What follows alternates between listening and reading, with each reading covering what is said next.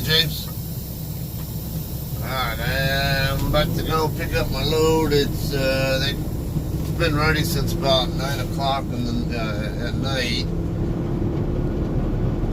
But I had to complete a 10-hour break first and didn't sleep the best, so got a little bit more than that. Or a little more than a 10 and about 11 and a half hour break.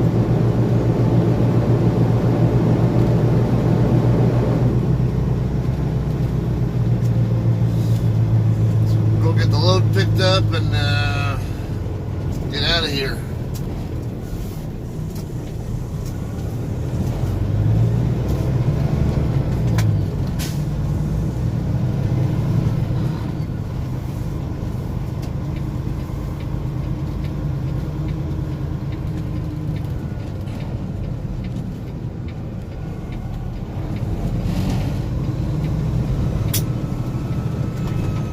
There's that damn Whataburger. It's like, that's those burgers, at least the one that I had, so those things are so overrated. Hey, how's it going, Anthony?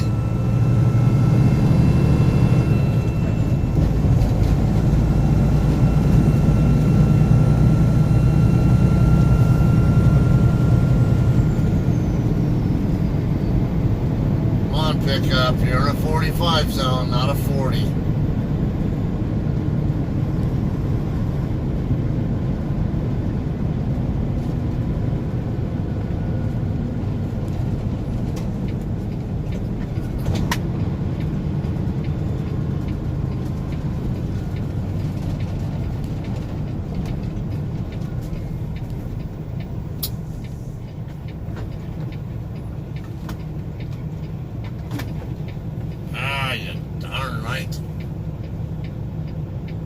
Got here just a little too late, I think, for the light to hook me up.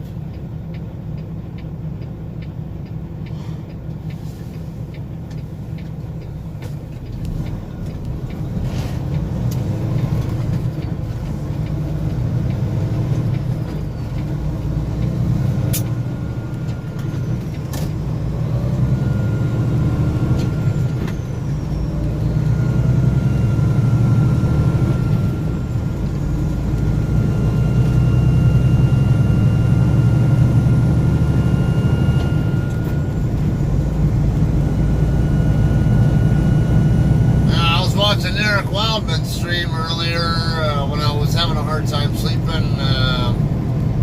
He's delivering in Ochalata, Oklahoma this morning. He's probably in the dock door now.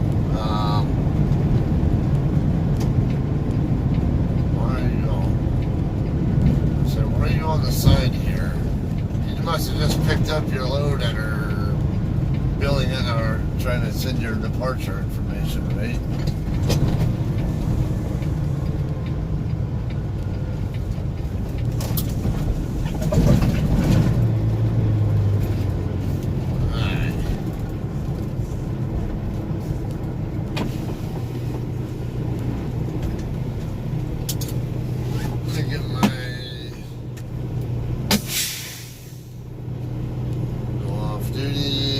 Vest on and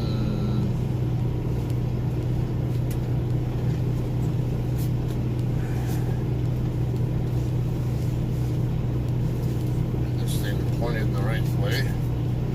Alright.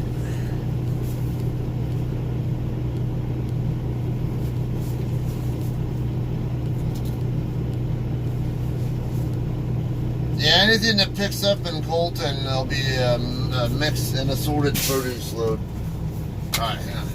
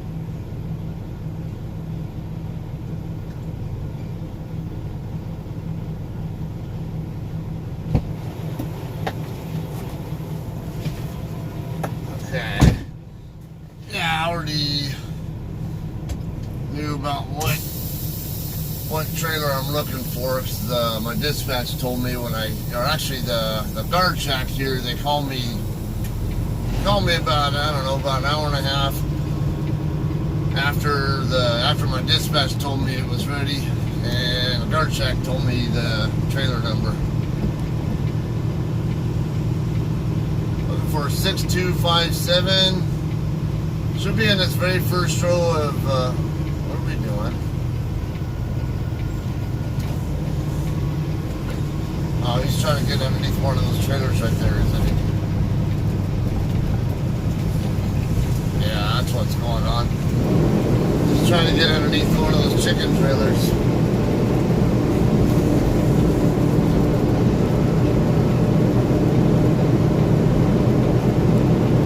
Alright, so 6257 should be right here in this first row right here.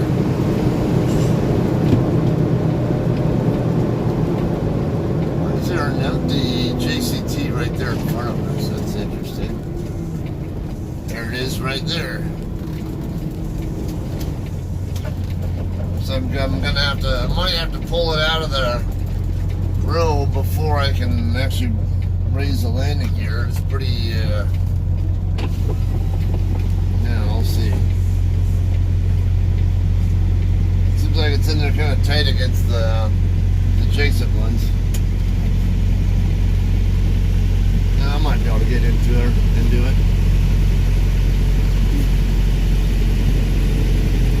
Oh yeah. Okay, here's a little detail I want to point out. This is actually sitting pretty nice and low because I'm looking to see how far below, how close to the tires the apron is. It's pretty close, so I'm gonna go ahead and drop my airbags. More than likely, when it's sitting like that, I'm gonna probably the back of my fifth wheel is probably gonna strike the front of the trailer. So instead, I'm gonna go ahead and drop my airbags, and then I'll try to get it right. Oh, well, that's a good thing there. All right, change the zoom back.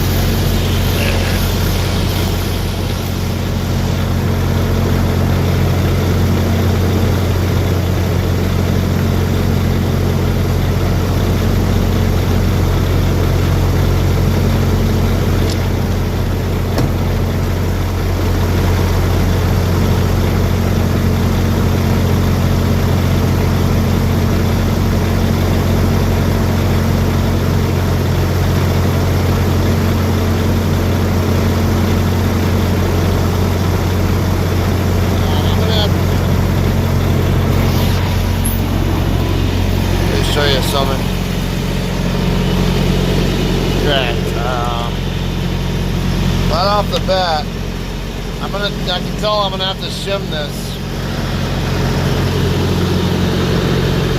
Okay, I got my four-ways on right now. What do you not see happening here on the side marker light? It's not flashing. So what I mean is probably a loose connection here. See? But I gotta shim it.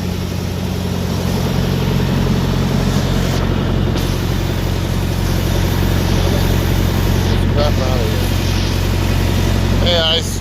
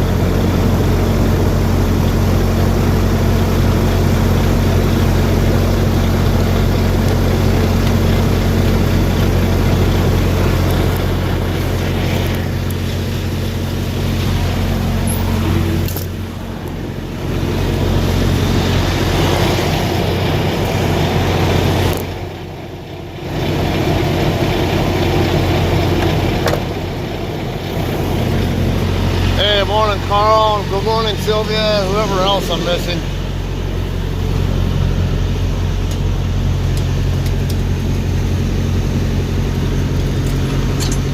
Okay. Always a good idea to shake this. Don't know how long it's been sitting. It could have been wet also during the time that it's been here. Oh, that's ain't too bad. Yeah, I didn't take much at all there to... It's not the easiest gear to crank.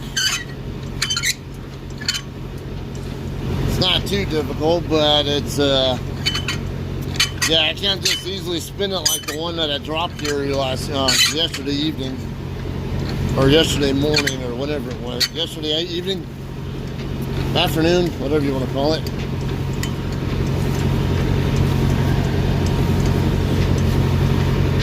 All right.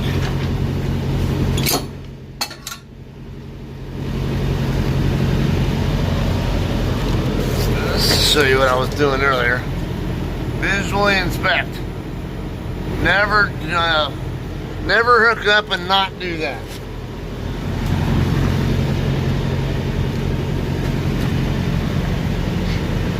Okay, a little over maybe about 5/8 fuel.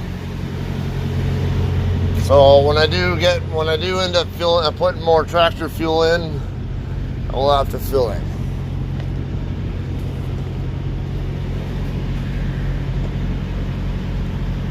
Trailer tires look all right.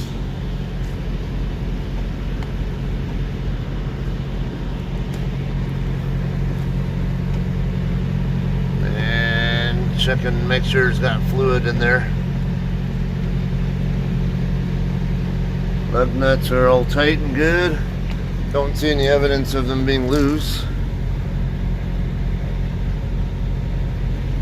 Alright. Come back down here. Take a quick gander at the... I got that too hard here. As long as nothing's out of place. Brakes. I'm gonna look for a visible gap between the brake pad and the brake disc. If I see a visible gap, it's probably out of adjustment. That one there might need to be adjusted, but can't tell. I don't want to go trying to adjust it in this this dirt right here. So what I can always do is when I go to Love's to scale it, on my way out of here, I can put my load locks in too. You know, they have carbon dioxide in here. You don't want to climb in right away anyway. So I'm gonna go ahead and open the doors, or at least one. It's all boxed foods. It's all chicken, of course. Okay, I don't like doing, it's inspecting with the tandems all the way back can be a pain. So, and I'm gonna slide them anyway. No sense driving with the tandems all the way back. I can legally do it all the way to the shipper, to the customer, but why would I want to? And not to mention the load might be might be overweight that way anyway. Okay, something else I always look at are these rivets, especially right here where the cross members are. Look for other cosmetic problems here, but these rivets are particularly important because these are where your cross members hook up to the frame. So I like to look at these, see if there's anything missing or loose. Mainly missing. Everything looks good there. If it's missing, it's gonna mean that particular cross member is compromised, and you can only have up to like 3. You can have 3 cross members, or you can have 2 cross members compromised. If you have a third one, it's going to be out of service. Okay, that way it's good. Now, let me put the phone down in here, over here by inside the trailer. That way I can, because I gotta grab my load locks and I need my flashlight too for the part of it. So just turn it around. Alright. I'm gonna face it at that, but I need to go back up front and grab my load locks.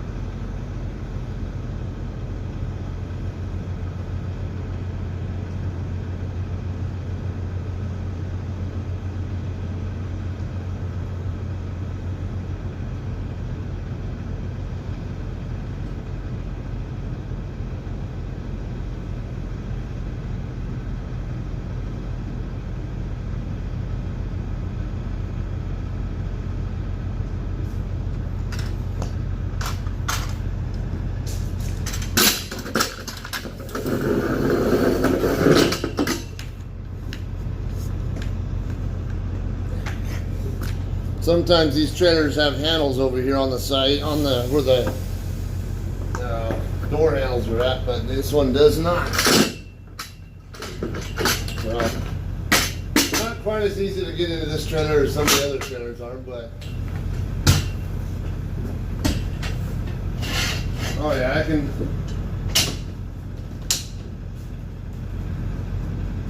can feel a slight bit of the rust from not being completely oxygen rich back here. It's not as bad as if I come in here right after I open the door, but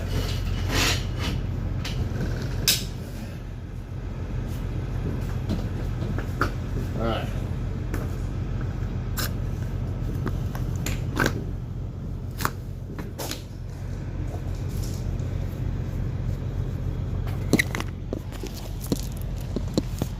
Alright, now let's get the door closed back up.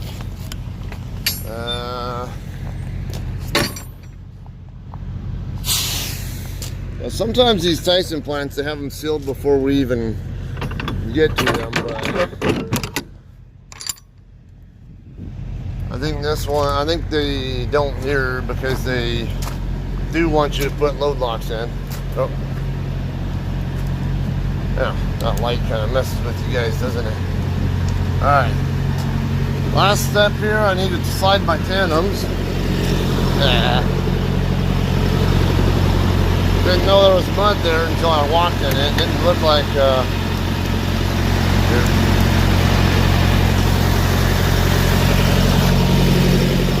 walked in there and realized I was in mud after I'd already walked through it, and I could tell by the way it felt.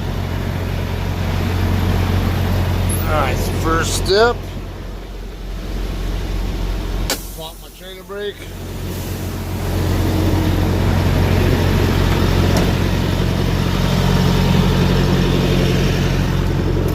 Don't need my gloves anymore.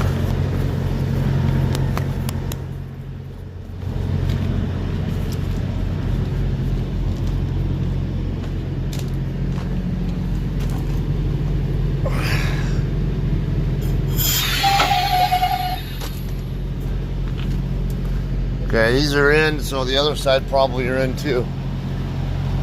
So I just drive the truck backward now.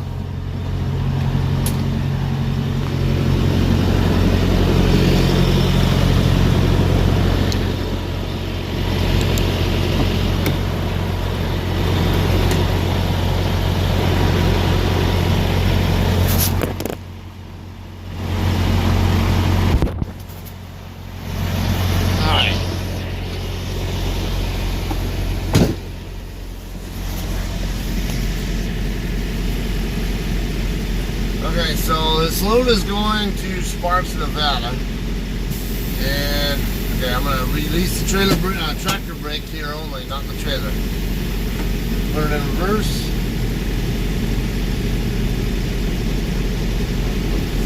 It feels like I might be bound up. Might be just because it's a heavy load though, so might have to just put a little more gas into it. I don't want to move too fast either. Find out where the front stop is.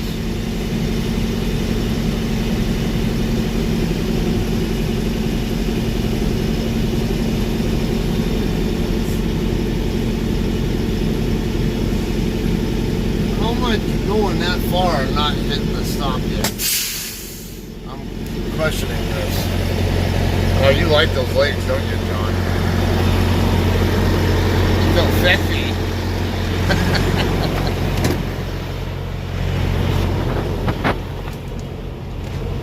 I better be careful because certain individuals who watch me, I think, do have that kind of interest in me, and I don't have the same kind in them.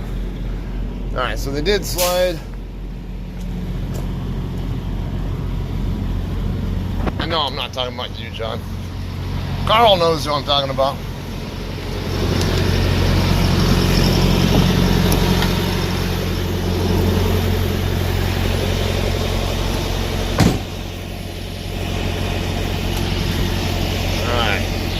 So I'll go back to the load gauge question. I'm at about 70 psi, which is on my truck, it's okay. On Freightliners, that's too heavy. Yeah, it means too much weight is on the drive tires. But no, I'm not on a flat and level surface either. But on my truck, right about 70 psi is where I want it to be for a 34,000 pound load. I might go ahead and go forward a little bit. I don't necessarily like to have the tandems all the way up. And I can put the tandems anywhere I want to, as long as my weights are good for this load. Which states am I going to? I'm going through Texas. Okay, we'll pop the trailer brake back out. And then I'll drive forward and backward to make sure the pins are locked in.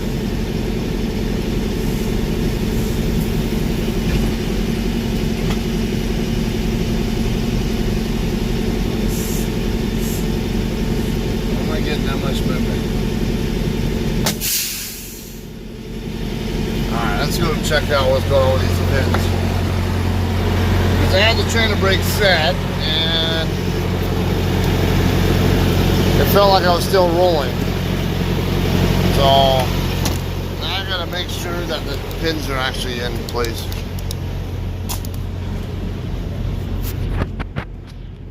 Yeah, see, the tandems still look like they're pretty much all the way, pretty close all the way forward like they were earlier. All right, no, that pin's in, so that's good. That one's in too. We'll come around to the other side, we can check the other side as well. Just because these two pins are in over here doesn't necessarily mean the pins on this side are in, but more than likely it is, they are. Okay, that one's in. And that one's in. So we're good. Alright, so like I said, not really, I don't like to have the tandems all the way forward. It's great for turns, but you get extra tail swing when you're backing into spots. So I personally like to have my little bit further back, maybe around the California setting, if not even a little bit further back, if I'm allowed to. Yeah, it varies though. I mean, 40, 41, 42, somewhere in that ballpark is ideal. No, it's not Cody. Now, he and I know each other, and we joke around with each other in that way all the time, the same way Carl and Tom always mess with each other. But he and I are more of a say that kind of stuff just to mess with each other and see who can go a little bit more over the top with something weird or whatever on purpose. Certain other people here I don't get that same impression about it. I think the person really is meaning what they're saying and when they say the things they do. I don't know though. I don't want to mention names, but alright, we'll get it turned around and we'll get it rolling. Oh, let me plug back in first. That might help.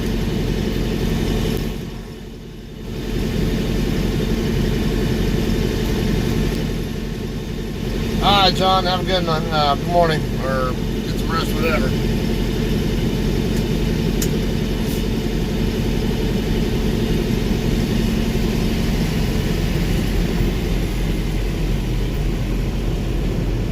Oh, you know what? I don't want to burn my drive clock getting over there, so I'm going to go on duty, yard move, drop hook. The reason why that is good, you know, because I might, well, I don't think it'll matter anyway, because I don't have enough clock to work with to get a full 11-hour drive anyway, because I only have, I think, 10, or no, I actually do. I have 12, I think I have 12 something on my 70, so I could actually make use of those on that entire 11-hour clock, possibly.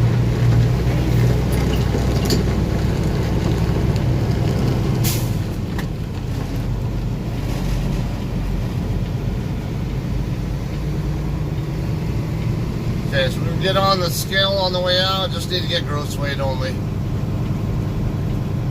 And the guard even agreed that it's only about a 39, 40,000, 41,000 load, whatever. Probably not going to have any axle weight issues. It's like I said, especially because I'm going to Sparks, Nevada, which is over by Reno. I'm going to be going through Texas, New Mexico, Arizona, and Nevada. That's it. None of those states have any axle length restrictions on them, so I can put my tandems anywhere I want to in all of those states, as long as my weights are legal and good.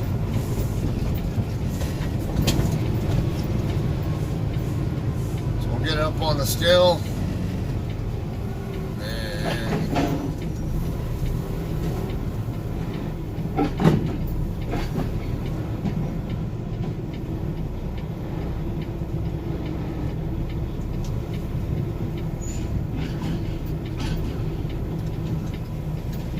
Look like the light's working, or they're just not operating it.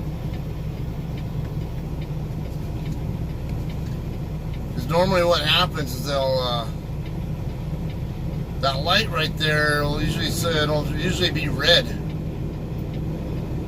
and then they'll turn green when I can get off the scale. But it's, neither of them is on right now, so.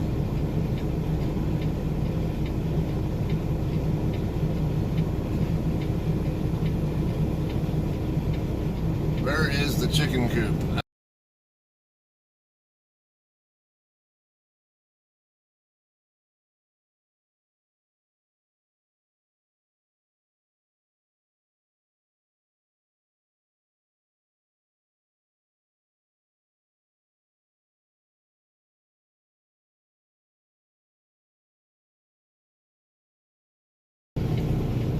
How'd the audio get muted? Weird. Appreciate that.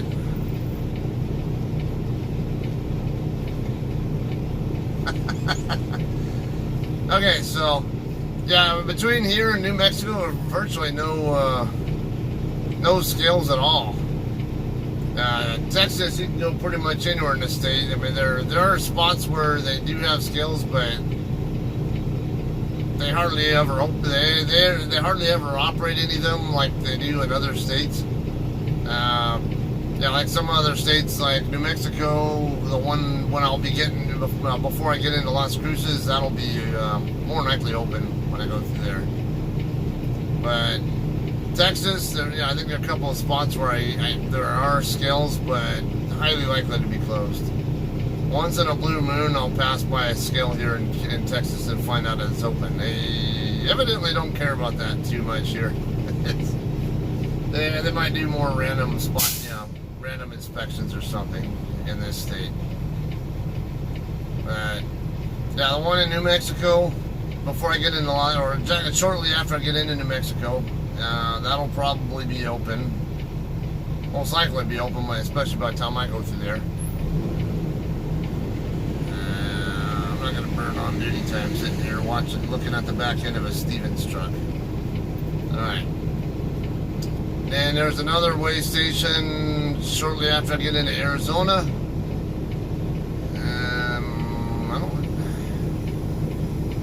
That's weird, because usually I go by that one in the middle of the night. So,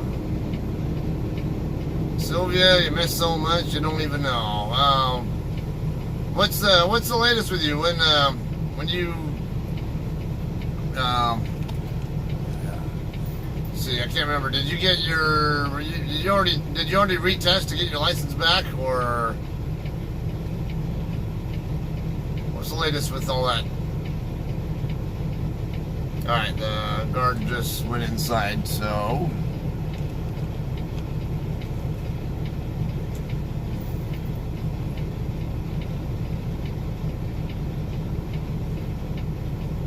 Okay, he just flashed me green, so it means my weights are good, but can't go anywhere because Stevens is blocking me. And there's an employee walking across now anyway.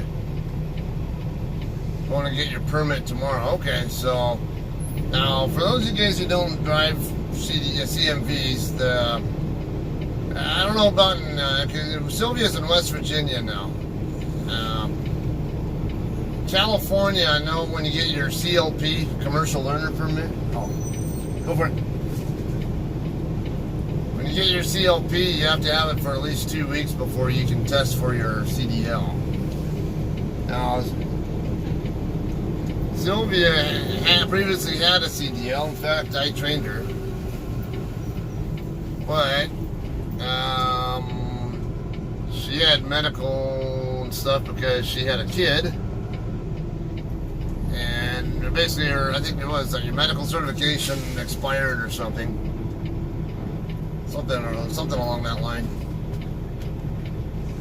I'm gonna go out and get checked out. Come back.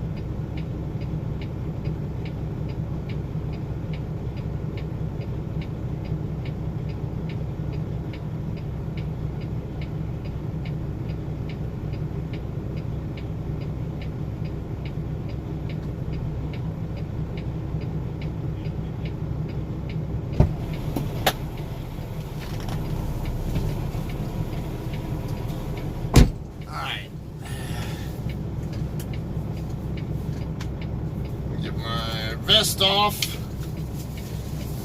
Let's see if I can get my info sent before Stevens leaves. I can't really go anywhere until Stevens is out of the way. March 0304 at 0412. UL 10 plus 26. Reefer setting. Come on. Plus 26. It is chicken.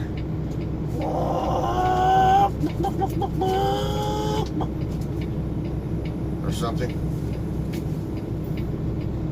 Yard bird. Alright, there's my departure, and I got some loaded. 177 294. I can hand jam pretty fast, so let's see, I got 39088 pieces, 798. Chicken 26. Oh yes, I do need continuous. It's at 6279 or something like that. 6257. Dumbass. Drop 6730. Seal number 208. Alright, I got a full load of fuel. Great. You just took away my space to go around Stevens with. Alright. I'm ready to go, but now the chicken truck is in my way, so I can't go around Stevens.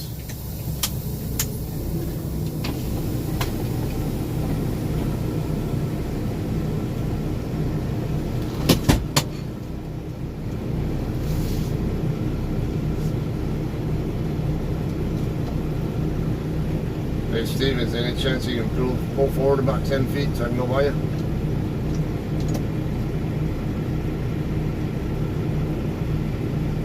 See, I'm already done here. Oh, darns. Oh, he's checking the chicken truck in.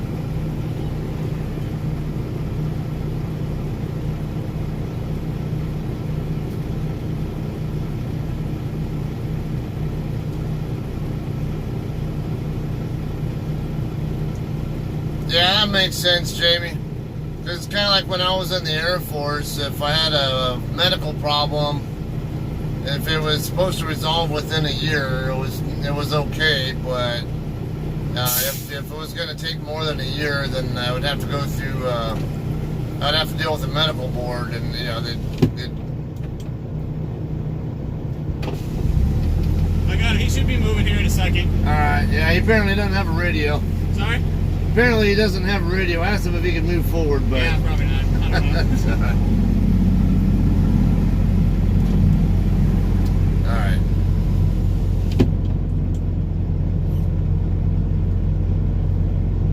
If you can just roll forward about 10 feet right now, we can clear this log jam, but I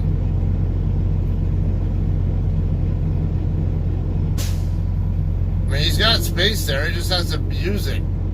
Get out of the way and I can go around him. Because I've already sent my macros that I need to send out, and I'm ready to roll.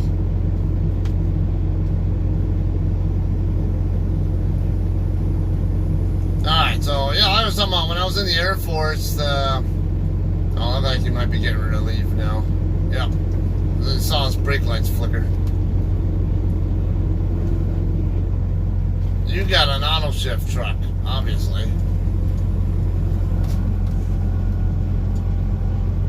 I got a Qualcomm message through my phone. Let me guess. Please verify BOL temp.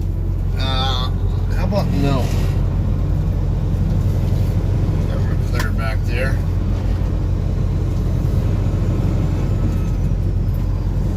Now, which route is Stevens going to take? You're driving me nuts, Stevens. I'm not going to keep playing this game with you. Hey, you're going to keep holding me up.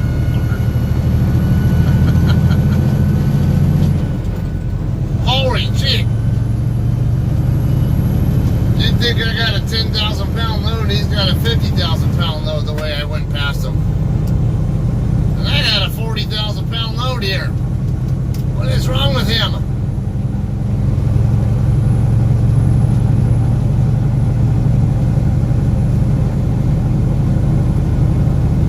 This Dewey crud off my damn windshield. Alright, Highway 46, that's the main drag here. I like to go up. Of course, Eric Wildman and I were talking about this earlier. He likes to go straight ahead to get on the, either come from straight ahead or go straight ahead when he's going west. We're cleared in all directions.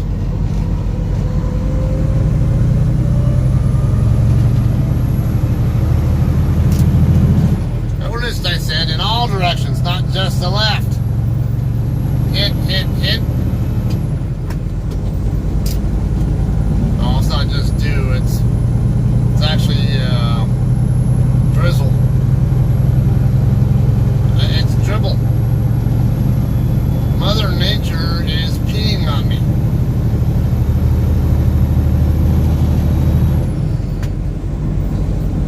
We're not going to find any trucks driving the wrong way on the street this time, are we?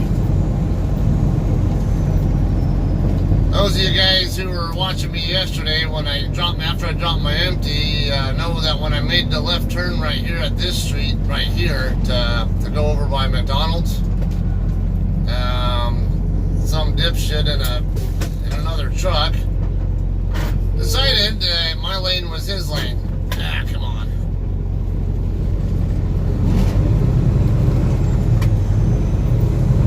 Never mind the fact there's a freaking left turn limit. There's a double yellow solid line there that he was driving to the left of. So yes, that's when do we drive to the left of a yellow line? We don't, unless there's a dash there saying we can pass somebody or something.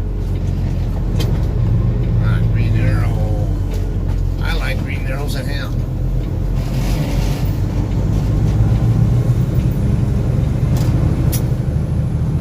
Green arrows and chicken this time. That'll be the sequel to the Dr. Seuss book. Green eggs and ham, green arrows and chicken.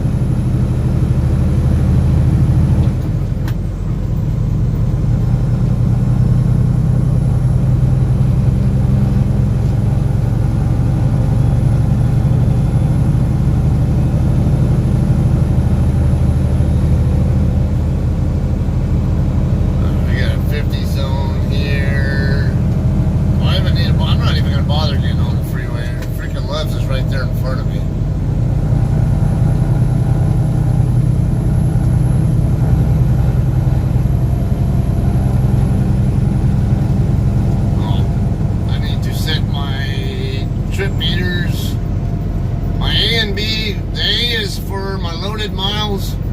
B is for my shift. That's just how I like to do things. And then my C trip meter I like to synchronize with the mileposts.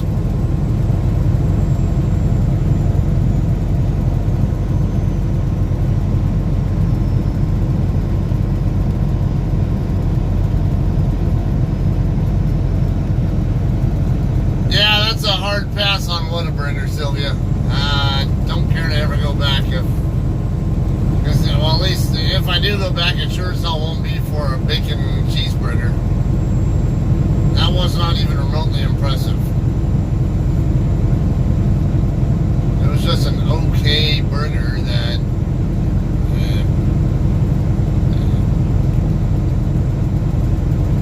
tasted more like something my kids would have, wouldn't want to drink, want to eat or something. Well, at least,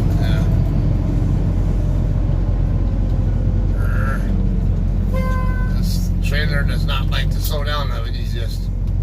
So it might be, I need to double check the adjustment of the brakes.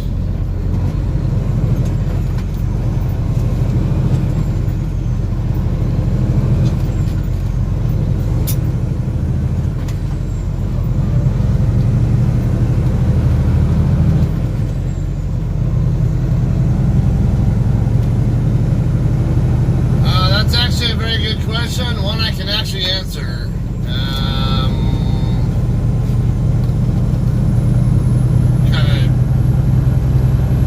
The reason why we don't put them all in one is because sometimes you acquire a trailer somewhere other than at a shipper. Like if you swap for a load,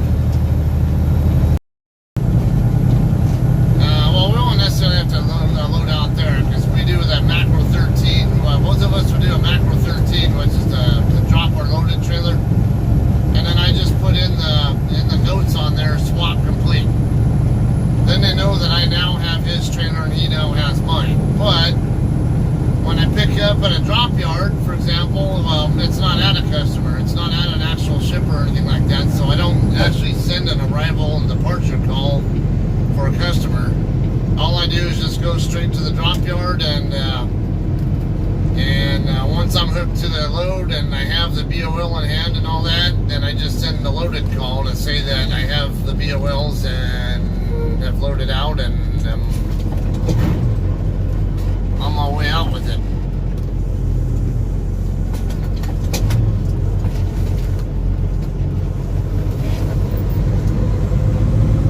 So that would be why we don't send them all as one single macro. There are certain bits of information that are a little bit redundant, it seems, but yeah, but there's a good reason for. Come on. There we go.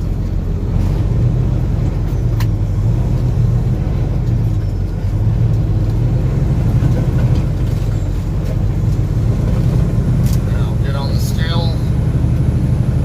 Now run in and use the restroom and get a drink and get the hell out of here. I'm gonna get out of the San Antonio area before we get too much traffic. Damn potholes.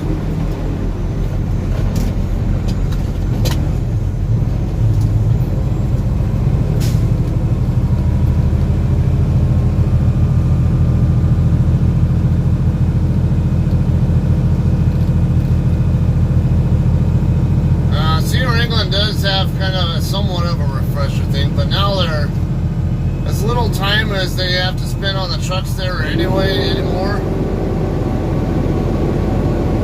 which I don't like at all.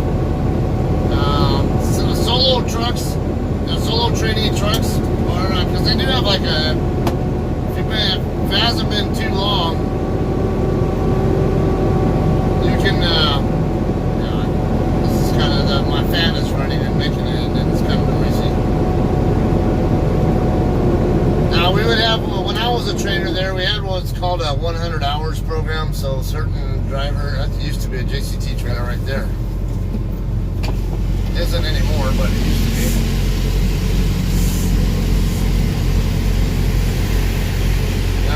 Used to have like a 100 hours program for people who already had a CDL before and are just coming back in after a break of no more than whatever it was, I forget.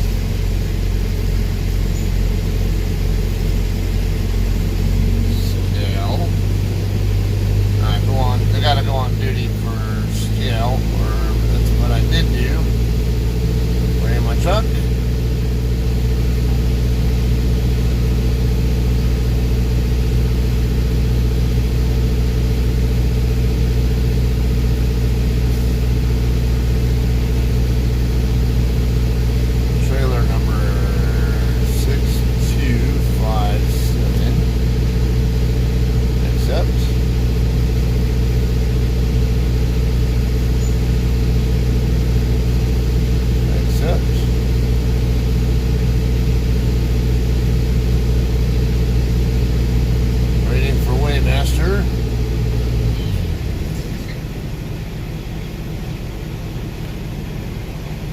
Processing.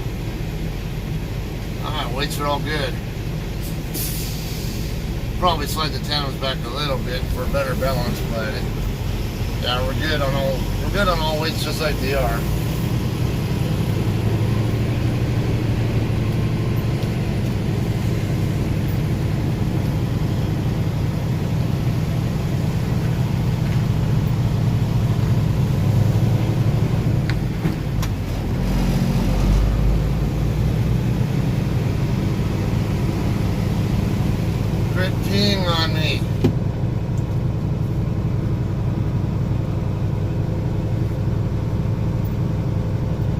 that damn Stevens truck you're gonna get on the scale anyway, aren't you? You're probably the same Stevens truck truck. No, you're going to the fuel limit.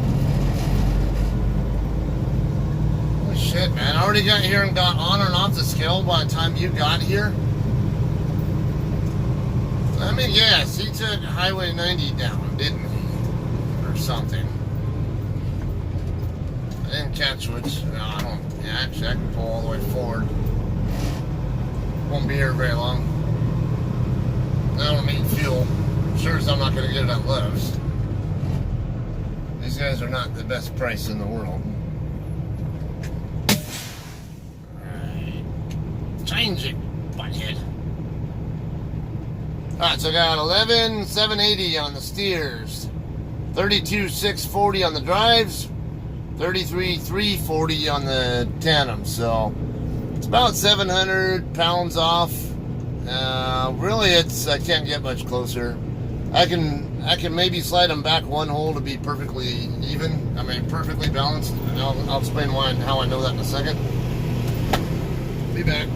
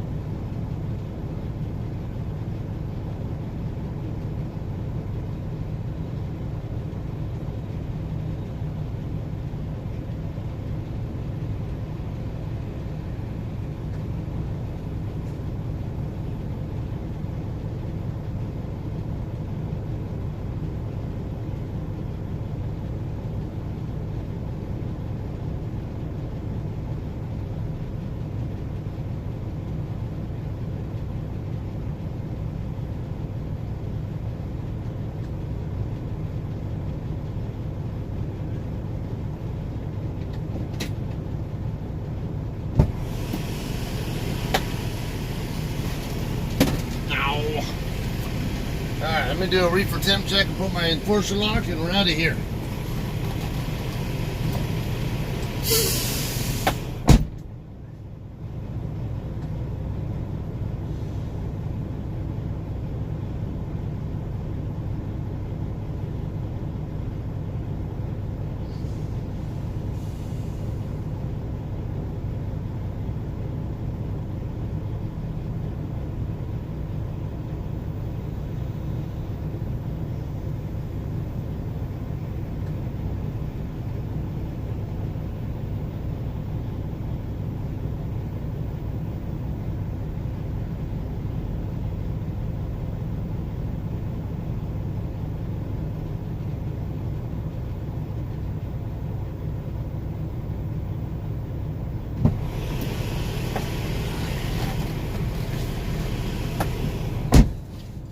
JB Hunt just pulled in behind me a second ago. Now, what do you want to bet? This message that I have, probably going to say, please verify temperature on bills. What did I tell ya? Here's my response to that. No! I just freaking looked. And the guard just freaking showed me that damn temp on the bills when I was signing for it. Not to mention, I look at them anyway before I do. Alright, so, yeah. Set unit at 26 continuous. Actually, I do need to set it at continuous because it's in start and stop mode.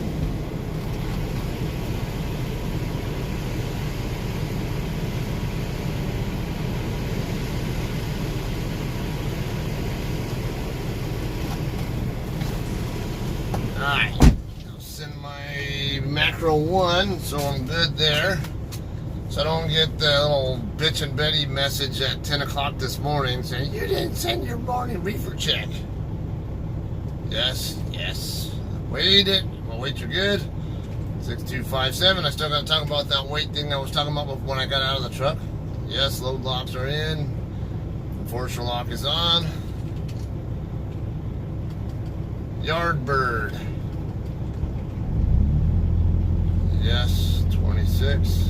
26, 26.4, and we'll say 26.7.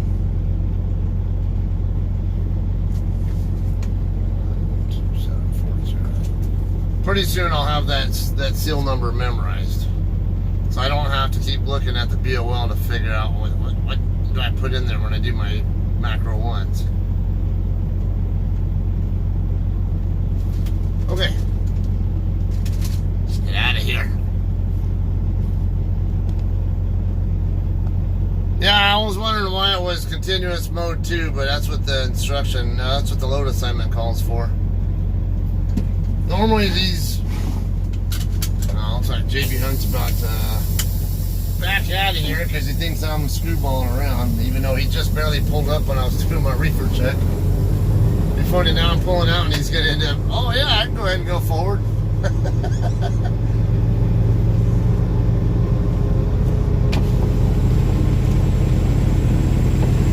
See if he's going forward now.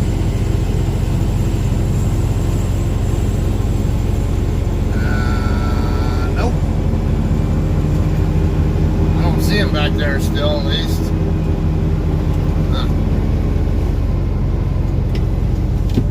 Alright. We get settled into the I-10 and I'll talk about that scaling thing. How I know that even moving the tandems one time will cause the weights to cross over each other. Or approximately. It's not a bad idea if I move them, but it's not enough where it's worth worrying about. My weights are all good.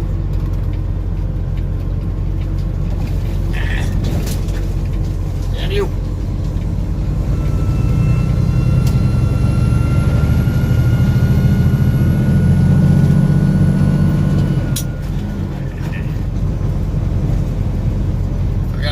Fifth gear.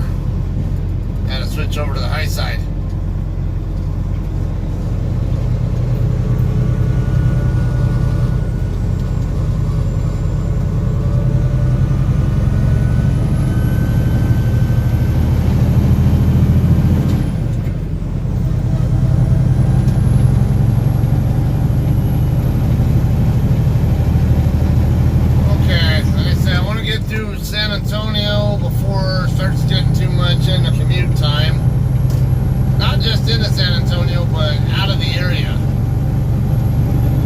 Be forewarned, this shift, there are going to be a lot of areas of bad connection. Because once I get over closer to like Junction, there's a pretty good chunk of area there where the connection just sucks. So you're going to get a lot of buffering when I get in that area, okay? Now for now it should be okay, but once I'm out in the boonies past San Antonio, yeah, all bets are off.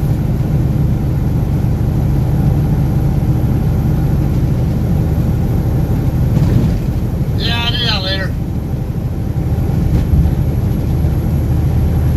Wanted to get out of the fuel island for one, and also get moving. And application of the brakes should allow them to auto adjust anyway. Might not, but I can double check it when I end my shift, or even when I stop in Fort Stockton for my 30-minute break. All right, 603 mile marker.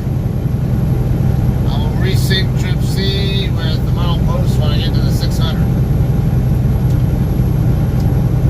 Okay, so with the weights I gave, the axle weights, they were about 700 pounds off. How I know they're going to be right on the money with each other, or may even cross over each other if I move even one hole back, is because of the process I learned here with the math. Okay, the old school logic is when you move one hole, it takes 250 pounds off of one axle and puts it onto the other axle. What you're really doing there is changing the difference between the two sets of axles by 500 pounds. Because if one goes up by 250 and the other one goes down by 250, then that's a difference of 500 pounds for one whole move. However, that only applies to trailers with 4-inch holes. I've never seen a JCT trailer that has 4-inch holes. They all have 6-inch holes. Certain other companies have trailers that have both. You know, some will have 4, some will have 6. Like Cedar England, some of their trailers had 4-inch holes, some of them have 6. So I figured out, okay, for every foot, because the common dimension that both types of rails can move by is a foot.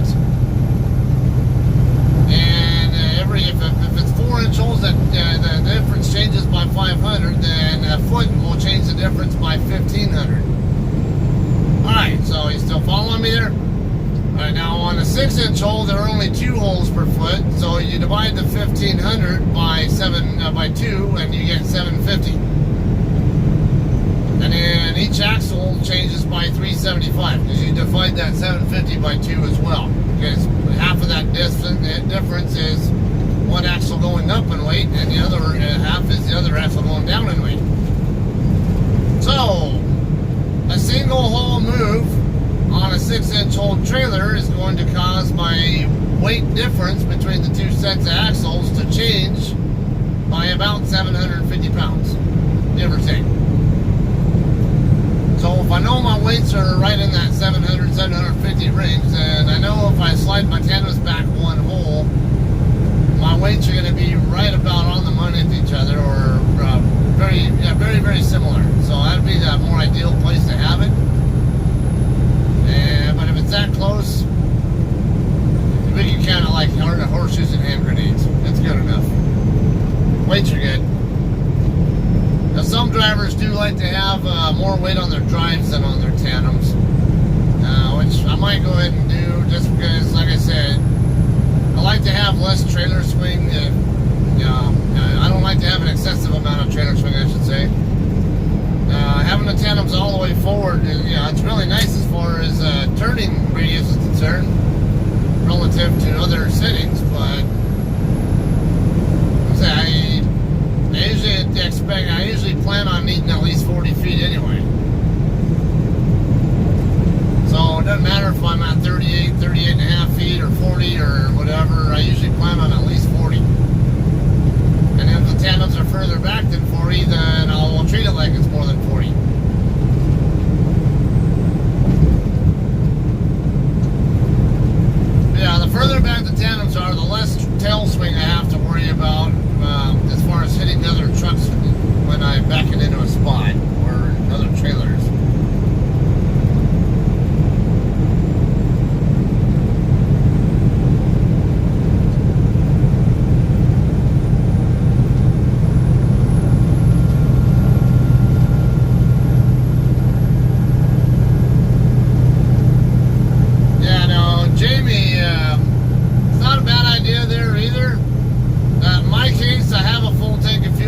filled up over in Von Ormy, which is barely a 40-mile trip, or not even that. Yeah, maybe a 40-mile trip from Von Ormy to Seguin. And I maxed out all my tanks there, so, or at least, well, not my def tank. I tried to, but the thing was too slow, so I said to hell with it. My tractor fuel tank, or my regular diesel tanks, whatever, I maxed them out. So I'm not going to get any heavier than I already am on the drives.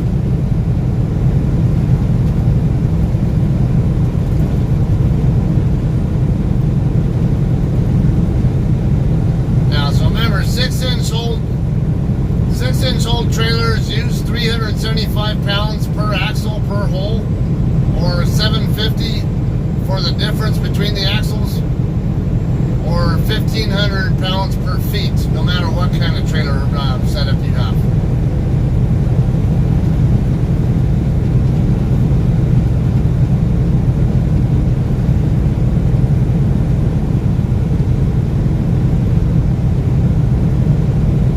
Yeah, I like to, what Eric said here is what I usually prefer to do. It's been, if I'm going to be in good weather conditions, I don't normally worry too much. The ride's going to be bouncy as it is, because a lot of these states don't know how to make the roads smooth. Now, this is an unusual part of Texas right here where it's actually smooth and I'm not getting bounced all over the place, but more often than not, I can actually see the waviness of the road before I even hit it, and sure enough, it feels as bad as it looks. And I don't think any amount of balancing out, whatever, is going to help with that. But now, when you're on wet or icy roads, the better your balance is, the safer you're likely to be. Because the less you're gonna, it's gonna preload and unload your suspension on any particular axle group. And you don't want to excessively unload an axle group while you're on an icy road, because what happens there is it's easier to break traction and lose control of your vehicle. And with an imbalanced load, if you do lose control of it, it is harder to regain control of. So best practice, especially on bad road conditions, is to evenly balance your weights as much as you can.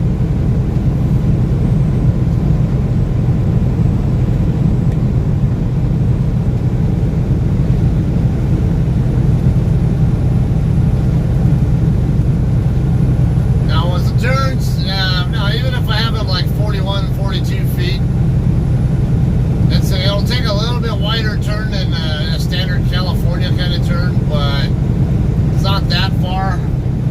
You do want to compensate for that a little bit, but it's not as exaggerated as, say, if you have the tandems all the way back.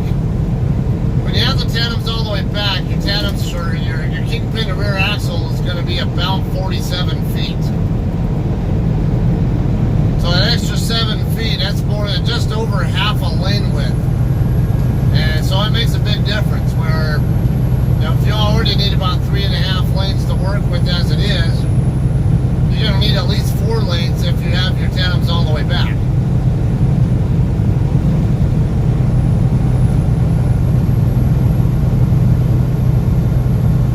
Now, not to mention, it's a good idea to have about a 4-foot buffer space on top of it. So really, you're going to need more than 4 lanes if there's no shoulder.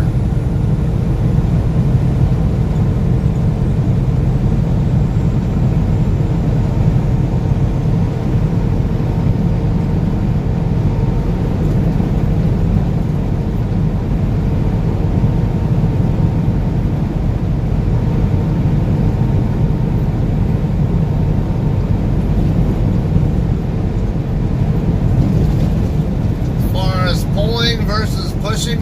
Is that what your question is about, Jamie?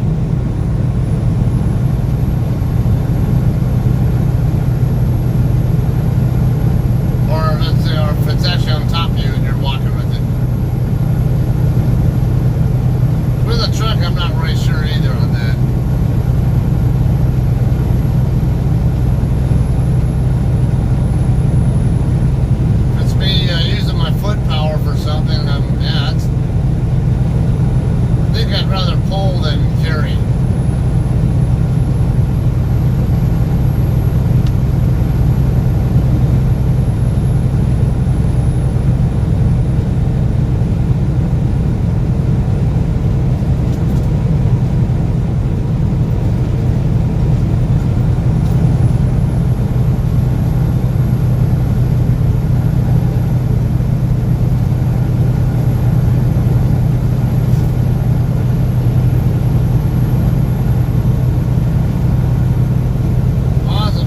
already back in the mothership now?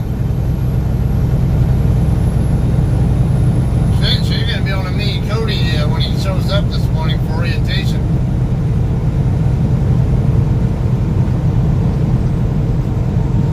Okay, I know, for those, the rest of you guys, Eric was streaming last night, early this morning, whatever, and I wasn't sleeping well, and I ended up going on and streaming, watching him for a little bit.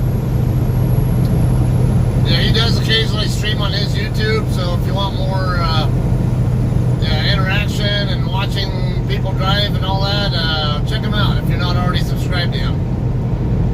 Hey, good morning, dear.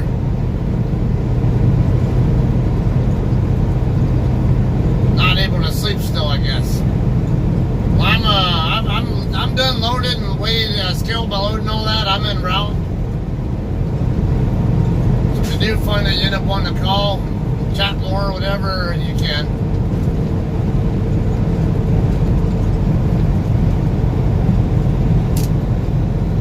Although my idea would be you get sleep before you go to work.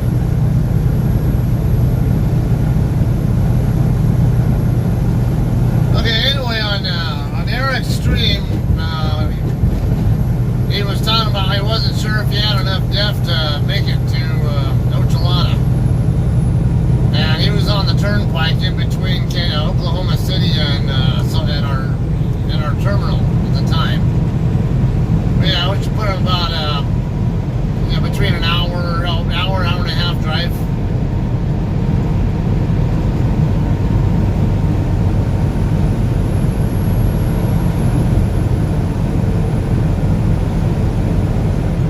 I told him, because I keep track of all my fuel on my spreadsheet.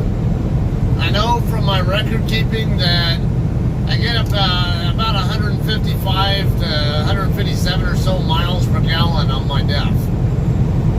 So if and the most I've ever put in is just, it was like 17 3/4 gallons. So if I do about 17 gallons multiplied by 150, gives me a pretty good idea what I can do on a full tank, or what I should be able to do. I think those brand new Kenworths, they have smaller def tanks, if I'm not mistaken. At least that's what I've been told by a couple of people. What are they, only like 12 gallon or whatever they are?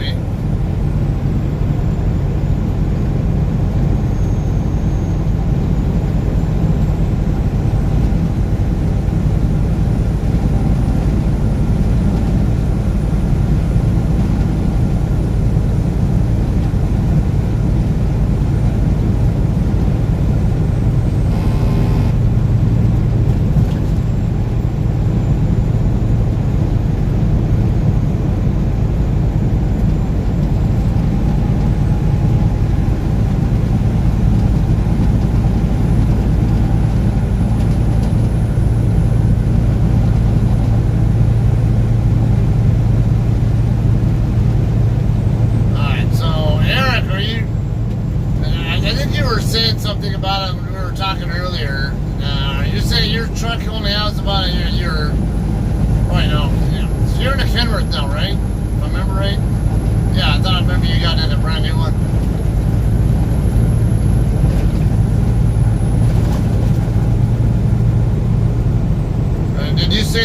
was about a 12 gallon or so tank, something around that. So I heard one or two other people tell me that before, that they thought it was only, yeah, they thought they had a smaller tank.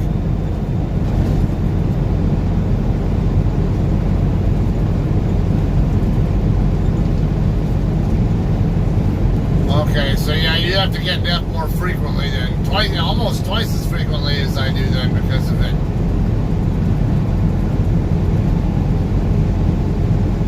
Martinez Creek.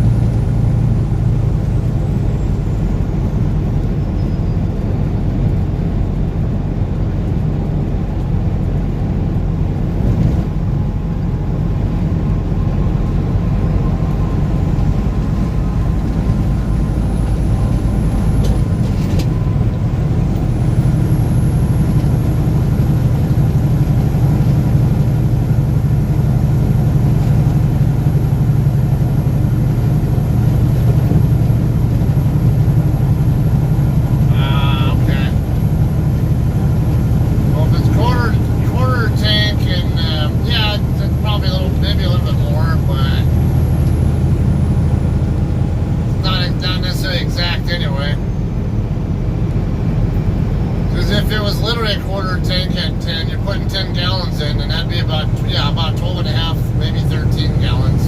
12 or 13, whatever. So that sounds about right.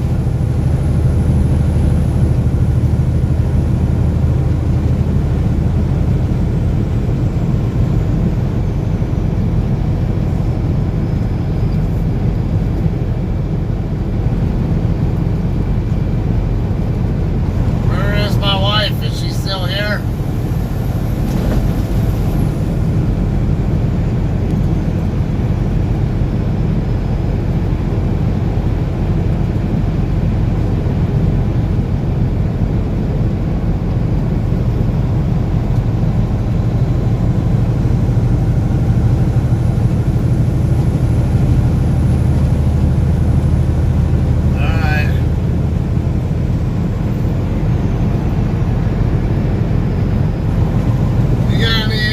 Things about your students to tell, to share?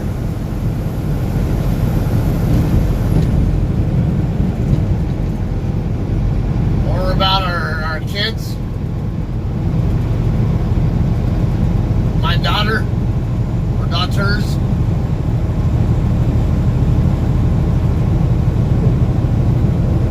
I know our elder daughter is learning about mitosis. She gets to learn a little bit more about human reproduction. That's what mitosis is. Human reproduction is a form of mitosis.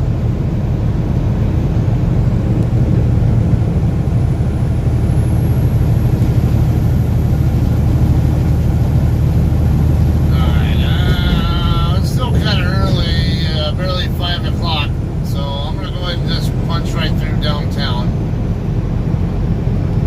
I know if it was a different time of day, I'd probably take 410 around. If it was maybe an hour or two later, I definitely would consider taking 410 around.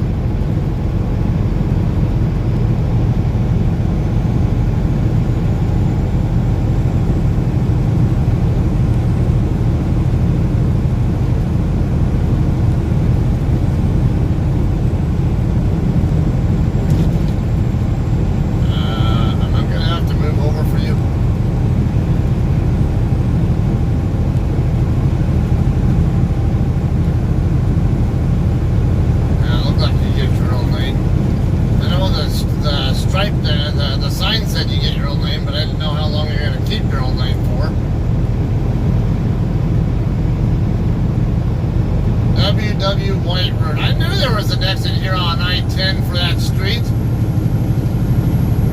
I'd seen that street name before.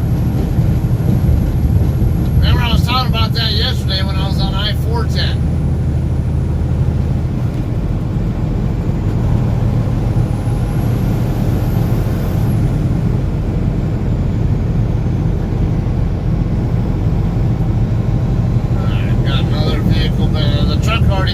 Got back off the freeway, but I got another four-wheeler passing me over there on the right.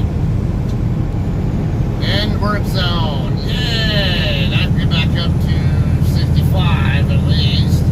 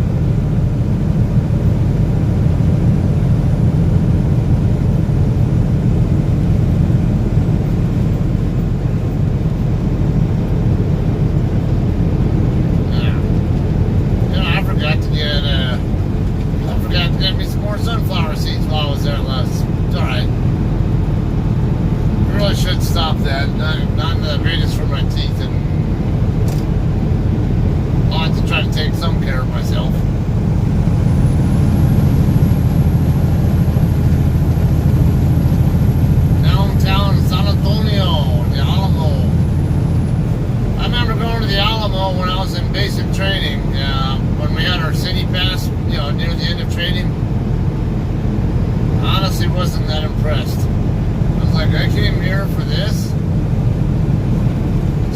freaking big ass open room with a bunch of people selling shit. That's it. At least that's what I remember it being.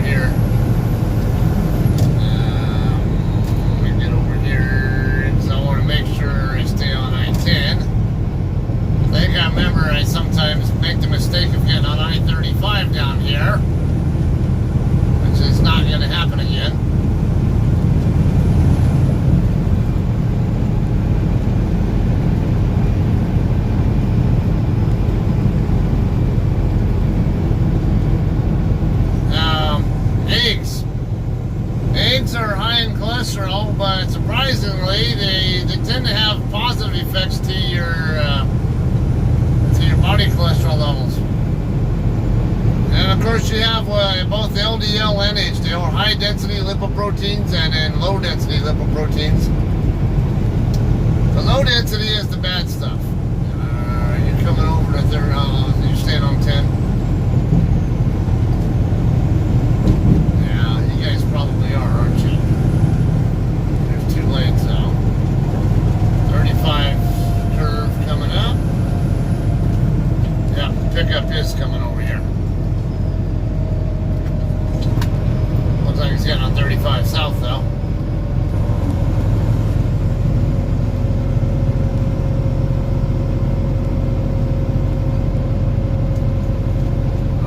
Back off to the left, I see one car, but it's further over in the other lane and back far enough.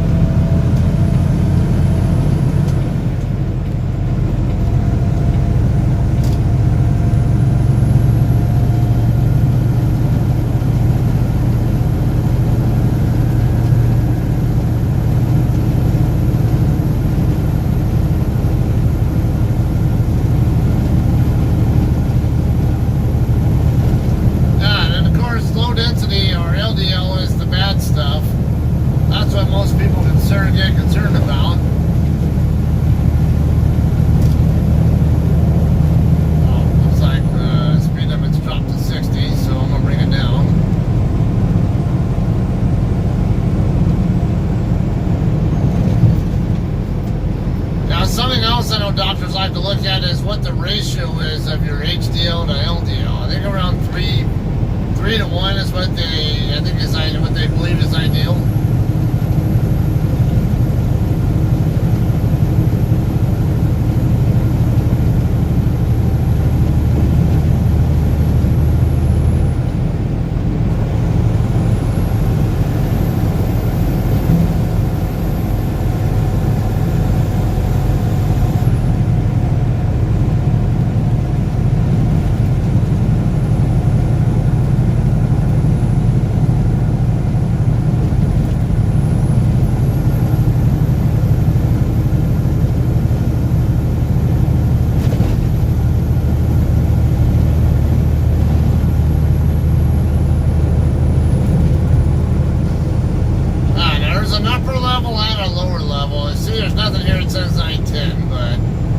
So if you're getting off of I-10,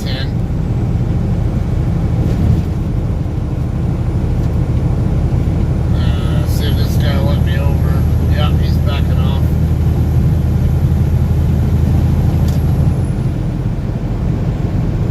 I'm going to stay on the upper level though. Now it looked like from the signs there, it looked like I had to stay right here on get down here on that lower, that other exit there.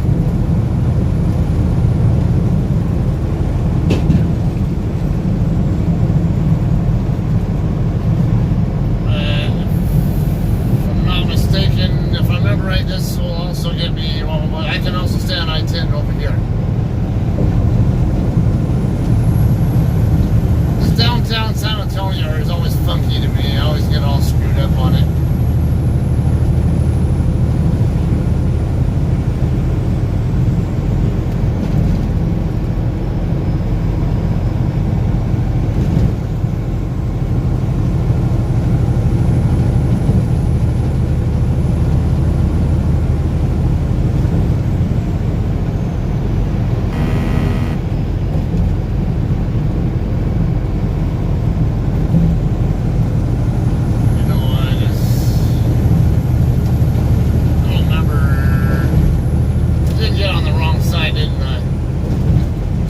Maybe 410 is easier to deal with, so I don't have to keep dealing with this bullshit.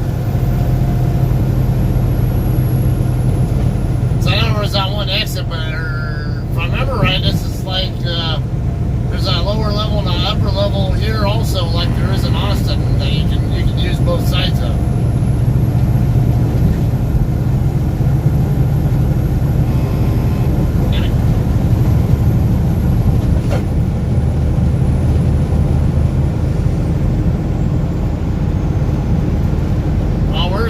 If I don't find myself back on I-10, I'm on I-35 North, so I can always just take it up to Interstate 410 and take 410 back across. So I don't need to be getting off the freeway and getting all confused and getting myself all screwed up if that is the case.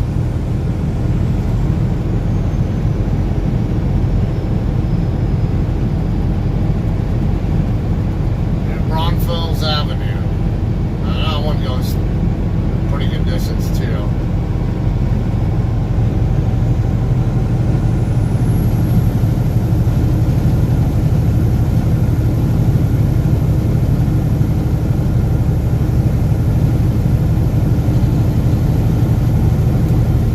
I have an easier time with downtown Dallas than I do with this. Every time I come into San Antonio, I have this these kind of problems.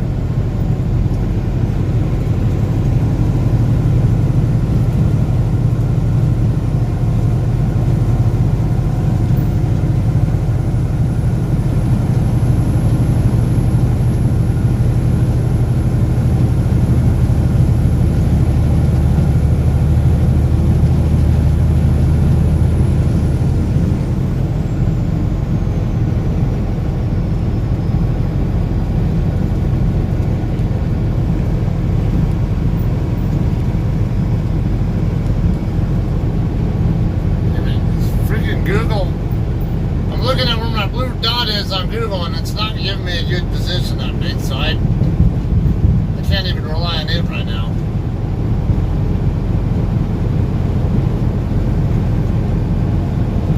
I'm not seeing which one of these highways I'm on the map are 410. None of them look like they are on my map.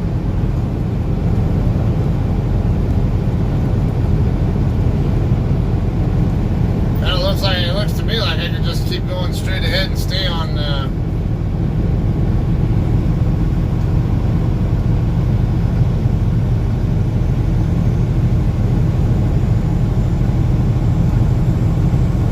I'm getting more than a little annoyed with this Google shit.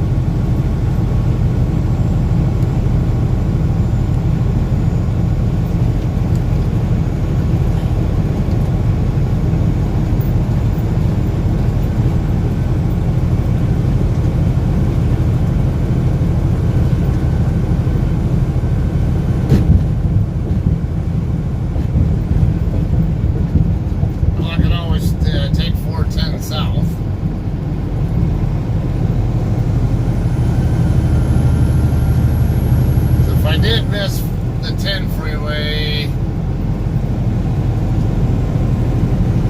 No matter what, if I get on 410, I'll find I-10 sooner or later, regardless. WW White Road again.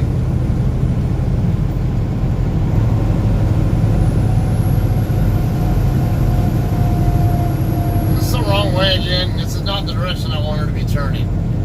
This does not feel like south. This feels more like north. Alright, I'm getting really pissed now.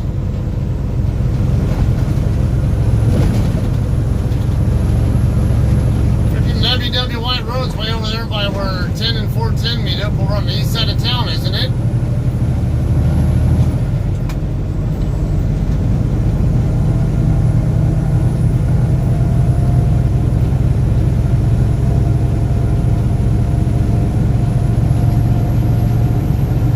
I'm going back the way I just came from.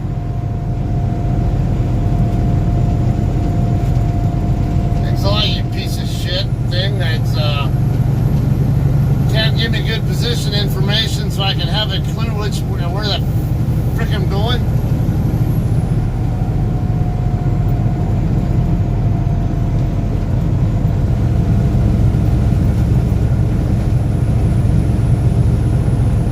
Alright, I-10. 3/4 mile. Hey, look, honey, there's Big Ben.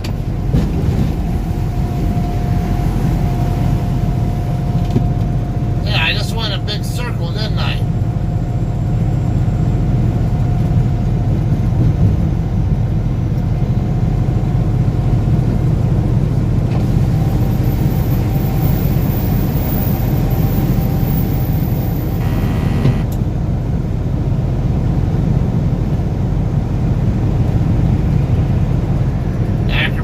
Yeah, same thing. I just freaking went in a damn circle that I didn't want to take.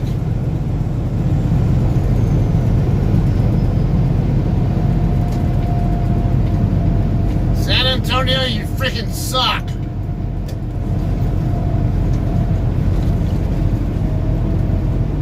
Stupid city always does this to me every damn time. Driving through on I-10 is just always so screwy.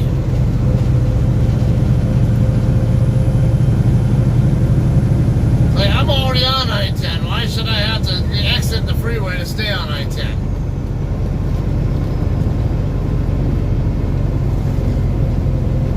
We're right there.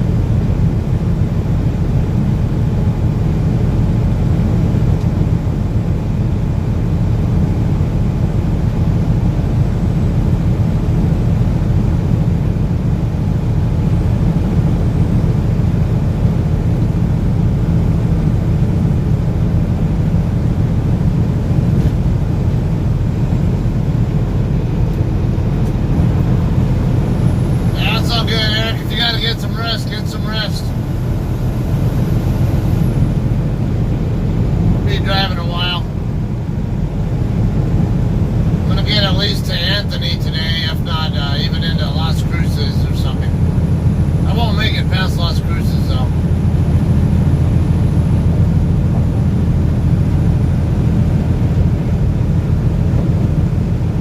Or at least I don't plan to get past Las Cruces.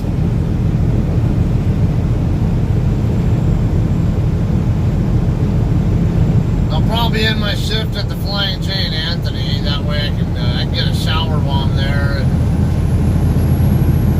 And then I can stop at the Loves at Fort Stockton during my 30-minute break.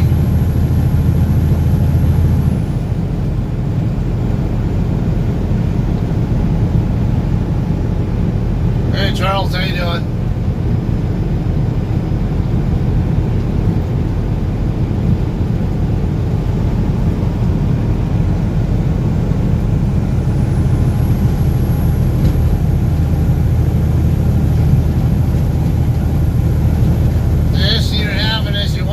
But can't.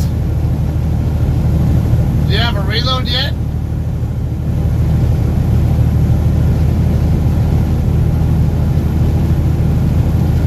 You got about 2.5 hours before the planners come in, if you know.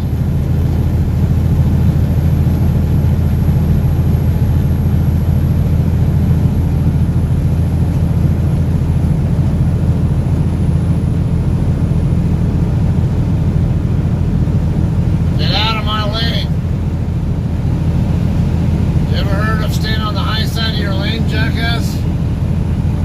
There's a reason why they teach us that in CDL school.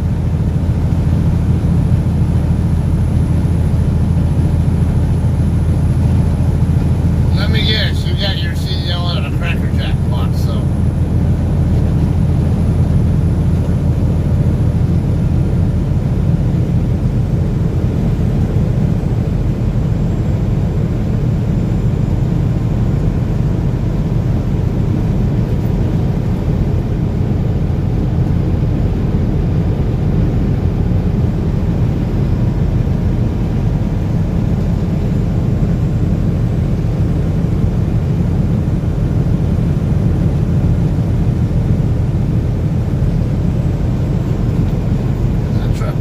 To speed up now that I've passed them.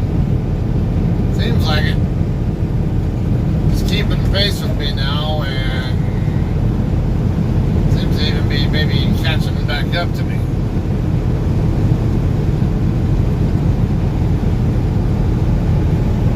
So he's an idiot in more than one way.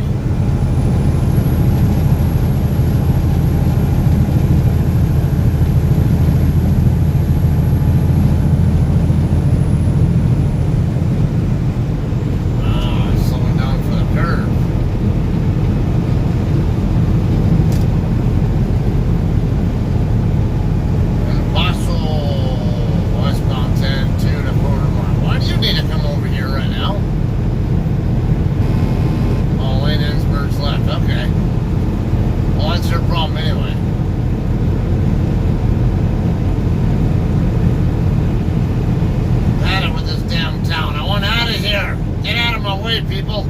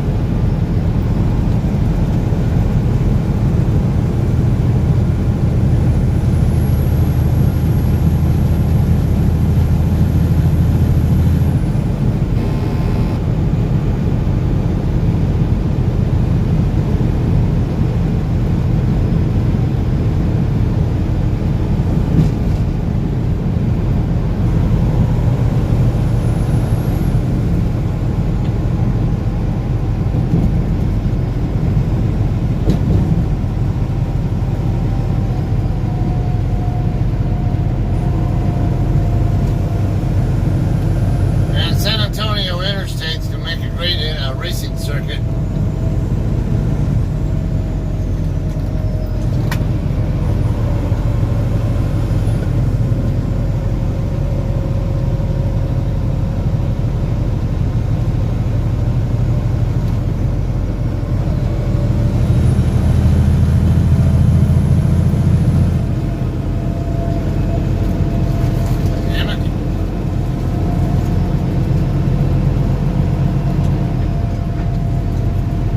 Slick there.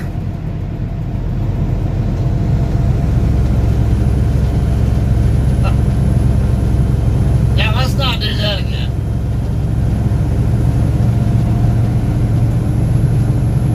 I bet the car behind me was like freaking, oh my god, the truck's losing control.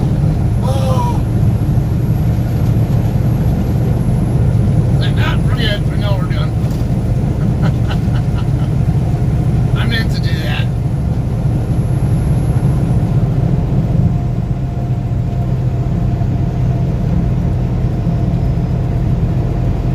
Steady throttle, and I got through it.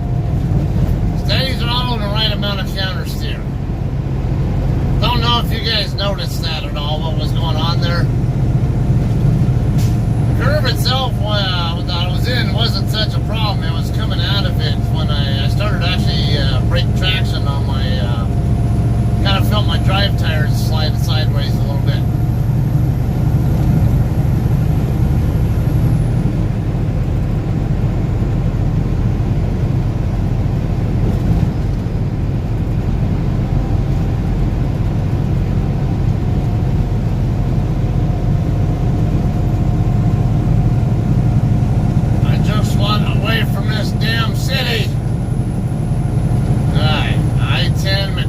Freeway 1 mile.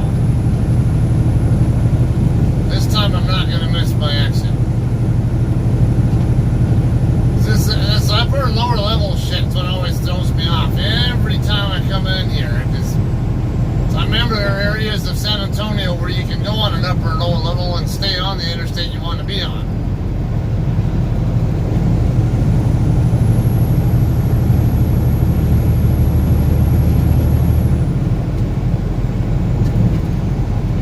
Where I aired last time, and it's not making this exit here like I was supposed to.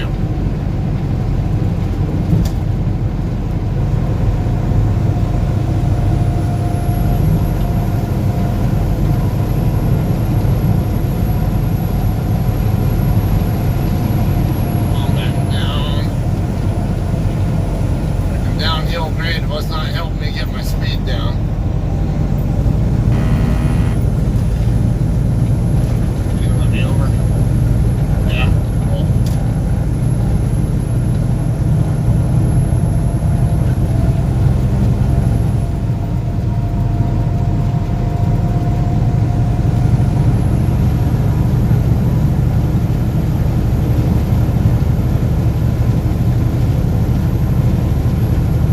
That's a lower level. We know that'll be.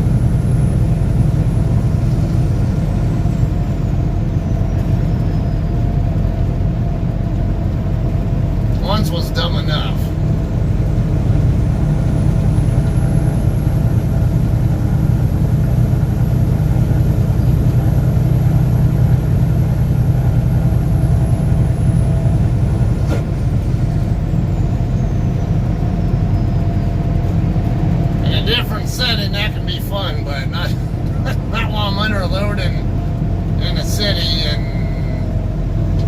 thank God there's nobody around.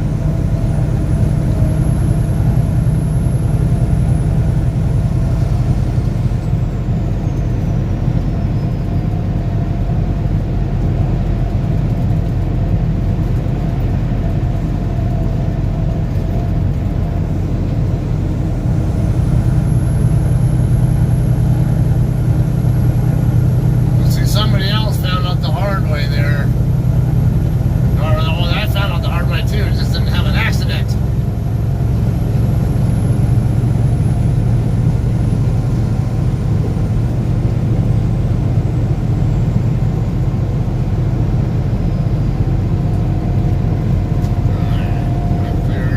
Yeah, looks like we're good. I think somebody needs to slow down though. Dude, you don't need to be driving that fast through here anyway. I can tell you from experience twice now this morning.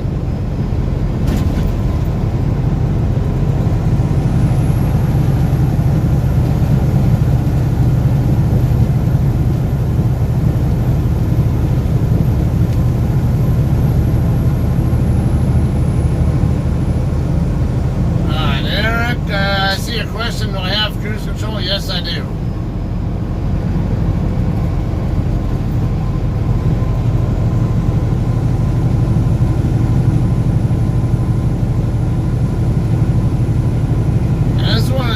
Situations where having well-balanced load can probably help me out. I still got slipped a couple times there, but managed to keep it under control.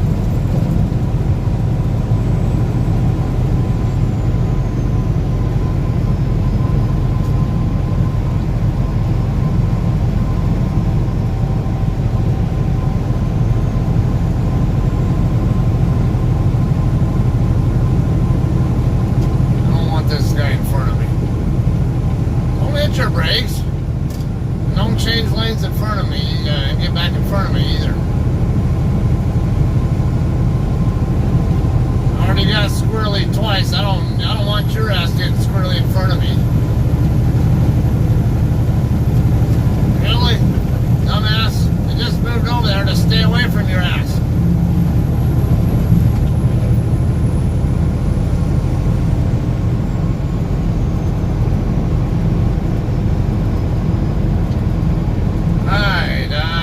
Over to the west end of 410.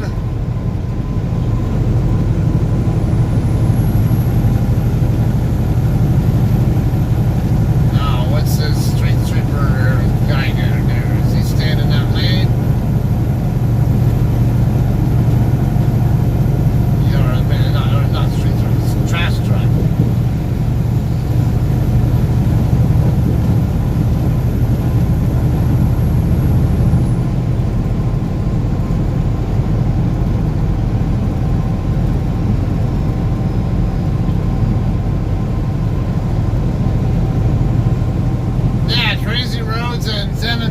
Crazy truck drivers streaming live and losing and fishtailing on freaking interstate twice.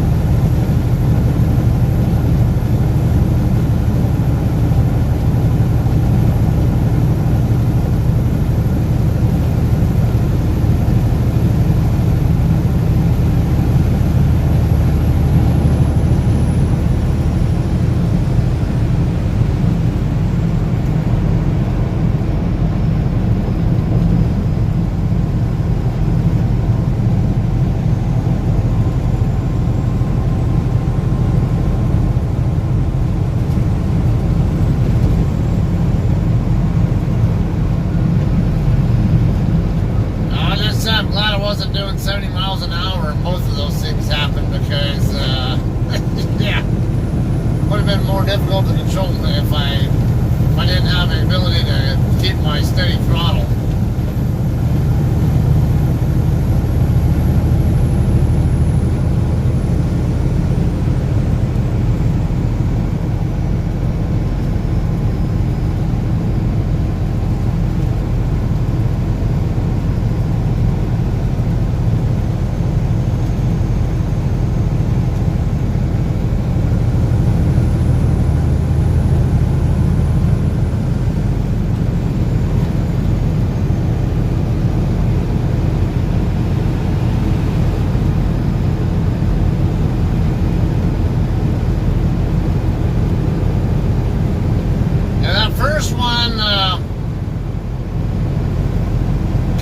Yield sign, but when I was looking off to my left before I even got to it, it looked like I was clear. But then when I was starting to get next to the yield sign, I saw there was somebody coming that was closer than I thought, than I expected to find somebody, and then I just had no choice but to prevent having too much of a dangerous situation there with myself and the car that was there. And of course it was at a curve and it started to slip in there, and I had to keep my playing with the throttle and steering to get back in line.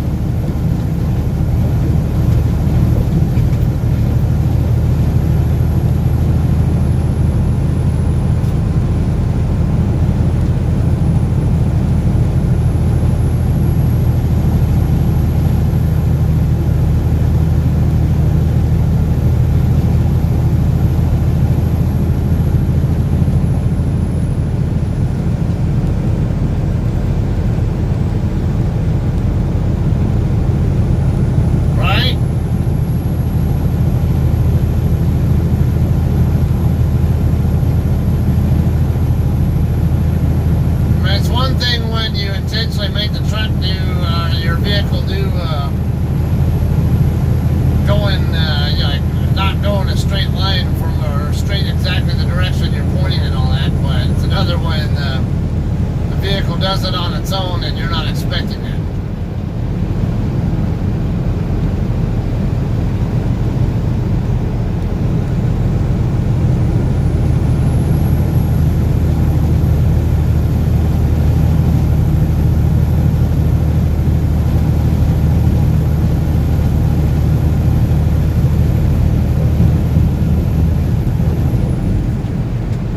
Alright, exit 558, there's the follow road.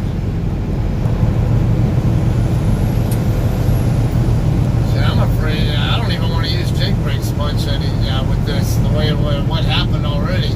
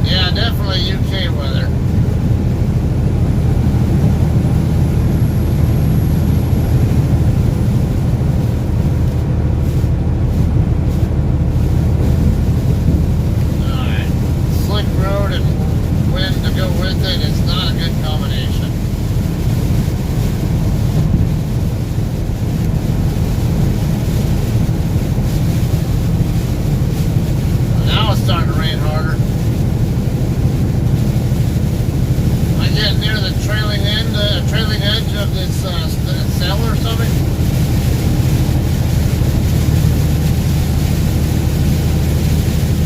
It's raining really hard now.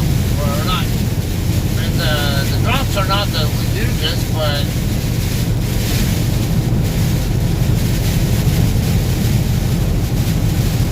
yeah, there you go. Free truck wash.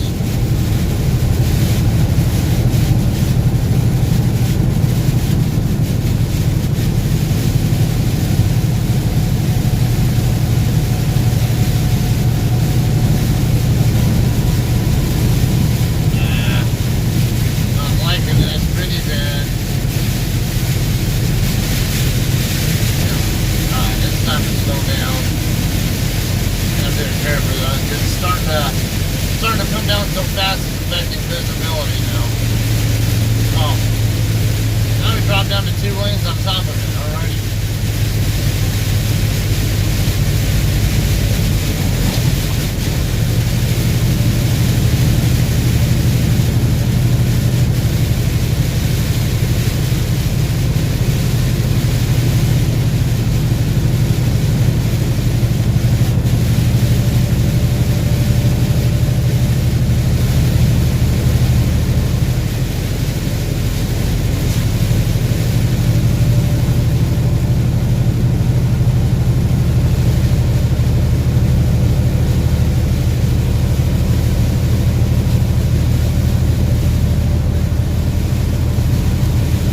Blades are good. I just replaced the right side one a few days ago.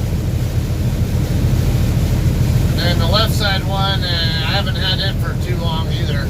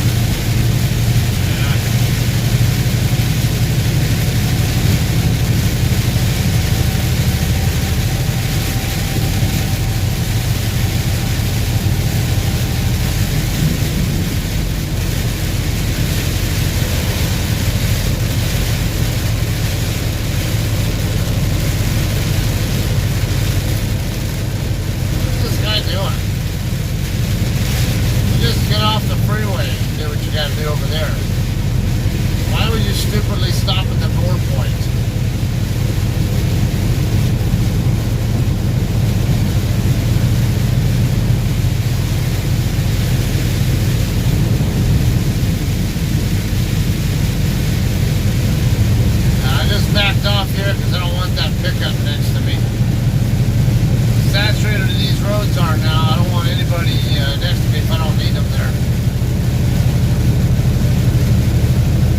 Which I never need them there. Especially in a confined area like this where there's no shoulder space, whatever, to maneuver away from them. If they lose control, it's a bad thing there.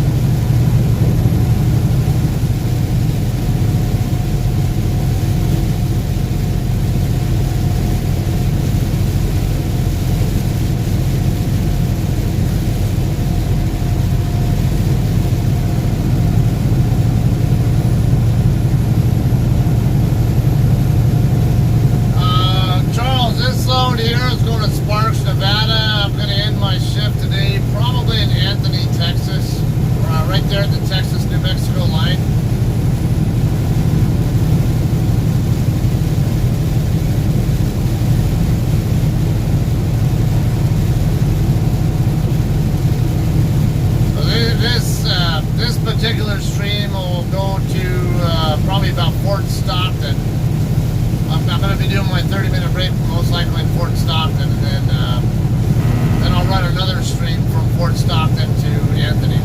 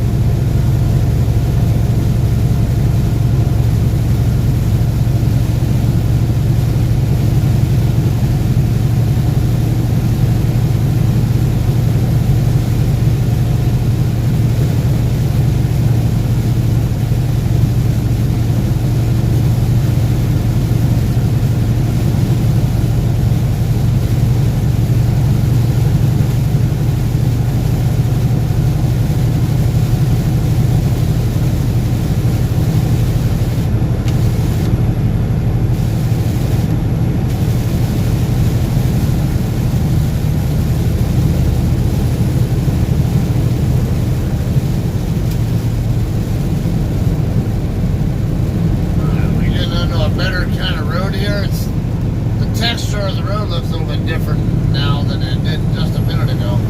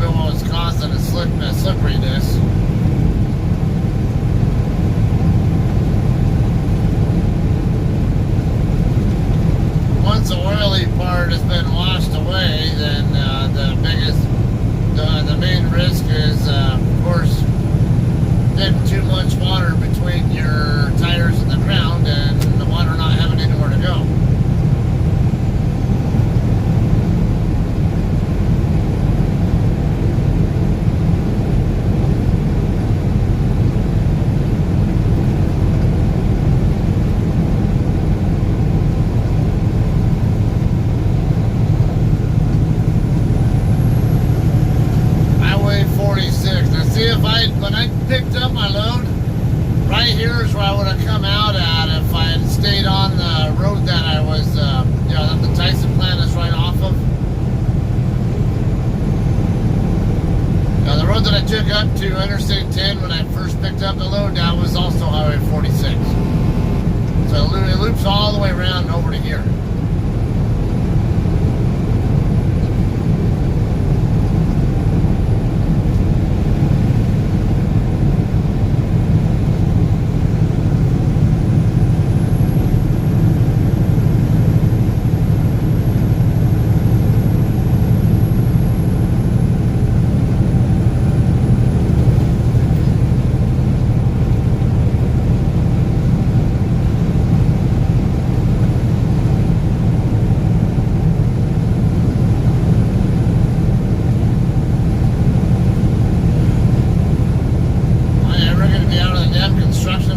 Construction zone.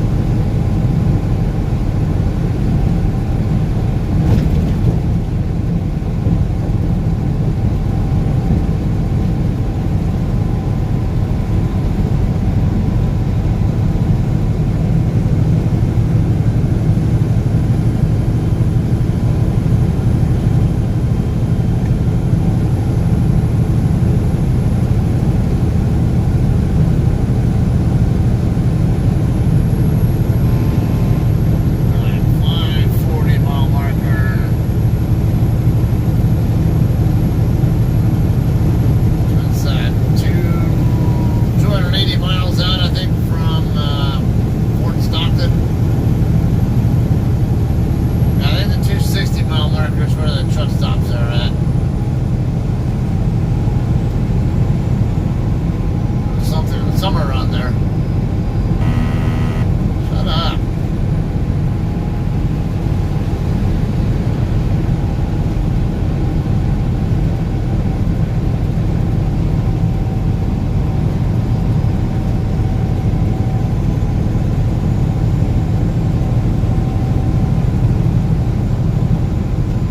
Should be out of the rain by Kerrville.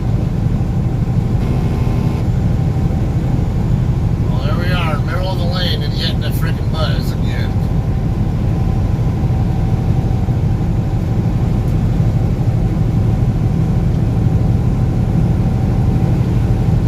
Yeah, you go, boy.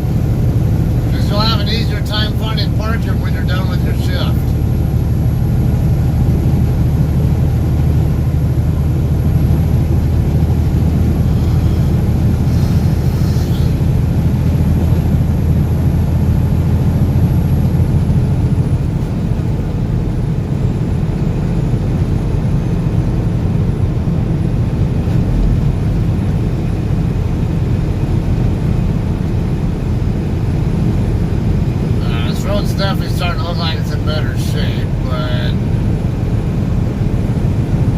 still reluctant to trust it after what happened in downtown San Antonio area.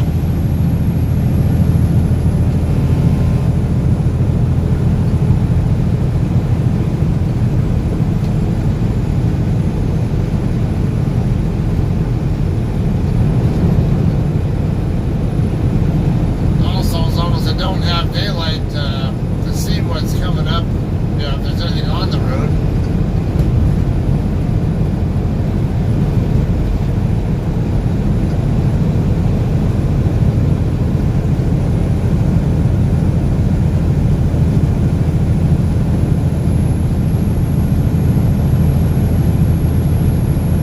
Did you at least get some rest at the hotel? And what time did you end up getting to the hotel last night?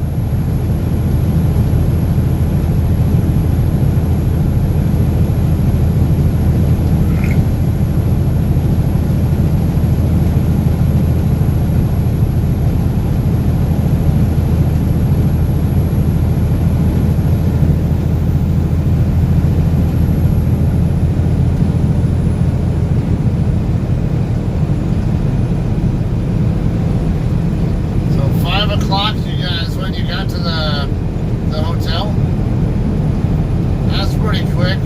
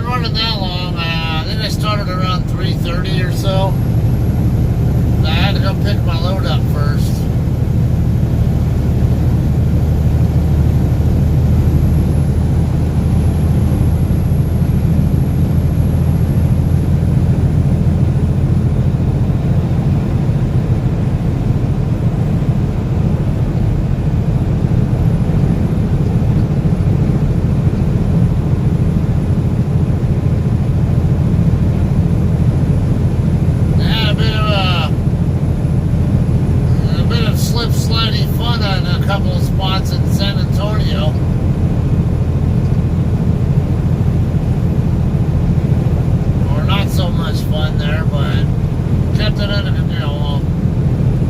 I can't say I kept it under control. I got it back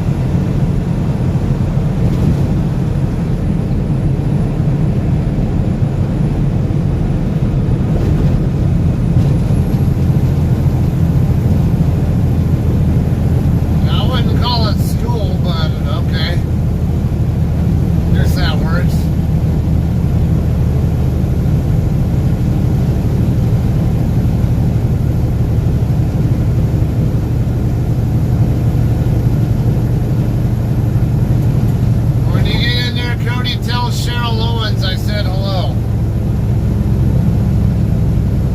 Cheryl Owens is the one who will be doing your orientation. She knows her stuff too.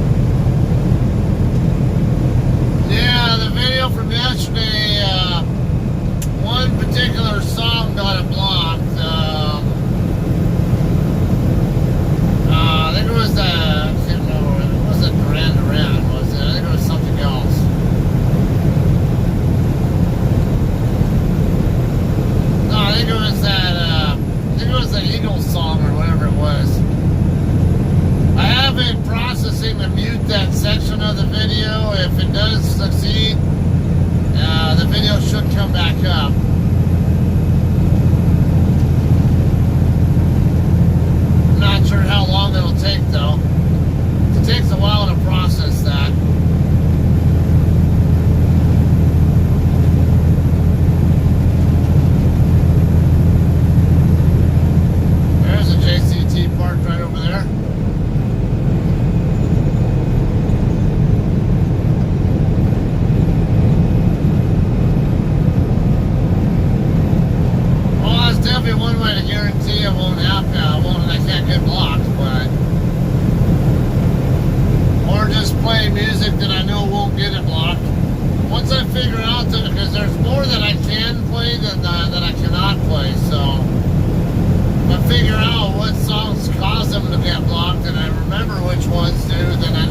I hear them start to play, I can skip them or mute them or whatever else. And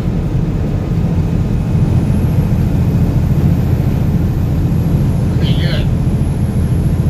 Now, obviously, I can't monetize, but I'm not too concerned about monetizing anyway. Hey, good morning, Linda. Cody, Simi on the road also is a JCT driver. She's been with us for about a year or so. She's on hiatus right now because of a broken wrist or hand or something like that. I forget what it was, but she'll be back.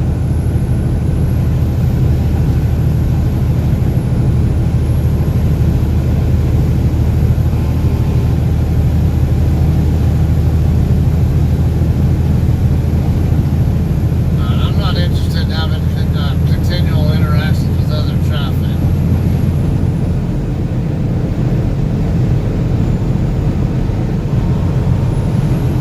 Linda, okay, Sammy, her name is Linda.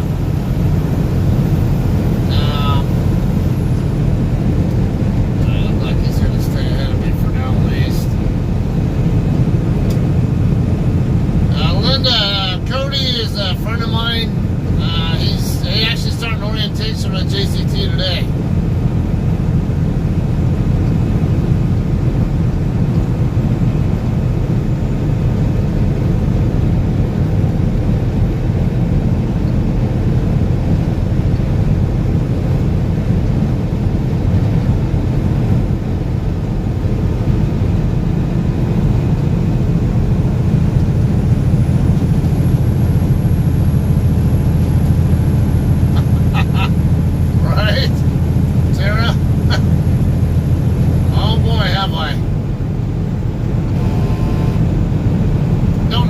People who have anything good to say about Greyhound.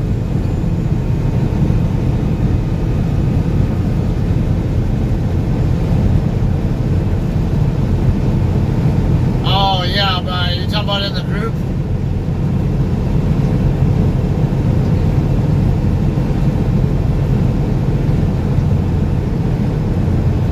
Okay, also speaking of that, Cody, when you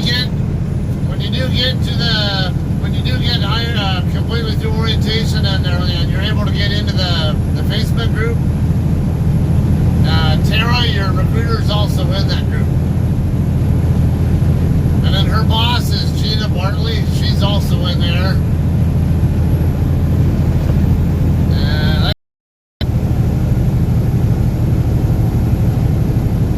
And then a bunch of drivers.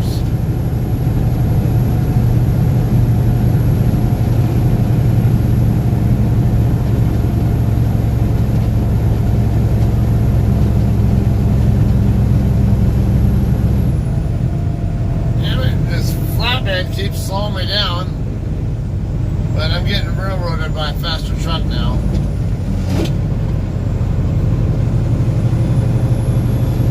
This guy is faster on the straights, but he obviously can't climb hills as well as I can.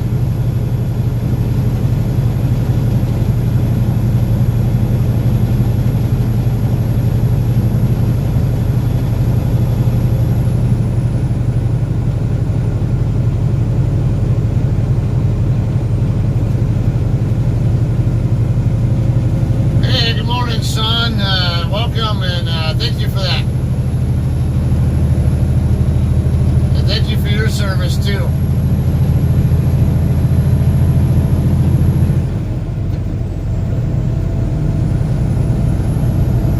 We're in a special category because not too many, not a huge population of the U.S. even serves in the military, and an even smaller population of those who actually do serve make it to retirement.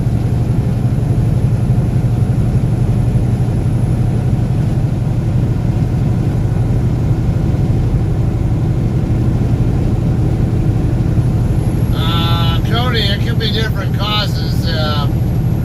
depends on what the cause is. Get rid of the cause and you're fine.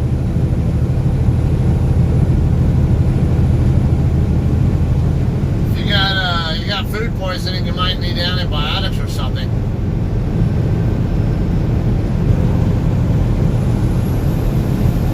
Man, don't tell me you had to run.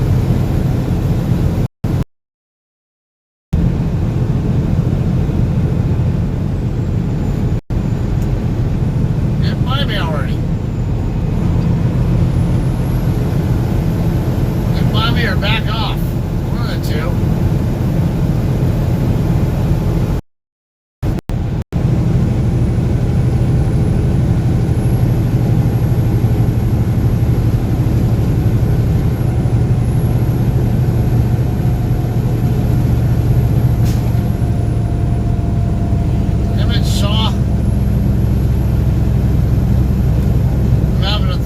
Feather my throttle to keep spacing here.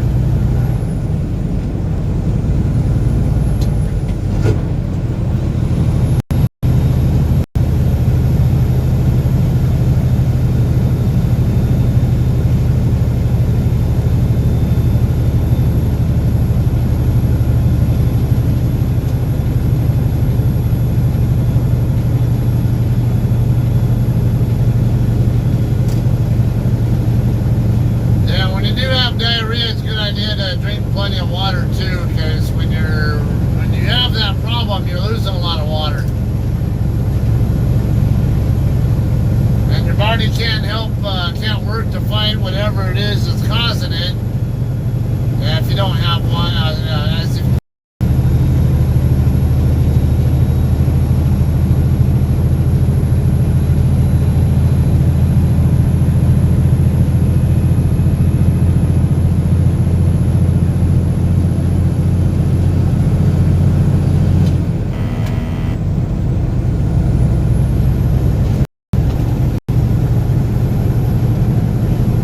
saying the bed is plenty large for you?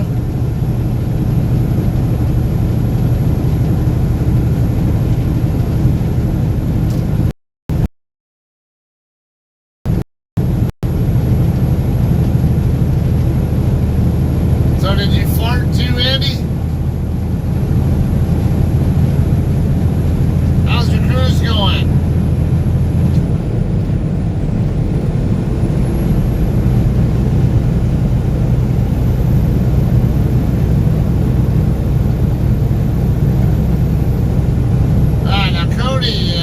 Rizzo and Andy, he's a friend of mine.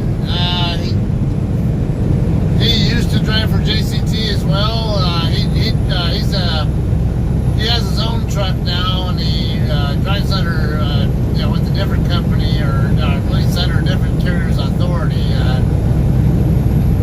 He does his own loads. He brokers his own loads, whatever, or it goes through brokers, whatever.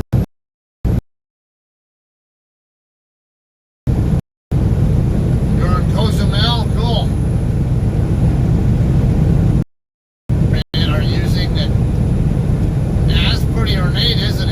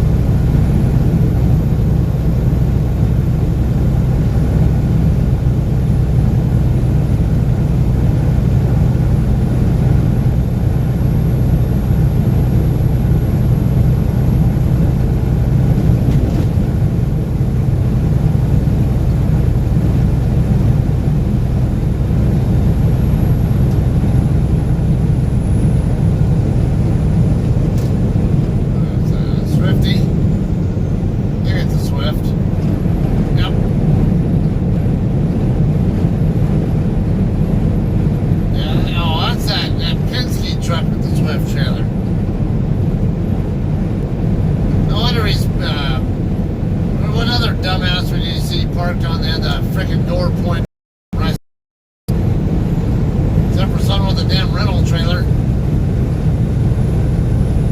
I mean, a rental truck and a Swift trailer.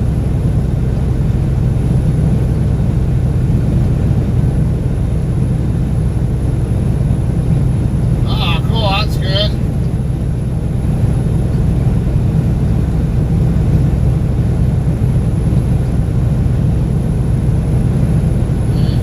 Catching you, Shaw.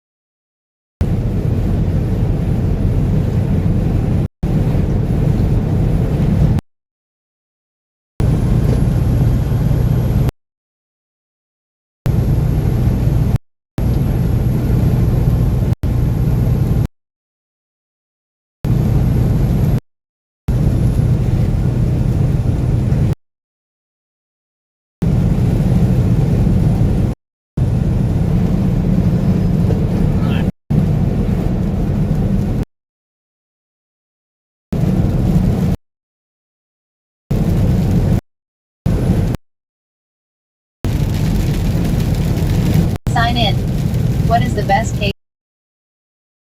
JD Law, Western New England College School of All You a story. When I was in same place and walked a circle. One told me to go do something anatomical and slapped my way through till they ran for it. The girl stopped walking in circles, and from then on we knew she was safe if I could see her. And like for her to be taunted and my eyes. Well, I wasn't suspended first and bloody was too enthusiastic. 10. Of careers privacy contact. What's happening? And thus prevent pregnancy. In 9. Over the past 50 years, he also hoped to create a similar males after minimum to market. But over the past year, their surgical vasectomy, especially in developing countries. Debate. There are can only occur in a limited time window. Testosterone levels need to be beyond medical reasons, and that women are responsible for contraceptives have shown promising results, but birth control is about preventing the fertilization. Joshua A. Krish Potherly. To be women's work. Concerns that the market was already saturated. Inverse. Women face greater risks from pregnancies, face no similar danger, so medical. Finding the right balance of hormones of low hormone levels, such as changes in contraceptives, often viewed as deal breakers for male contraception. A sense of complacency because women are running.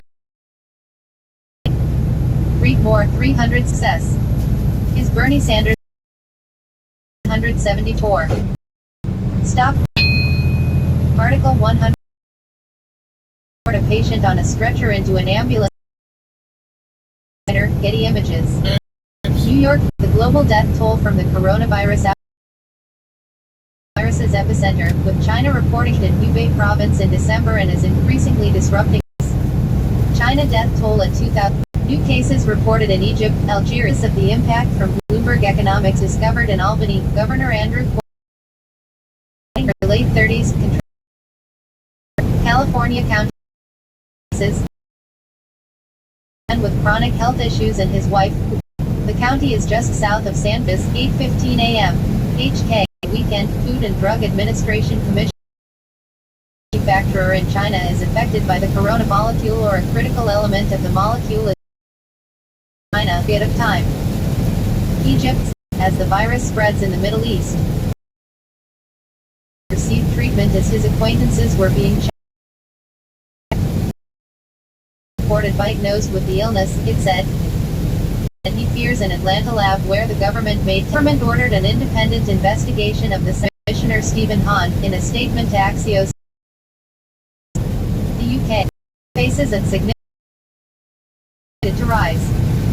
The number of the UK is also setting up employee travel 5:30 p.m. NY coronavirus. The company said Sunday in a blog post it appropriate to step back from pandemic prevention. The World Health Organization said that more than 38 countries restricted travel to orders. The U.S. took those steps last month, he said Sunday in its update. Italy visit 310 NY committee and will be in London Monday for 6 weeks apart. 3 NY Cancer Research Center and the University of from the earlier one. Direct travel to China. Trevor Bedford, and Bedford said his comments are based on an analysis of Washington State for the past 6 weeks. Reported on the study earlier. Sun Riviera reported its first coronavirus identified who the patient came in contact with in recent NY. 2 new cases. More widespread community transmission. One is in critical condition, with greater availability of speedy tests. 3 cases, 1 4 earlier, mostly located in 2 clusters. Iterated recommendation from risky foreign 30 p.m. NY. Virus. The org different nations. Seguin in Houston is set for March 1 to 1,694 from one active mask in Rome, Italy, on March previous day. U.S. tests available to detect the spreading coronavirus. Learn how the infection has spread to people who didn't visit China, where and or other on Fox News Sunday. And know that, he said on Fox. Been saying is AM. NY. Launch at national mobiles, the health minister said on state television. Instead of sitting, a person who visited Italy in mid-February is Rhode Island being treated in a hospital. We transmission equipment. The individual's family has been in COVID-19, the state said. The state before has first 3 cases of coronavirus in the country. Hospitals in Prague and Ústí nad Labem town, northern part of Adam Wojcik confirmed the diagnosis, Wojcik said. All 3 patients, including one American student from Milan who is hospitalized, and 3 new virus cases, taking the total number of people infected in the U.S.-Japan issue, no travel, warning for Italy. The Italian regions that include Milan and Venice do not travel. Level of community imposition of local consider travel. Italy has reported more than 1 for the Daegu region of southeastern South Korea. Its of Foreign Affairs also raised the alert for Italy's Lombardy. Venezia's Louvre Museum remained shut Sunday amid concern about the 1,000 people. UK. Cases jumped to 30, with 33 of those in England.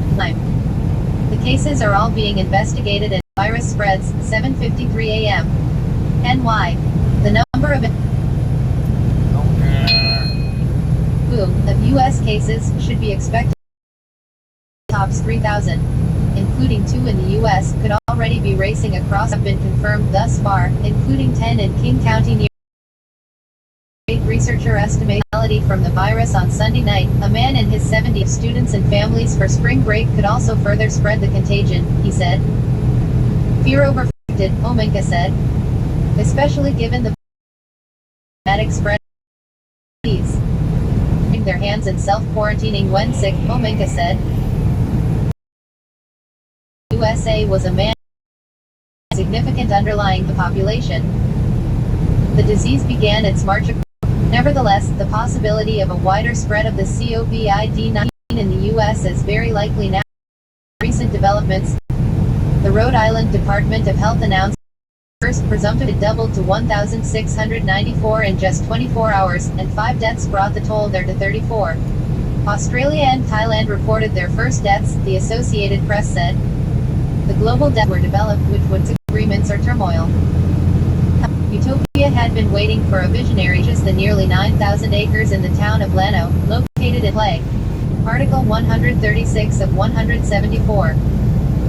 A white supremacist out of prison for 3 months stabbed a man to death in California. CNN, yesterday.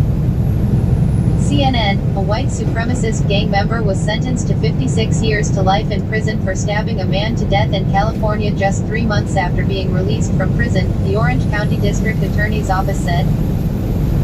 Craig Matthew Tanver, 40, of Los Alamitos, was convicted in December of 1 felony count of second-degree murder in the death of Cheyenne Mazroy and 1 count of the personal use of a weapon, the district attorney said in a statement Friday. Cheyenne's parents were robbed of their only son and a lifetime of memories, said Orange County District Attorney Todd Spitzer. The sentence handed down will keep Tanver behind bars for his entire adult life and prevent a cold-blooded killer from harming other innocent people and destroying more lives.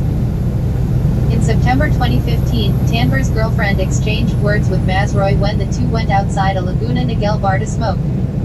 Witnesses said the woman hurled racial slurs at Mazroy. Video showed the woman spitting on Mazroy several times and then chasing him back into the bar, the release said. A bouncer asked Tanver and his girlfriend to leave the bar. Video footage showed Tanver returning to the bar, where he punched Mazroy and stabbed him twice, first through the heart and then in the shoulder. Mazroy was taken to the hospital where he later died. Tanver fled but was arrested 3 days later at a motel. He had been released from prison 3 months earlier after pleading guilty to voluntary manslaughter in 2007 and admitting to helping kill a 26-year-old man, who was beaten to death after stealing money from the former girlfriend of another white supremacist gang member, the statement said. Article 137 of 174. Major pileup on Interstate 80 in Wyoming, graphic video. Editor's note: some may find this footage disturbing. Viewer discretion is advised. A major pileup involving numerous vehicles, most of them commercial trucks, is shown in a video posted to Facebook on Sunday. The crash was reported Sunday afternoon on I-80 between Rollins and Wamsutter near mile marker 184, according to a Facebook post from Vanessa Pulver. Winter driving conditions existed at the time, including a slick road surface and snowfall. In his video, David Quaresma walks through the aftermath of the crash, capturing footage of seriously damaged vehicles and people who were evidently involved but uninjured. The number and severity of any injuries was not clear. It was also unclear whether any fatalities were associated with the pileup. Calls to the Wyoming Highway Patrol seeking comment were not immediately returned. This developing story will be updated. Enter your number to get our free mobile app. Article 138 of 174. Long-haul truckers share creepiest things they've seen, fail blog, funny fails. Long-haul truckers share creepiest things they've seen, fail blog, funny fails. Login. Cheeseburger. Search. Latest posts. Fail blog channels. Fail blog. After 12. Autocorrects. Dating fails. Fail Nation. Failbook. Monday through Friday. Music. Parenting. Poorly dressed. School of Fail. There, I fixed it. Ugliest tattoos. Win. Cheeseburger channels. I can has. Fail blog. Memebase. Peak Universe. Cheesecake. Liquillo. Know your meme. Cheeseburger. I can has. I can has cheeseburger. Animal comedy. Animal gifts. Cat meme of the decade. Cats and kittens. Daily squeak.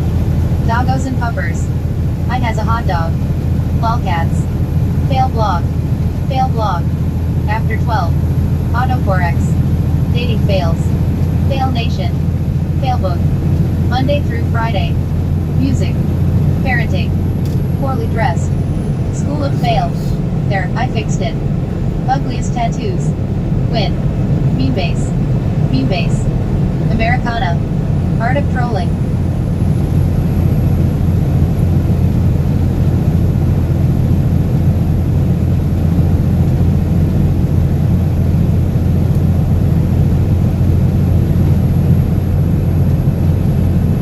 Long-haul truckers are describing the creepiest things they've seen out on the road. Turns out there's a whole lot of creepy that one can witness while working as a long-haul trucker. Posted by Matt Staff. Share. Tweet. Stumble. Pin it. Email. 1. Pin it. Via U. Reptiliansen. 2. Pin it. Via U. Reptiliansen. 3. Pin it. Via U. Reptiliansen. 4. Pin it. Via U. Reptiliansen. 5. Pin it. Via U. Reptiliansen. 6. Pin it. Via U. Reptiliansen. 7. Pin it. Via U. Reptiliansen. 8. Pin it. Via U. Reptiliansen. 9. Pin it. Via U. Reptiliansen. 10. Pin it. Via U. Reptiliansen. 11. Pin it. Via U. Reptiliansen. 12. Pin it. Via U. Reptiliansen. 13. Pin it. Via U. Reptiliansen. 14. Pin it. Via U. Reptiliansen.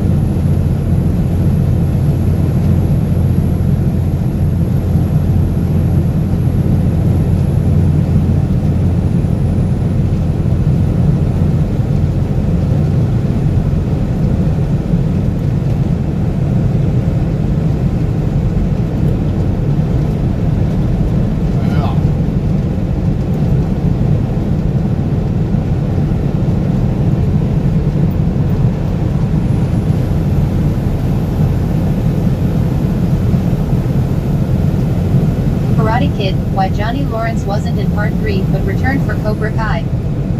Why wasn't Johnny Lawrence William Zabka in Karate Kid Part 3? Zabka played the character in the first 2 Karate Kid movies and is currently starring in the YouTube premium series Cobra Kai, but he was absent from the 3rd installment in the original trilogy. In the classic coming-of-age martial arts film from 1984, The Karate Kid, Daniel LaRusso, Ralph Macchio, is bullied by Johnny Lawrence, forcing him to learn karate from Mr. Miyagi, Cat Morita. The movie culminates in an iconic final fight between Daniel and Johnny at a martial arts tournament. The fight ends with Daniel claiming victory and Johnny bringing disgrace to the Cobra Kai dojo. YouTube's Cobra Kai series brings back both characters and focuses on a middle-aged Johnny's efforts to reopen Cobra Kai. Continue scrolling to keep reading. Click the button below to start this article in quick view. Start now. Advertising. Related, every Karate Kid character who appears in Cobra Kai. Johnny has been in most installments in the Karate Kid franchise, including Cobra Kai, but wasn't in the 3rd movie, which saw Kreese, Martin Kove, try to take revenge on Daniel by training a new opponent for him to fight. Johnny wasn't involved because his story had already been told in the first film. Though it's true that he appeared in the 2nd movie, his role was brief. The Karate Kid Part 2 opens with the immediate aftermath of the tournament and shows Kreese's angry, violent reaction to Johnny's loss. In this scene, Mr. Miyagi acts as if he's going to attack Kreese in retaliation but tweaks his nose instead. This scene mirrors how Daniel will deal with Chosen, Yujiro Kumoto, at the end of the movie. Another possible reason for the scene is that it sets up the plot of The Karate Kid Part 3 by focusing on how the loss affected Kreese. Advertising. So in a way, Johnny Lawrence's role in The Karate Kid Part 2 was more about Kreese, Daniel, and Mr. Miyagi than it was about Johnny. The Karate Kid trilogy was essentially done with Johnny after he was defeated by Daniel in the first movie, and there was no need for him to come back into the story. Daniel had already proved that he could beat him, so the next Karate Kid movies had to move on to new opponents who could challenge Daniel. So why did Johnny Lawrence return? Cobra Kai was envisioned as a show that looks at the characters of the Karate Kid from a different perspective, specifically the villains. Zabka has said that when Cobra Kai was pitched to him, he liked the approach that they wanted to take with Daniel and Johnny, via Rotten Tomatoes. It was important to him that Cobra Kai was a true continuation of that story. So even though The Karate Kid properly ended Johnny's story, Cobra Kai found a way to revisit the character in a way that was deeply revealing and nuanced. Advertising. More, what to expect from Cobra Kai Season 3. Share, tweet, email. 0. Comment, share. Why Dexter's finale is the worst of all time. Related topics. SR Originals. The Karate Kid. Cobra Kai. Advertising. About the author. Nicholas Raymond is a staff features writer for Screen Rant. He has a degree in journalism from the University of Montevallo. He is the author of the psychological thriller and time travel novel, A Man Against the World.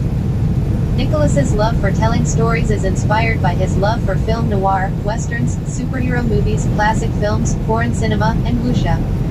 He also has interests in ancient history. His favorite actors are Tyrone Power, Charlton Heston, and Eleanor Parker. His favorite film is Casablanca, and his favorite director is Alfred Hitchcock. What does this have to do He with can what be I'm reached by listening email at to? cnrmail@bellsouth.net and on Twitter at @SceneRaymond91. So, More about Nicholas Raymond. Article 140 of 174. Medal of Honor Monday, Marine Corps Cap. Raymond Murphy greater than U.S. Department of Defense greater than story. For this week's Medal of Honor Monday, we're highlighting Marine Corps Cap.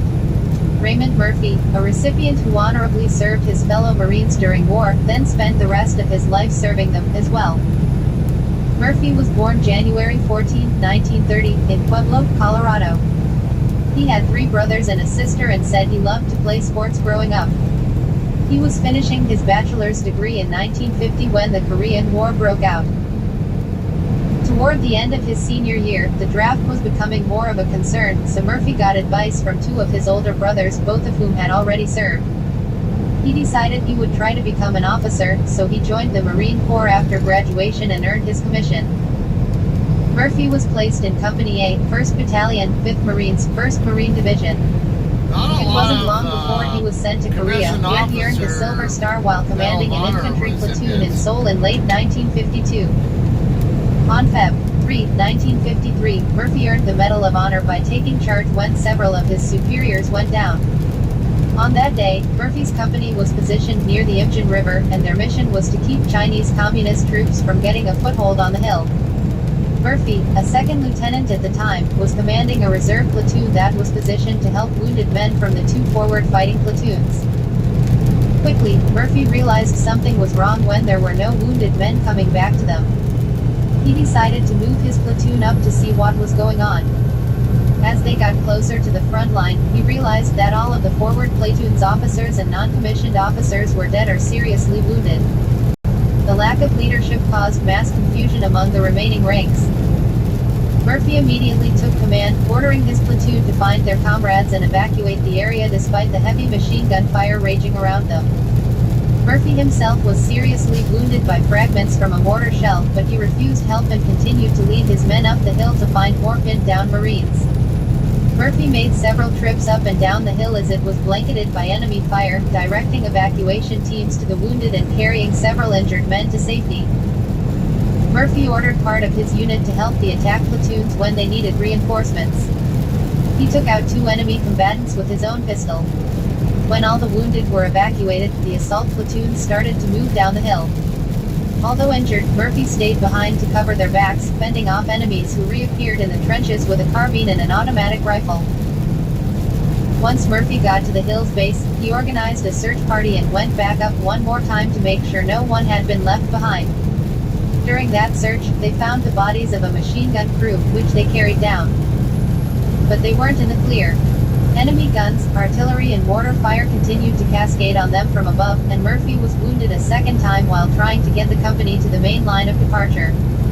He refused to get help for himself until everyone else made it through to safety. Years later, Murphy explained his thinking. That's one of the big things you're trained for in the Marine Corps. You get casualties, and even men you didn't know, whether they were alive or not, you get them out of the front line and get them back to where the medical people could look at them, he said in a Veterans History Project interview. This is the purpose of the war, to save your men and take care of the enemy. Murphy returned to the States shortly after that battle and was promoted to captain. He later left the service and enrolled in graduate school, where he was when he learned that his actions in war had earned him the Medal of Honor. He received the medal from President Dwight D. Eisenhower in a White House ceremony on October 27, 1953. It went well with the Silver Star, Purple Heart, Korean Service Medal with 2 Bronze Stars, and the United Nations Service Medal he also earned during his short military career. Murphy went on to marry and have 4 children, and he spent most of his civilian career in service to other veterans after settling in New Mexico. He served as the Director of Veteran Services at what is now the Department of Veterans Affairs Center in Albuquerque from 1974 to 1997. When he retired, he continued to serve the center as a volunteer, pushing veterans in wheelchairs.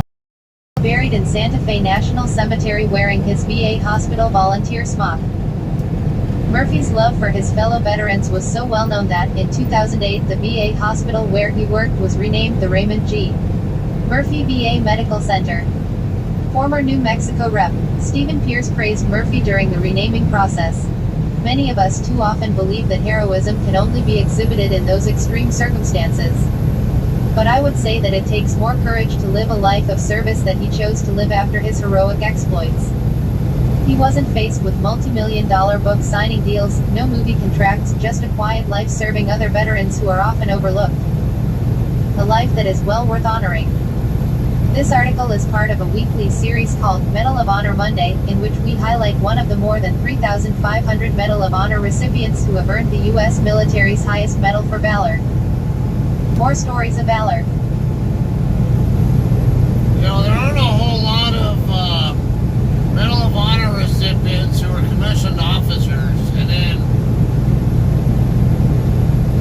what impresses me even more about that is that this guy was a lieutenant. He was the lowest ranking commissioned officer.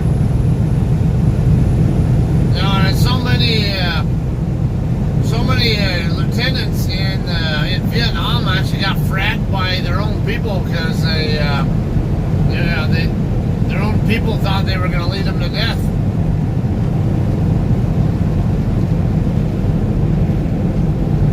You know, when you got someone who already knows how to survive and put someone in there who's wet behind the ears, and now giving troops don't take kindly to that. Yeah, as I said, the average life expectancy of a lieutenant in the Vietnam War was about 2 weeks or something crap like that.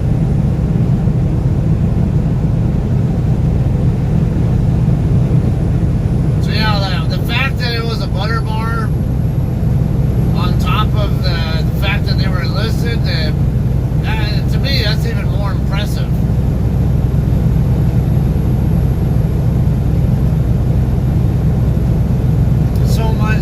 So you always hear stories about those situations where a butter bar gets his troops killed because he doesn't know what the hell he's doing. Right?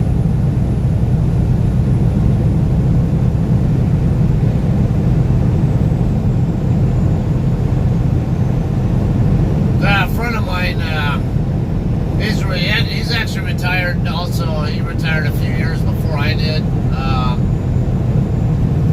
He was in the Marine Corps. They talked about how one time, I think he either did or wanted to frag his lieutenant on one mission. I think he actually did.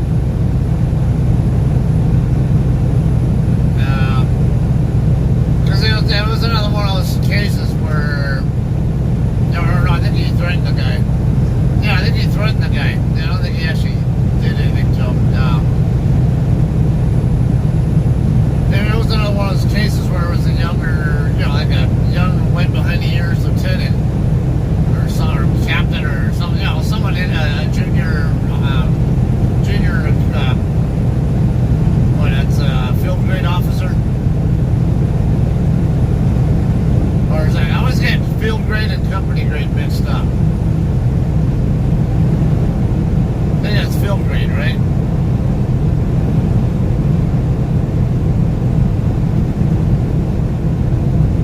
Yeah, anyway, I guess this officer and his unit was trying to tell them to do stuff, tell their whole unit to do stuff that nobody was liking, and then I guess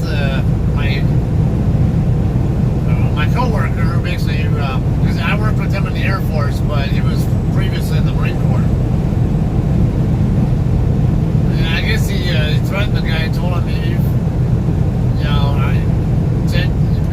basically, if I'm going to take you over there and I'm going to freaking kill you or whatever it was. I can't remember where all the details were. I don't think he didn't get court-martialed, but I can't remember if he got NJP, like Article 15 demotion and all that, or what, but something along that line. I forget all the details. I'm sketchy on him.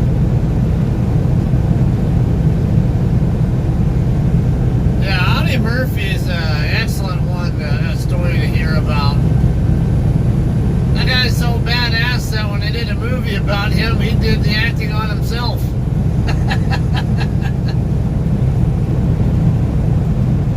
I mean, who does that?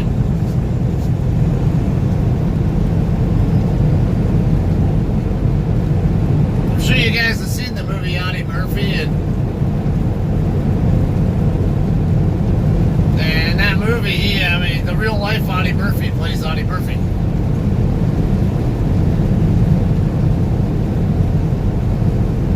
Hey, good morning, Charlie. Yeah, so I'll hopefully see more of those. I've seen a couple of them now, these Medal of Honor Monday articles. Those are always good to listen to. Especially when you got fellow vets here beside myself. And, I know even a lot of times civilians like to hear those.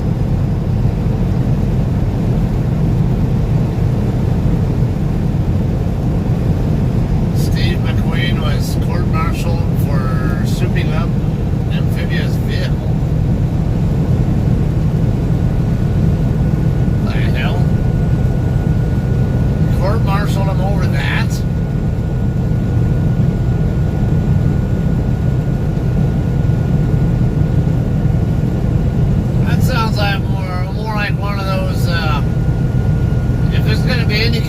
punishment. That sounds like it should be NJP and Article 15 or some crap. Shit, court-martial, you practically have to commit a legit crime to have happen. That's crazy. Made it too fast. No one else besides Steve McQueen.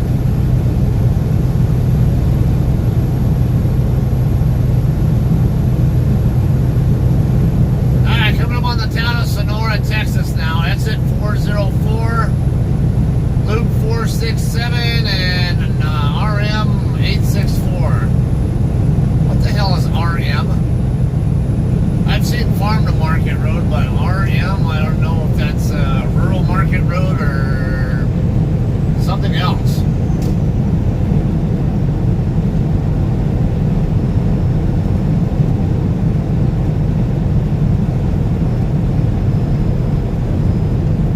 I've logged 222, although I've really done about 203. Or at least so we'll say I've logged about 20 miles more than I've really done.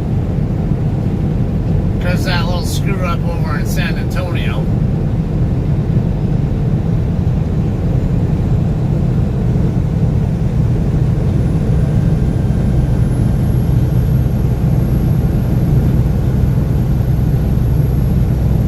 Yeah, no, I think that'd be a good one to play on here. I could queue up maybe the Wikipedia article or some webpage or something on Audie Murphy. For people who aren't familiar with his story, I'm familiar with it, but I know there are probably people watching who are not. Really good, the most decorated, the single most decorated combat vet in U.S. military history.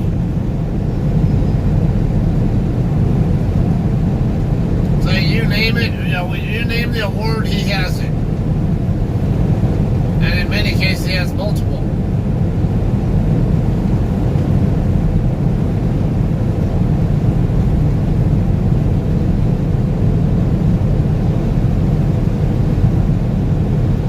Oh, you were stationed in Fort Bliss, huh?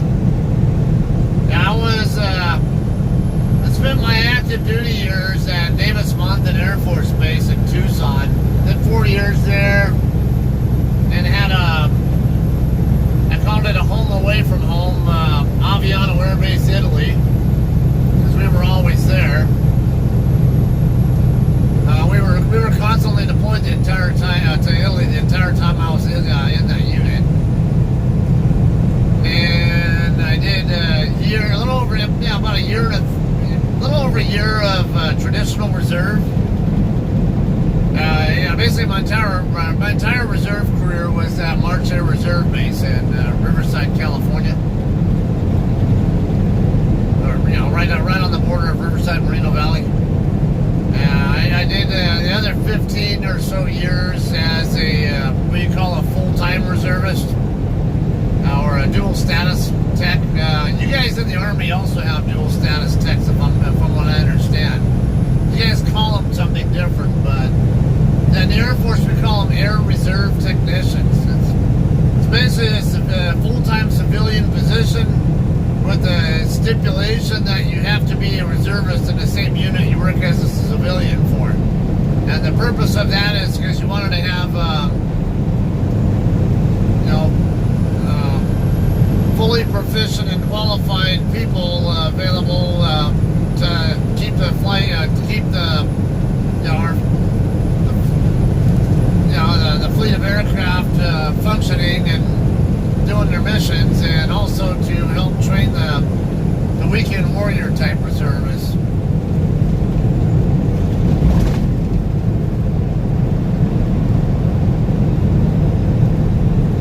To Hell and Back, great movie. Where we had to go monthly. Well, stationed in Germany. Keep jumping. Okay, yeah. My time when I was in Aviano, I'd regularly see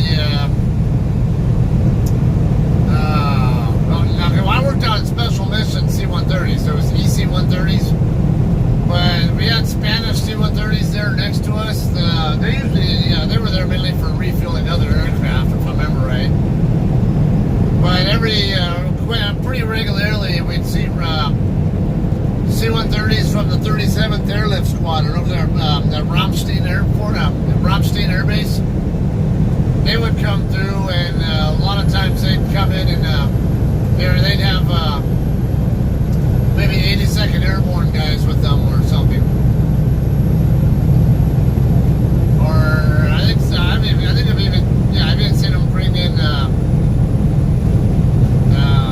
special forces operators like that was getting mixed up. The Marine Corps Special Forces. What are they called? Those are. Is that Delta Force? Or is that, I forget. Certain groups like that, special operations units, I forget which ones are Army and which ones are Marine Corps. I have an easier time remembering which, well, obviously SEALs are Navy, but, and in Air Force we have our own special ops people, of course well, if you're an Army vet, I don't know about what your MOS was, but if you had any kind of a combat position, you probably are aware, probably familiar with at least our what we call TAC-Ps, Rangers and Delta Force. Okay, now Rangers I know is Army, but then Delta Force. And see, I'm trying to remember based on my experience with, or my knowledge of a particular mission that my unit was involved in. Now, it was very well known, unfortunate failure. Infantry, heavy weapons. Okay. Alright, perfect. So, now heavy weapons. Now I know I've heard of light armored, and then there's heavy. So does heavy mean like tanks, like M1s and stuff, or what's that? I forget those.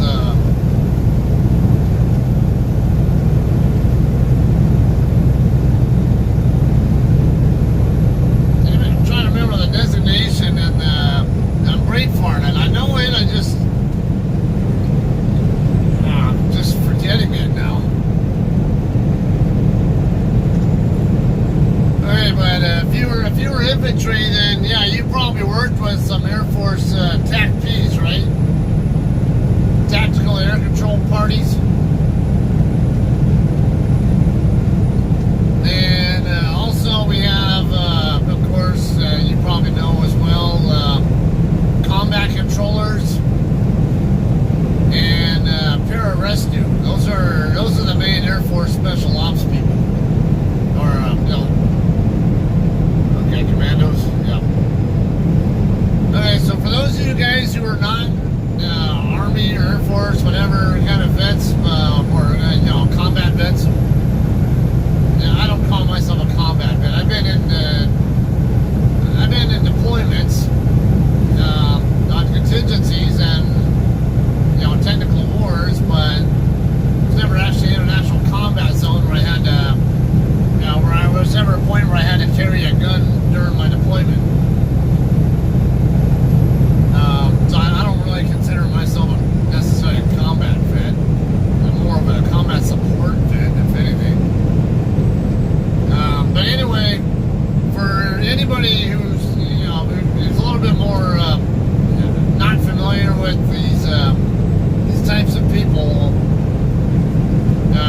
tactical air control party. They would usually have a guy on the ground. Basically, it's an Air Force person. They have some that fly and some that are on the ground. The ones that are on the ground are usually embedded with Army or Marine Corps units. And they're basically the liaison between the Army and the Air Force, or the Marine Corps and the Air Force. So the ground troops there, if they say they want Air Force support on something, because maybe they can see some hostilities with an ambush set up or something. The TAC-P who's with them can get a hold of the TAC-P who's in an Air Force aircraft flying around in the theater, and request basically a close air support assets to help the ground the ground unit there. And then that's what the unit I was in did. They did airborne command and control. So all the close air support aircraft would check in with my unit people. What we call the battle staff on the back of the airplanes that I worked on, and they would direct in usually like A-10s or whatever else. So it could be an F-16 or F-15, whatever. Or it doesn't matter. Whoever's assigned to combat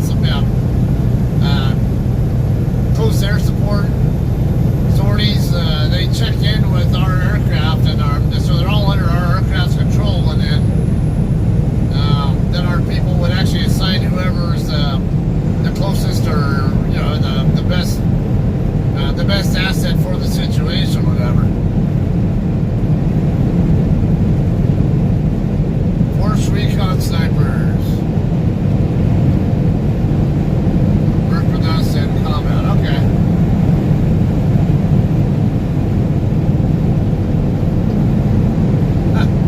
That's all right, James. Panama to current campaigns. You got wounded in Kosovo. Okay.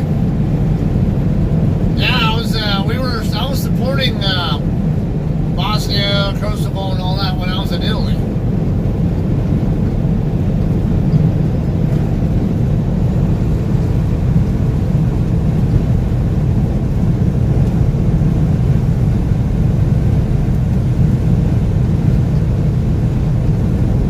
Yeah, every so often, though, I remember I would see either airborne or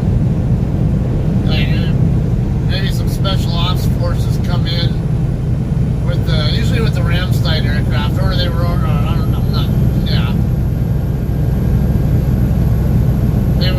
they wouldn't always even get out of the aircraft, but once in a while I'd see them out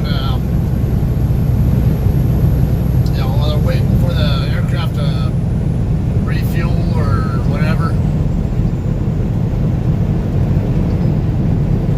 I served from 1995 to 2015. So I wasn't in during Gulf War, but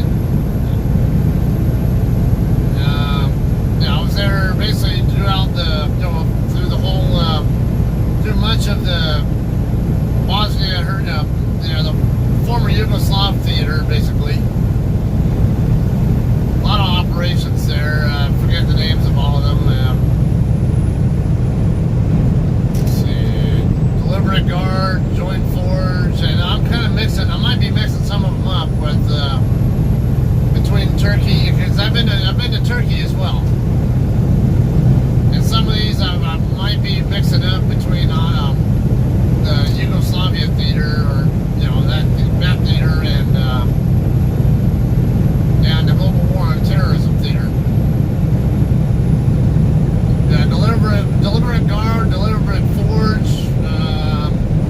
Joint Endeavor. What are some of those other operations? I forget. I'd have to actually look them all up and see, because I know I would recognize several if I saw their names, but it's been 20 years now. I'm actually forgetting some of them.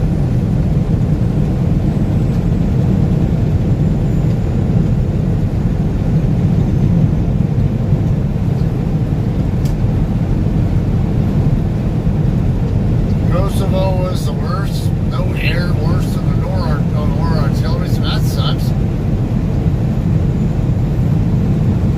Yeah, I remember helping out had a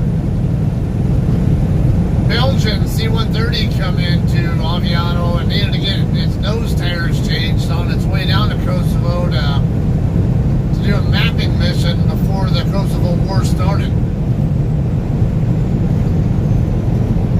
Because was it the right side nose tire on the one on the Belgian aircraft had a big ass safety pin wedged into it. I don't know how it didn't even how the tire wasn't flat, because that thing was huge and it was all the way in.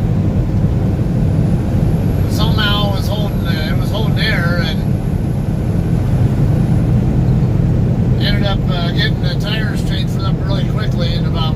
maybe 20, 30 minutes and got them back up in the air.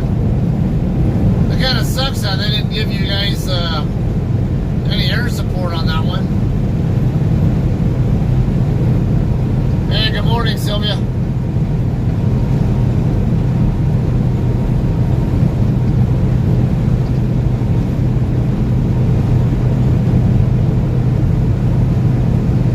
Morning, Mish.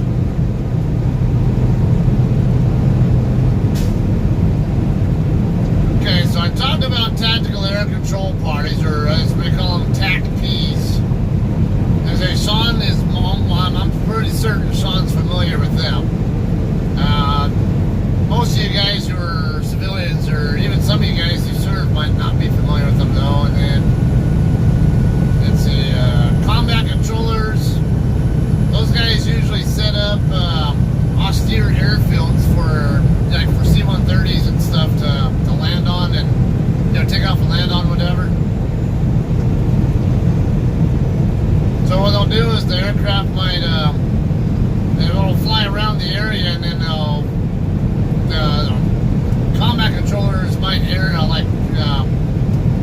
parachute down, basically parachute down to the ground to where the airfield is that they want to set up, and then they'll get it all arranged.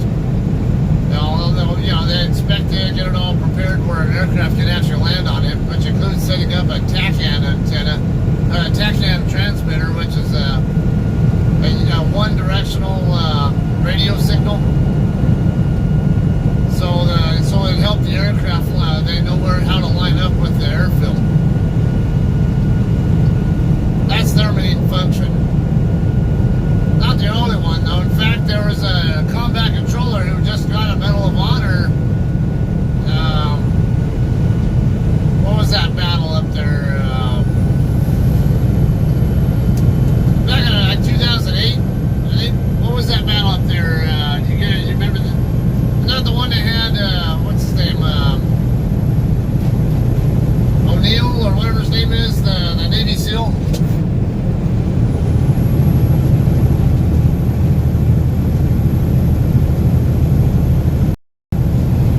Which one that was, Sean? I'm trying to remember that one.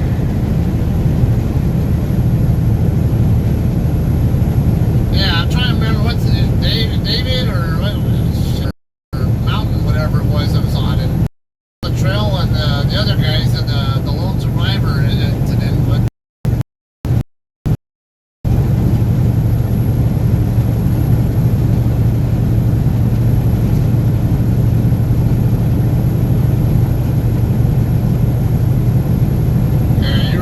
surrounded by enemies in Kosovo. Wave after wave after wave. No air support because of mountains. That sucks. Is it because of the elevation? How high were the mountains there? Pretty high up, I take it, because I know a lot of helicopters are not capable of flying high enough to get to the tops of mountains, or a lot of mountains. The ones that can't they don't have their, they're not very aerodynamically effective at those altitudes. Sylvia, I'm on I-10 westbound in Texas still. The mile marker is 384. About 120 miles out from Fort Stockton, which is where I'm going to stop for my 30-minute break.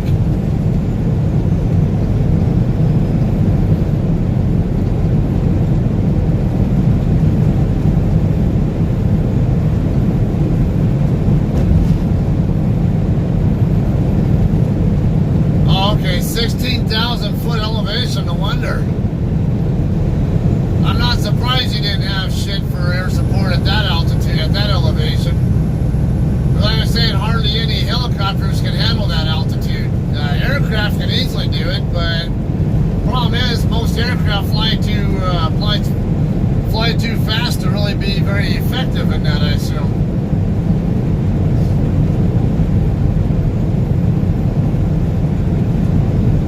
And of course, if the they're going to be dropping bombs on the other people, then you guys have to be a little bit further out of the way so you guys don't get caught up in it.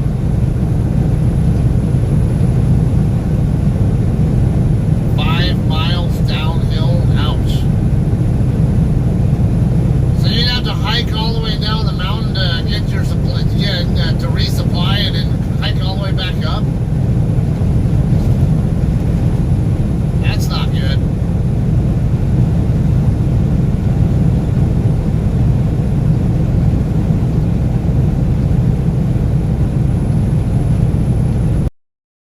One day when I was at Davis Mountain, one of our, we had an HH-60, Pavehawk or Blackhawk kind of unit. We call them Pavehawks in the Air Force, but you guys call them Blackhawks, of course, in the Army.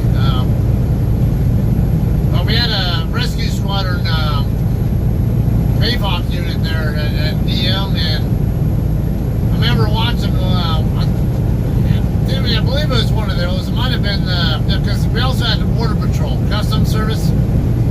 And they also had a Black Hawk there that they'd fly, or actually a couple of them that were right there. They were all right by us, and I remember seeing one of them flying, like hovering way up ahead, straight up above us, while I was working on the ramp one day, and I was like, holy shit, that thing's up there. I'd never seen a Pavehawk or Black Hawk, whatever, fly that high before. And I could tell from his, how far up he was above me, he was probably at least 10,000 feet.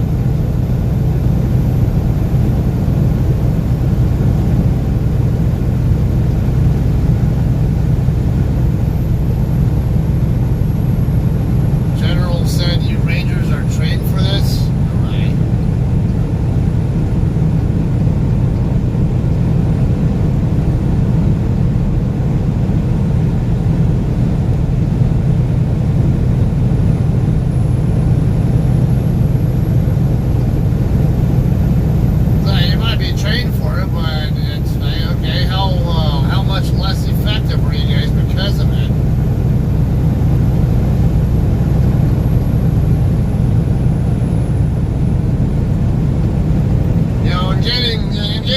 Resupplied as quickly as possible is a big key to success in military operations. Speaking of that, that is, for those of you guys who aren't familiar, that is exactly why this U.S. interstate system even exists. They call this interstate system the Dwight D. Eisenhower interstate system. Or actually the Eisenhower interstate system. Why? Because Dwight D. Eisenhower, during World War II, was a 5-star general in Europe. The Supreme Allied Forces Commander. And he saw how amazingly effective the German Autobahn system was at helping to keep Germany's troops supplied with their needs. You could bomb all their railroads and railroad tracks and all that. They'd have to rebuild. It takes time, whatever. But then, okay, you have an intricate Autobahn system. You can bomb a road that they use, like a supply route they use, and their supply vehicles can just go right around it down a different major route, and it doesn't take much longer. Then you'd have to plan another operation to bomb that one, but while you're doing that, they're fixing the other side. Stuff like that goes on. And Eisenhower saw firsthand from the top down view, whatever, just how amazingly effective it was at keeping Germany in the fight for as long as they were. And so he knew it needed to be introduced here to the U.S. So that's how the interstate system came to be.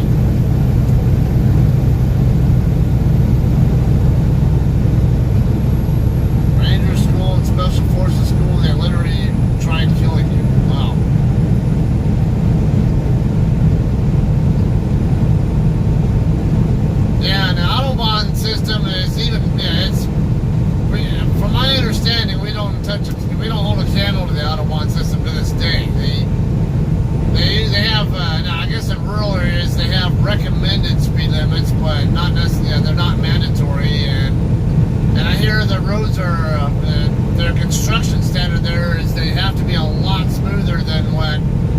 what you're going to find here in the U.S.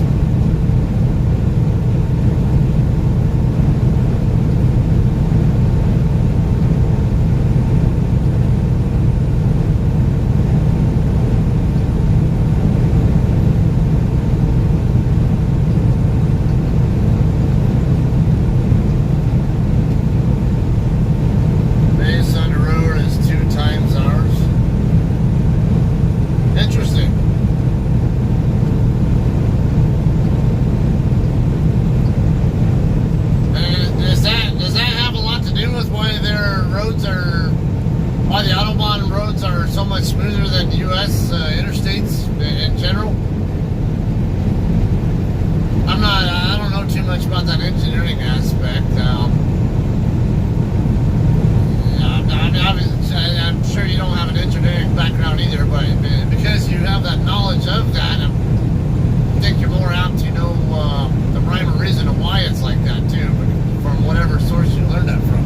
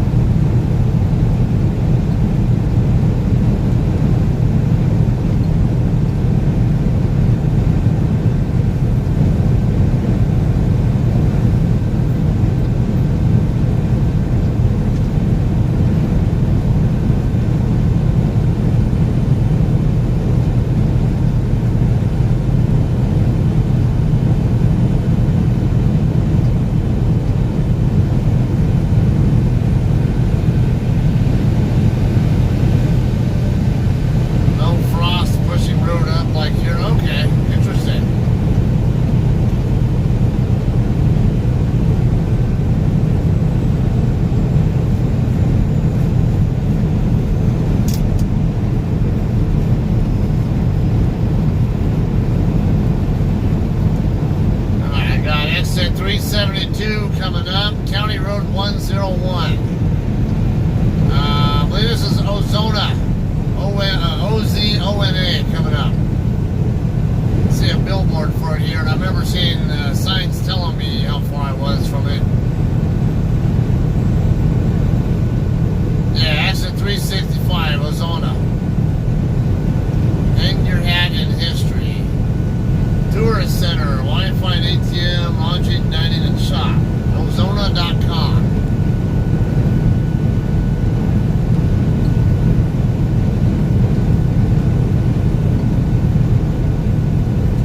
About 110, a little over 110 miles out now from Fort Stockton.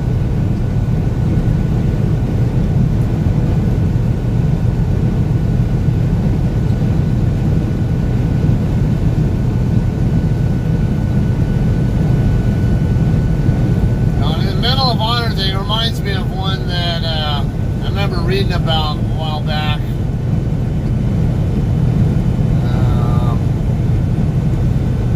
Let me see if I can find it.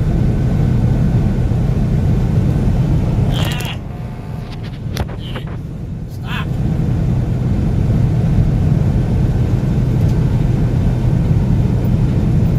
Someone got a flat tire.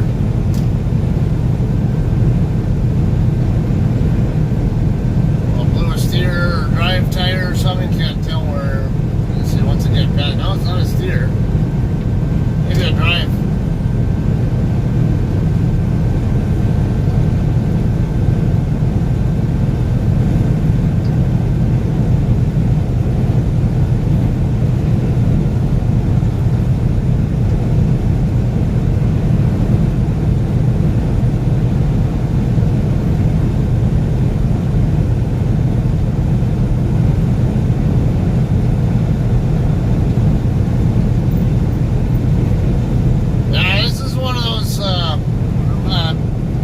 Put on here in a second.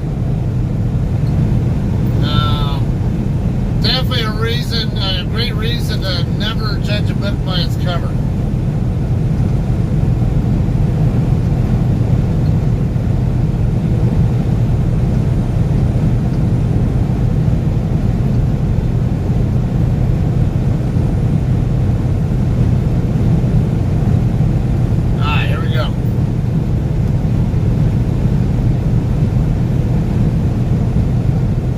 When cadets cadets at the U.S. Air Force Academy realized their janitor was Medal of Honor war hero.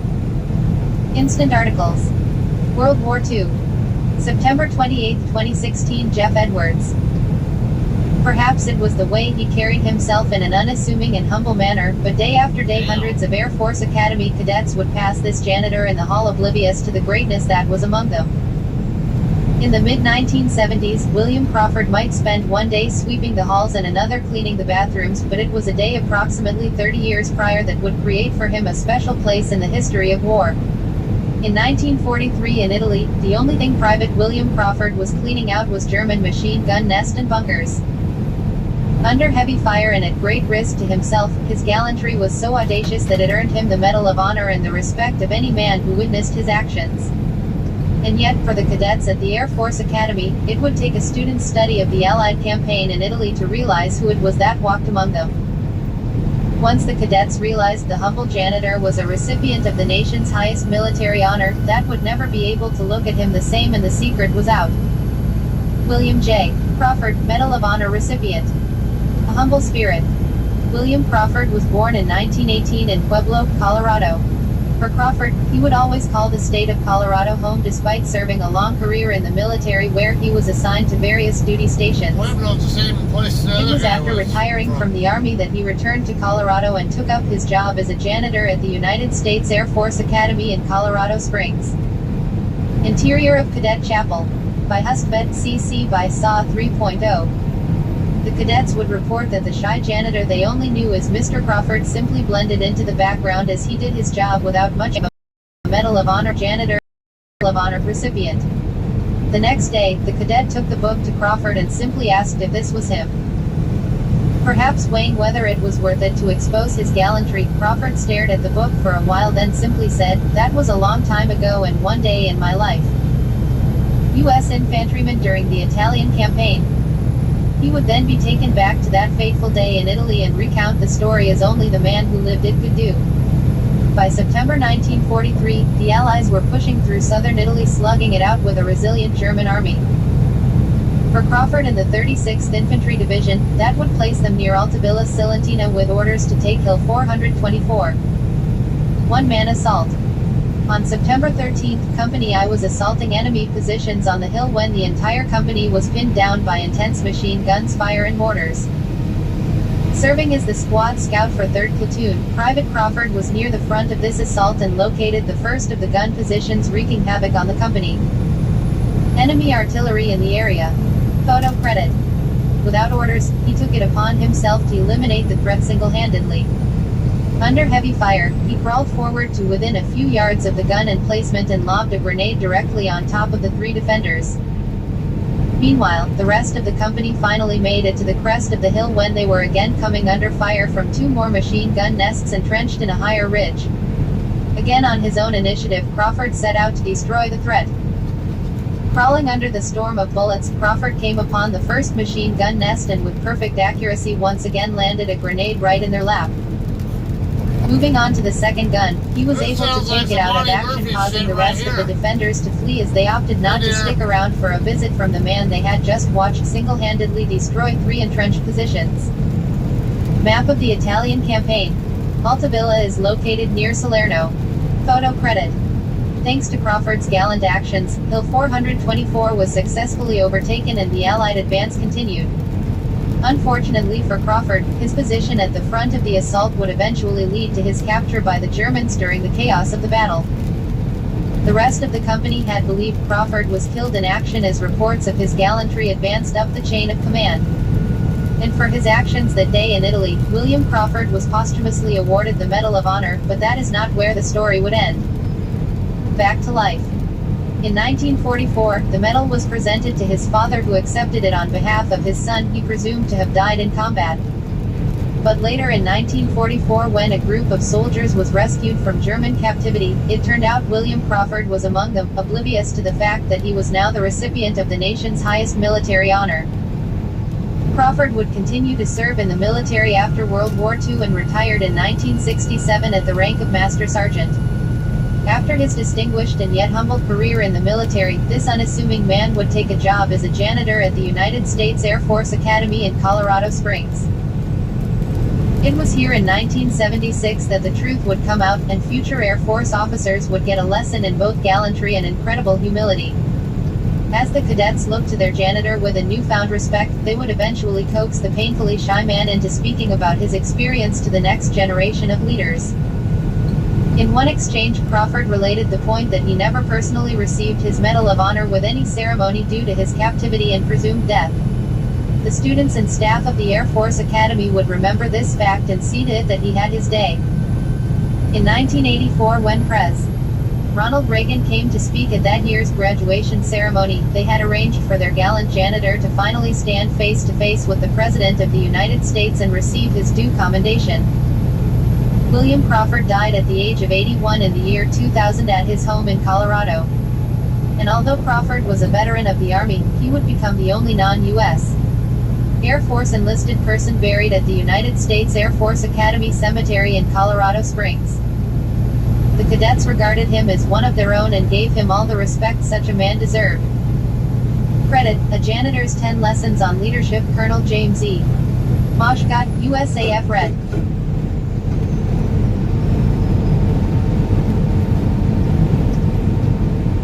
Interesting story there, isn't it?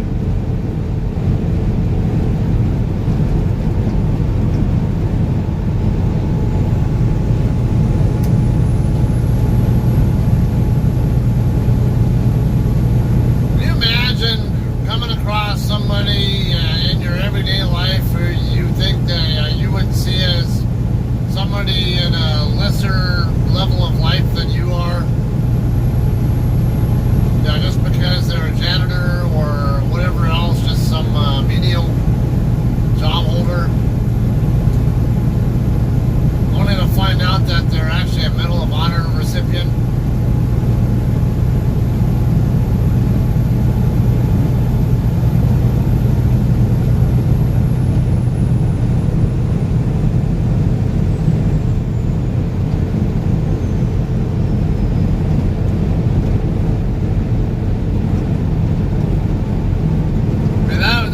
Still impacts me to this day. And I've heard it several times now, and yeah, it still impacts me.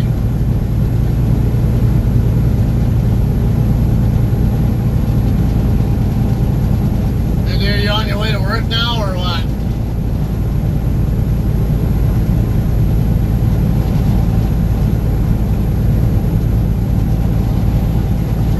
If you want to.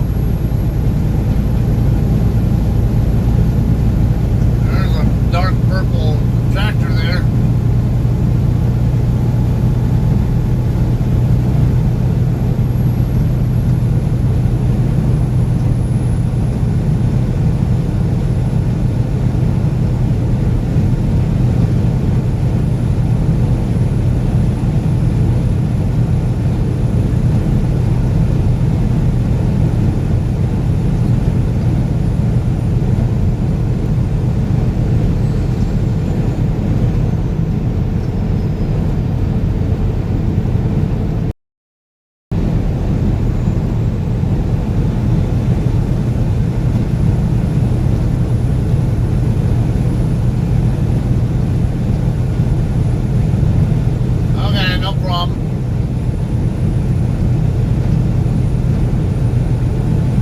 Fort Stockton, 103 miles.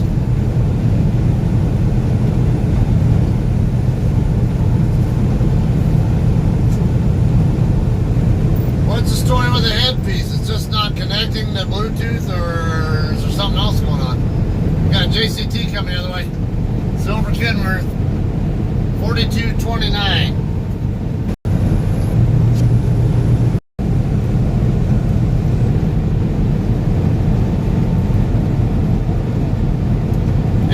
Seems remotely interesting. I don't get too much into politics, but California homeowner uses motion-activated sprinkler with impressive amount of pressure to thwart thieves. Fox News.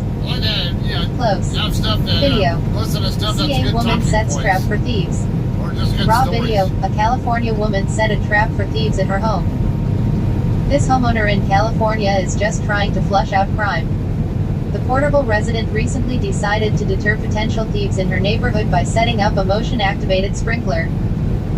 Our floodlight didn't seem to scare them off, so we decided to have a little fun with a motion-activated sprinkler that has an impressive amount of pressure, Katie Camarena wrote on Facebook. Oklahoma woman under the influence runs over 11-year-old son, police say. According to Camarena, there have been recent issues with thieves coming into the neighborhood to try and steal tools out of vehicles, in addition to anything else they can get their hands on. A person can be seen getting sprayed by a motion-activated sprinkler on Tuesday in California.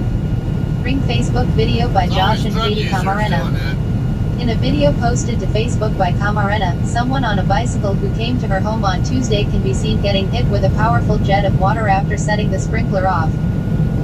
The person on the Ring video then ducks away and pedals off. Click here for the Fox News app. Camarena said she ordered the sprinkler right off of Amazon. Article 142 of 174. Right. Video captures deputy's vehicle go airborne, slam into truck during chase in San Bernardino, ABC 7 Los Angeles 3 hours ago. And they got that one on video San Bernardino, too. Caleb. It was part of the article. KABC, video captured the moment a sheriff's deputy's vehicle went airborne and crashed during a chase in San Bernardino Sunday. A suspect led authorities on a pursuit at about 8 p.m. after a deputy attempted to conduct a traffic stop near Baseline Street and Bobbitt Drive, according to the San Bernardino County Sheriff's Department. At some point during the chase, a deputy in pursuit appeared to hit a bump on the road, which sent the vehicle flying. The deputy's vehicle then slammed into an unoccupied truck near the intersection of 5th Street and Sunnyside Avenue. The deputy did not require medical aid. Authorities say during the chase, the suspect vehicle hit another vehicle, but both were gone from the location when investigators arrived. Article 143 of 174. Skip to content search. Get training featured. Trending. Latest beginners product reviews women. Gun saving lives, fought back Xavier Roberts. Published the 1st of March 22 comments. Categories, trending, general, guns saving lives, news 356. Reno, Nevada, there are bad kids, then there are kids like these two juveniles. They went to a home of a 14-year-old and violently assaulted the teen. They threatened they would be back. 2 days later they broke into the same house to follow up on their threats. This time, however, the residents had a gun to defend themselves. Investigators say two juveniles broke into an addition off the main house, looking for a 14-year-old who lives at the home. They were confronted by an adult who was armed with a gun. Investigators say one of the suspects pointed a gun at the adult, and the adult opened fire, shooting both suspects. One suspect was found at the scene. He was taken to a hospital in critical condition. The other suspect left the scene, but checked into a hospital after getting shot in the leg. He was later arrested. Via KOL08 The Breakdown. The article doesn't state the genders of either the assailants, the teen they assaulted, or the adult in the house. Trying to re-describe the events made it a little confusing. Suffice to say, this is a case of people identifying a threat and preparing themselves. They were victims once, and made sure they could better defend themselves next time. As if it wasn't bad enough, these juveniles assaulted a teen in this house, but they came back to do it again. For their follow-up attempt, they broke into the house and brought a gun with them. An adult in the house, however, caught them shortly after the juveniles gained entry. When the juveniles drew a gun on the adult responded in self-defense. Sadly, one of the kids died on the scene. The other was later checked into a hospital with a wound to his leg. The bad. In 2020, is it wrong to ask where the hell are these kids' parents? The bad here has to go to the parents of these juveniles. Assaulting people in their homes, breaking into homes at 3 a.m., carrying a firearm. We know parents can't be responsible for everything their kids do, but how does one let it get this bad? Secondly, as fantastic as it was that the adult in the home was prepared for the return of these juvenile animals, why didn't they call the police earlier? Obviously, the teen that was assaulted knows the identity of the juveniles. Not only did they juveniles commit an assault, but they made a direct threat to come back. Certainly the police could have tried to do something. It could have potentially prevented a death. The good here is obviously the adult in the home protecting the previously assaulted teen. The two attackers threatened to come back, and the adult took the threat seriously. Unsure what they could be capable of next time, the adult was prepared with a firearm. Furthermore, the adult confronted the juveniles, trying to thwart them before any violence happened. It wasn't until they drew a firearm did the adult also draw and open fire. They did their best to avoid conflict, but when the situation turned deadly, they defended themselves. Had the adult not had the firearm, who knows what kind of violence these two armed juveniles would have been capable of. Receive the latest news right to your inbox. Email address and up. Connect with us. Facebook, Instagram, YouTube, Twitter, RSS. Ads by Rev Content trending now. Bill O'Reilly says he made a lot of money thanks to one person. Learn more, men, you don't need the blue pill if you do this before bed. Urologists amazed, forget the blue pill, this fixes. You're at Illinois, government may pay you to install solar if you live in Chicago. Casinos hate when you do this, but this is not cheating. Federal program will pay off your home if you live in or close to Chicago. Mom murdered her cheerleader daughter and football star son while they were asleep. About the author. Xavier Roberts has worked in the firearms industry for several years, and has written previously about gun laws, self-defense, and product reviews. His EDC gun is a Chivia Rhino 40DS in an alien gear holster, along with a Templar knife and a rugged rosary. View all posts by Xavier Roberts. Swipe for more. Previous article. Irresponsible gun owner has negligent discharge in gun store after being told to stop what he's doing. Next article. Home invader kicks in back door, is fatally shot seconds later. Leave a comment. Related on Concealed Nation. At least 5 armed churchgoers are seen on video following shooting, one victim possibly armed as well. Armed citizen shoots and kills suspect who ambushed and shot state trooper on highway. New bill would allow legally armed citizens to sue gun-free zone businesses if injured while disarmed. Asterisk warning, graphic asterisk video show moments before and after West Freeway Church of Christ shooting. Breaking, active shooter shot and killed by armed citizen inside Texas church, 2 dead and 1 injured. Deadly Oklahoma Walmart shooting stopped after armed citizen puts gun to suspect's head. Popular on Concealed Nation. Watch armed robber takes 150 GR bullet after he draws gun on concealed carrier. Better Holsters receives awards for Best Holster and Best Gun Belt 2019. Man fights way out of deadly ambush set by ex-wife and her new husband. Springfield Armory Hellcat wins Best Concealed Carry Handgun of 2019. Are you as prepared for coronavirus as you are a self-defensive situation? Why you need an R-15, because 8 armed robbers may storm your home. Trending on Concealed Nation. Watch armed robber takes 1. That might be worth following there.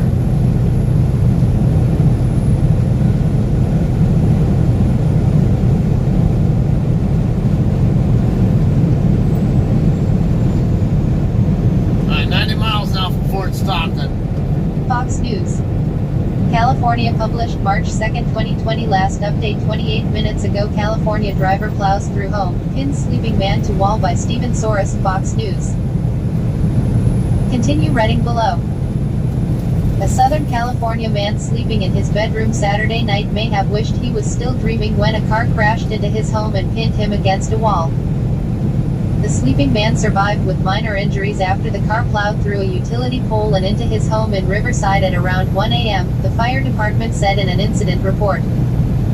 Pennsylvania man steals ambulance, strikes officer in wild low-speed police chase. Riverside firefighters arrived to find the man pinned between the car and a wall, officials said.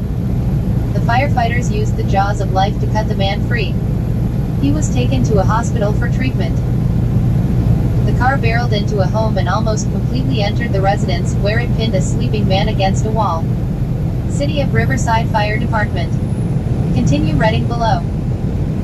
He got very lucky, Battalion Chief Bruce Vanderhorst told the Press Enterprise. The home, however, was not as fortunate, with fire officials estimating $200,000 in damages. Porsche launches into New Jersey building's 2nd floor, leaving 2 dead, police say. A scene photo shows the car almost completely entered the residence, and the resulting destruction left the home uninhabitable, fire officials said. The structural damage displaced 4 adults who went to stay with relatives. The damage to the home rendered the residence uninhabitable, fire officials said. City of Riverside Fire Department. The 2 occupants in the car were checked for injuries before being turned over to police, fire officials said. The 22-year-old driver was arrested on suspicion of driving under the influence of alcohol and causing injury, and DUI with a blood alcohol level higher than .08 causing injury, the paper reported. Both charges are felonies. Click here for the Fox News app. The passenger, also 22, was cited on suspicion of public intoxication, according to the paper. U.S. Crime, military, education, terror, immigration, economy. Personal freedoms. Fox News investigates world. UN. Conflicts, terrorism, disasters, global economy, environment, religion, scandals, opinion, politics, executive, Senate, House, judiciary, foreign policy, polls. Elections, entertainment, celebrity news, movies.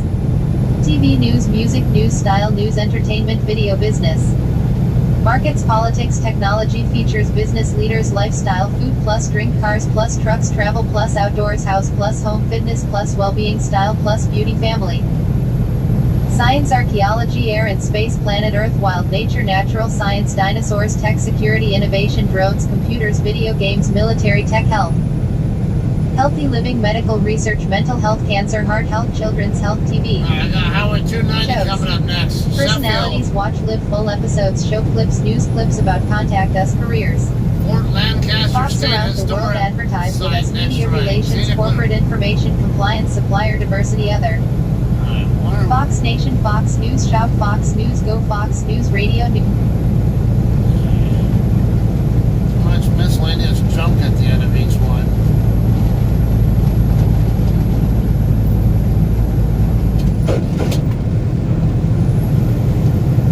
Answer, Quora. Open. Why does the first bag to arrive at the airport baggage carousel never belongs to anyone? It is some sort of test bag. Olive Sharma, Marketing Director. Answered March 2, 2020. About 15 years ago, I was doing a sales job in India. At that time my job involved flying from Mumbai to an city in the interior and back every week. Jet Airways was a great airline in those days. Sadly it ceased to exist in 2019 but in reality lost its luster and service attitude a few years before closing down. Old-timers like me will fondly remember it though. I digress, back to the bags. So in those days we had fewer people traveling by air. And my flights were stacking up and so were the miles. 3 months into the job, I was upgraded to gold. And to platinum in another few months. This was the highest tier. With this came the privileges. There was a year when I seemed to get upgraded to business class once every 5 to 6 flights. With it came the nicer food, even though my journey was 2 hours or less, and a priority baggage tag which guaranteed that my bags would out before other bags that were not tagged so. Jet Airways was very good in those days. So about 8 seats or so in business class which was 75% full. Consider that it was a short flight with only half the people putting in bags to check in at an average of a bag each. Being a bit generous, I calculate that I had 1 chance in 3 of my bag being delivered first among all bags in the flight. On one occasion I remember going to the toilet after deplaning, sauntering to the baggage belt as bags started getting delivered and only 1 bag was put on the belt, the only one with a priority tag. Mine. I picked up the bag nonchalantly to the envy of 40 to 50 people who tried to figure out what film I had starred in or whether I was the son of a corrupt politician. So sometimes, it had regular. I went on to do other jobs and traveled much lesser. And slowly back, haha. 1.7k views. View 17 upvoters. About the author. Olive Sharma. Marketing Director. Studied at Indian Institute of Management Bangalore. 1.6k content views, 1.6k this month. View 11 other answers to this question. About careers, privacy, terms, contact. Open an app. Let me move, damn it, you stupid Article seatbelt. 146 of 174. Stock market live updates. Stocks jump after last week's sell-off, but coronavirus fears remain. This is old news. U.S. Know something about pay close at some of the house how much movement the market direct piece of the puzzle which shares, but what is the fundamental picture for the company? 11% of our Zacks industry rank. Over the last 64 analysts' current quarter from 72 cents per share to 70. Oftentimes, options traders look for options with high levels of implied volatility to sell premium. This is a strategy many seasoned traders use because it captures decay. At expiration, the hope for these traders is that the underlying stock does not move as much as originally expected. Looking to trade options? Check out the simple yet high-powered approach that Zacks executive VP Kevin Madras has used to close recent double and triple-digit winners. In addition to impressive profit potential, these trades can actually reduce your risk. Click to see the trades now greater than. Want the latest recommendations from Zacks Investment Research? Today, you can download 7 best stocks for the next 30 days. Click to get this free report. Bank of America Corporation, BAC, Free Stock Analysis Report. To read this article on Zacks.com, click here. Article 148 of 174. The emergency call to Motley Crue star Nikki Sixx from his wife, "You're in trouble." The American heavy metal band Motley Crue bassist Nikki Sixx's wife, Courtney Sixx, who also known as the Martha Stewart Weddings contributor, has just updated her social media account with a special photo and showed how their child Ruby cute is. In the photo she shared, the 6-month baby Ruby was biting Courtney Sixx's pink-heeled shoes and was looking at the camera with her blue eyes crouched. In the caption of the photo, Courtney made a joke about it and made an emergency call to his wife Nikki Sixx. "Nikki, you're in trouble. If it's possible, I think Ruby may love shoes more than me, and that's saying a lot," she wrote in the description of the photo. Nikki Sixx has also commented on the photo and expressed his thoughts about it. "God help me now," he said. View this post on Instagram. "Nikki, you're in trouble. If it's possible, I think Ruby may love shoes more than me, and that's saying a lot." A post shared by Courtney Sixx at How To Girl on March 1, 2020 at 5:29 p.m. Pacific Standard Time. Article 149 of 174. Coronavirus expected to hurt U.S. earnings harder and longer, Reuters. New York Reuters. The hit to U.S. corporate earnings from the coronavirus epidemic is getting harder and messier to predict. The day's numbers are displayed on the floor of the New York Stock Exchange, NYSE, in New York, U.S., February 28, 2020. Reuters. Brendan McDermott. Wall Street strategists have been slashing forecasts as the impact from the virus is said to be felt far further than the first quarter, putting 2020 profit growth in jeopardy. A week previous, many market watchers said they expected the virus to affect earnings in the first quarter but not much beyond that. Worries about the expected impact escalated last week as the virus, which was first detected in China, spread rapidly to countries such as South Korea, Italy and Iran, causing the S&P 500 SPX to suffer its biggest weekly drop since the 2008 global financial crisis. In the United States, New York's governor confirmed his state's first positive case on Sunday. "This is easily going to spill over into the second quarter," said Peter Tews, president of Chase Investment Counsel in Charlottesville, Virginia. "There isn't a day that goes by now without half a dozen companies expecting some sort of negative effect." Citigroup equity strategist Tobias Lefkovic is forecasting a slight fall year-over-year in 2020 earnings, with the impact occurring in the first half of the year as production disruptions emerge and travel is hammered. However, if it triggered a global recession, profits could decline near 25% and equity markets fall similarly, as stocks typically track earnings given past patterns when downturns occurred, Lefkovic wrote. On Thursday, strategists from Goldman Sachs (GSN) said they now expect zero profit growth for S&P 500 companies in 2020. After a lackluster year of profit growth in 2019, many investors had been hoping earnings this year would be strong enough to support further market gains. To be sure, part of the recent steep sell-off in stocks has been because of the warnings from companies including market heavyweight Apple Inc., AAPL.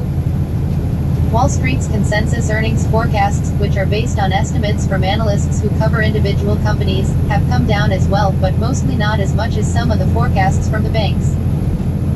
Howard Silverblatt, analyst at S&P Dow Jones Indices, noted that first quarter profit estimates have declined 5.0% since the end of December, and more declines are expected, as approximately 100 companies have warned.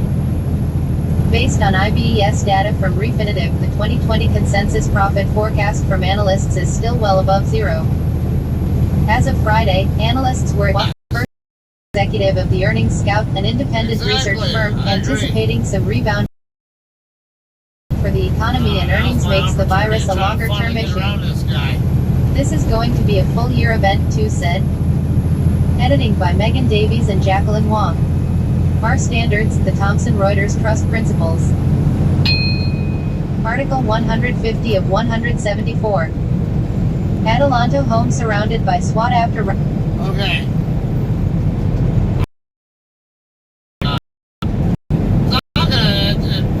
Earnings aren't going to flatten out. They're just going to grow slower. Not every company in the S&P 500 even relies on China or Italy or Iran or whatever.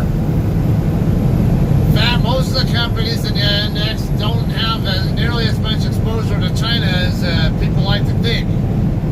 Already been there, done that with that situation.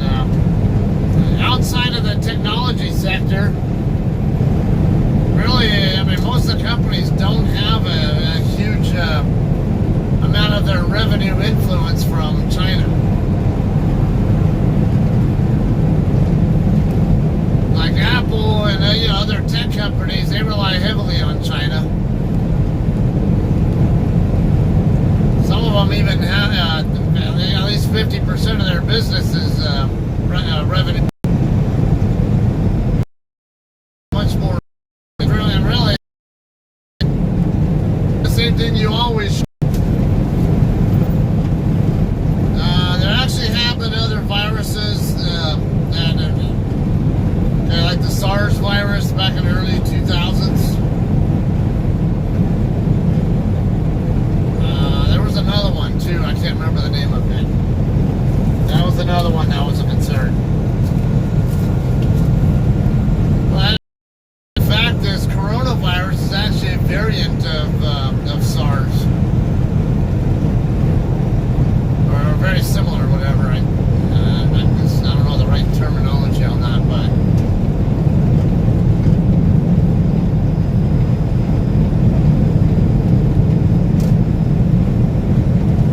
When it comes to stocks and investing, just remember, you always have two extremes, the extreme bear and the extreme bull.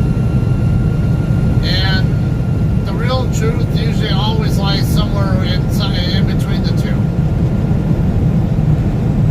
Highly unlikely for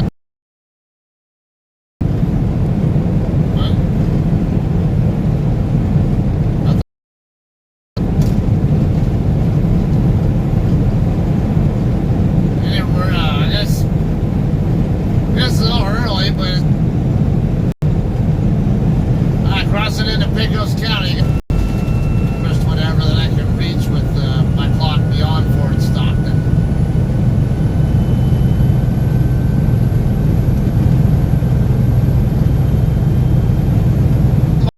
I tried means they did not succeed, whatever the method was.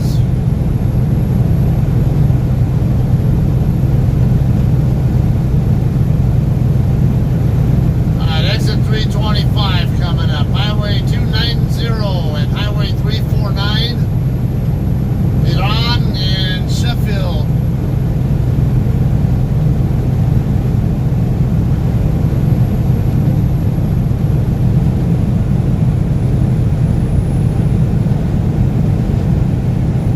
How about the westbound?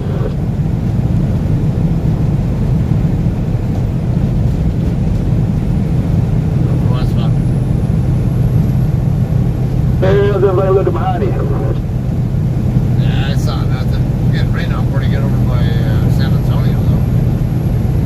10-4, yeah, you clear back to 209. It's dry and clear sailing. Appreciate it. More thanks.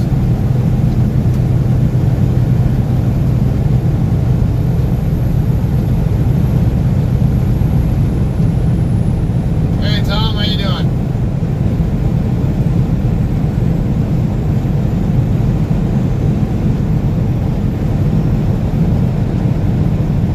JCT coming this way at Blue Kenworth.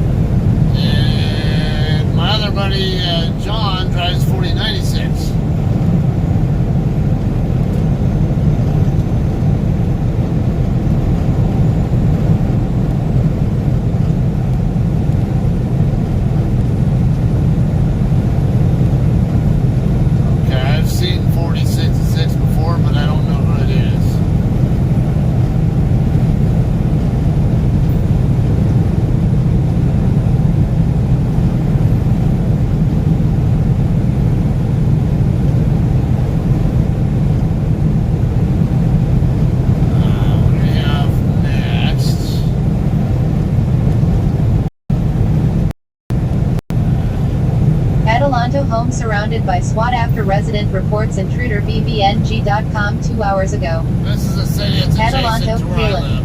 BBNG.com, the San Bernardino County Sheriff's SWAT team has descended on an Adelanto neighborhood where a possible intruder is barricaded inside a home, officials said. At about 2:14 a.m. on March 2, 2020, deputies from the Victor Valley Sheriff's Station responded to the 15,700 block of McVeigh Lane. Sheriff's spokeswoman Jody Miller told Victor Valley News they received a report of an intruder inside the residence. When deputies arrived, they were able to get the resident out of the home. They are now trying to establish if the suspect is still inside the home, stated Miller. Miller also stated that deputies were making PA announcements and they haven't seen any movement from inside the home. Nearly a dozen members of the sheriff's SWAT team along with an armored rescue vehicle were at the scene and coordinating on a plan to make entry into the structure. As a precaution, several of the adjacent homes were also evacuated. A black two-door Mercedes-Benz with a shattered windshield is abandoned in a field adjacent to the neighborhood. However, it's unknown if the vehicle is related to this incident. This is a developing story and additional information will be updated as it becomes available. To follow updates to this article and more, join our news group on Facebook with over 130,000 members, like our Facebook page, and follow us on Instagram and Twitter. Article 151 of 174. Coronavirus death toll rises to 6 in Washington state. Health. By Ron Brackett. Less than an hour ago. Weather.com. 050. Health officials urge calm as second U.S. coronavirus death reported. Both victims were patients at a nursing home in Washington state. At a glance. Health officials on Monday reported 4 more deaths in Washington state. New York, Rhode Island and Florida all reported their first cases of COVID-19. The number of cases in the U.S. had grown to 96 by Monday afternoon. 4 more people in Washington state have died because of the novel coronavirus, health officials reported Monday. That brings to 6 the number of people killed by the virus in the United States. All 6 people died at Evergreen Health Medical Center in Kirkland, a Seattle in Kirkland. Meanwhile, the total had climbed to 96 as of Monday afternoon, according to the New York Times. 19 coronavirus infections have been confirmed in the state. Seattle biologists traced that of a specimen from a person who died for the past 6 weeks. I tweeted on Saturday. Bedford, a genetic and infectious disease researcher at Fred Hutchinson Cancer Research Center and director of the Bedford Lab, suggested there may already be a few hundred cases of COVID-19, the disease caused by the novel coronavirus, in the state, the Seattle Times reported. Travelers in Chicago wear face masks. Travelers wear protective masks as they walk through Terminal 5 at O'Hare International Airport in Chicago, on Sunday, March 1, 2020. AP photo, Nam Y. The Washington Department of Health said it was evaluating Bedford's findings and making plans for additional testing of residents who are or have been sick. Though spokesperson Jamie Nixon told the Seattle Times national testing has been available for only 6 weeks, and initial guidelines limited the number of people tested to those who had traveled to China. Washington has been testing for only 2 days, he said. It is definitely possible that COVID-19 has been circulating, with people experiencing mild symptoms just like the flu, Nixon said. Globally, the number of coronavirus cases has climbed over 89,000 in 60 countries. More than 3,000 people have died. Washington state. 6 people have died in Washington and health officials have identified 18 cases. 4 of the cases in King County were linked to the Life Care Nursing Facility in Kirkland. More than 50 residents and staff at the facility are being tested. The deaths announced Monday, according to health officials, included a male in his 70s, who lived at Life Care. He had underlying health conditions and died Sunday. A female resident of Life Care in her 70s. She also had underlying health conditions and died Sunday. A woman in her 80s, who was already reported as in critical condition at Evergreen Health, died Sunday. A Snohomish County resident at Evergreen Health also died, but details of that patient have not been given. 2 previously reported deaths included a man in his 70s who had underlying health conditions and had been a resident of Life Care.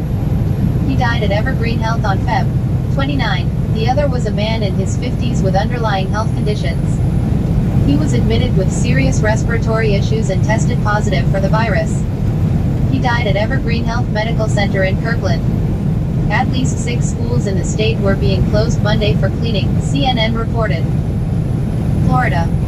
The Florida Department of Health late Sunday announced 2 presumptive cases of COVID-19 in the state. One is an adult in Manatee County who has no history of travel to outbreak countries. The person did seek health care and is isolated, according to the health department. The second is a Hillsborough County resident who had traveled to Italy. This person is also isolated. A positive test result is considered presumptive until the U.S.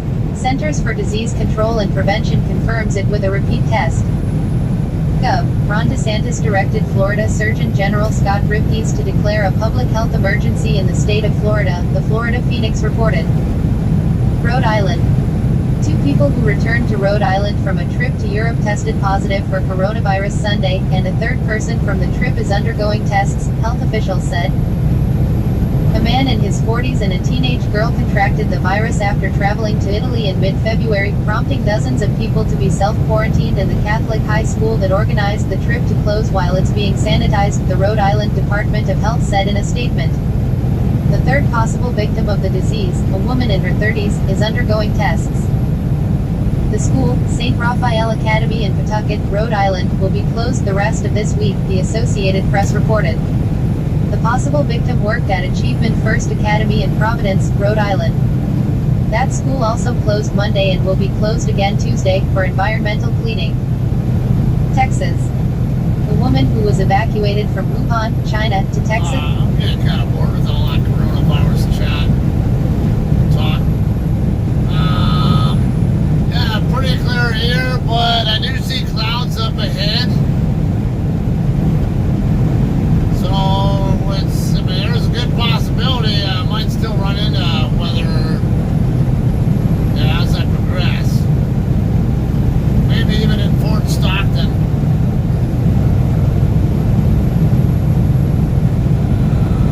I got a new message in.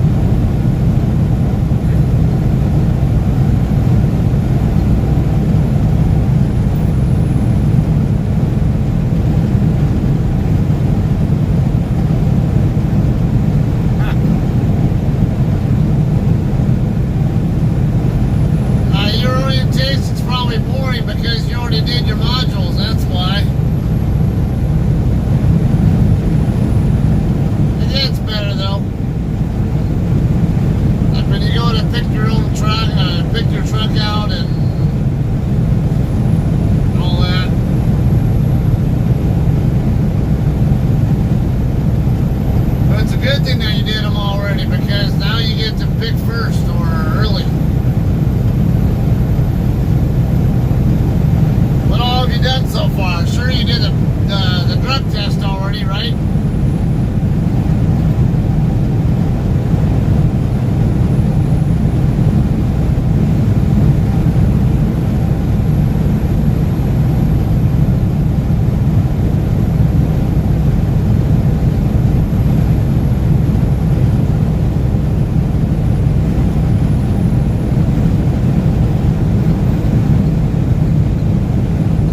My 90-degree backing video,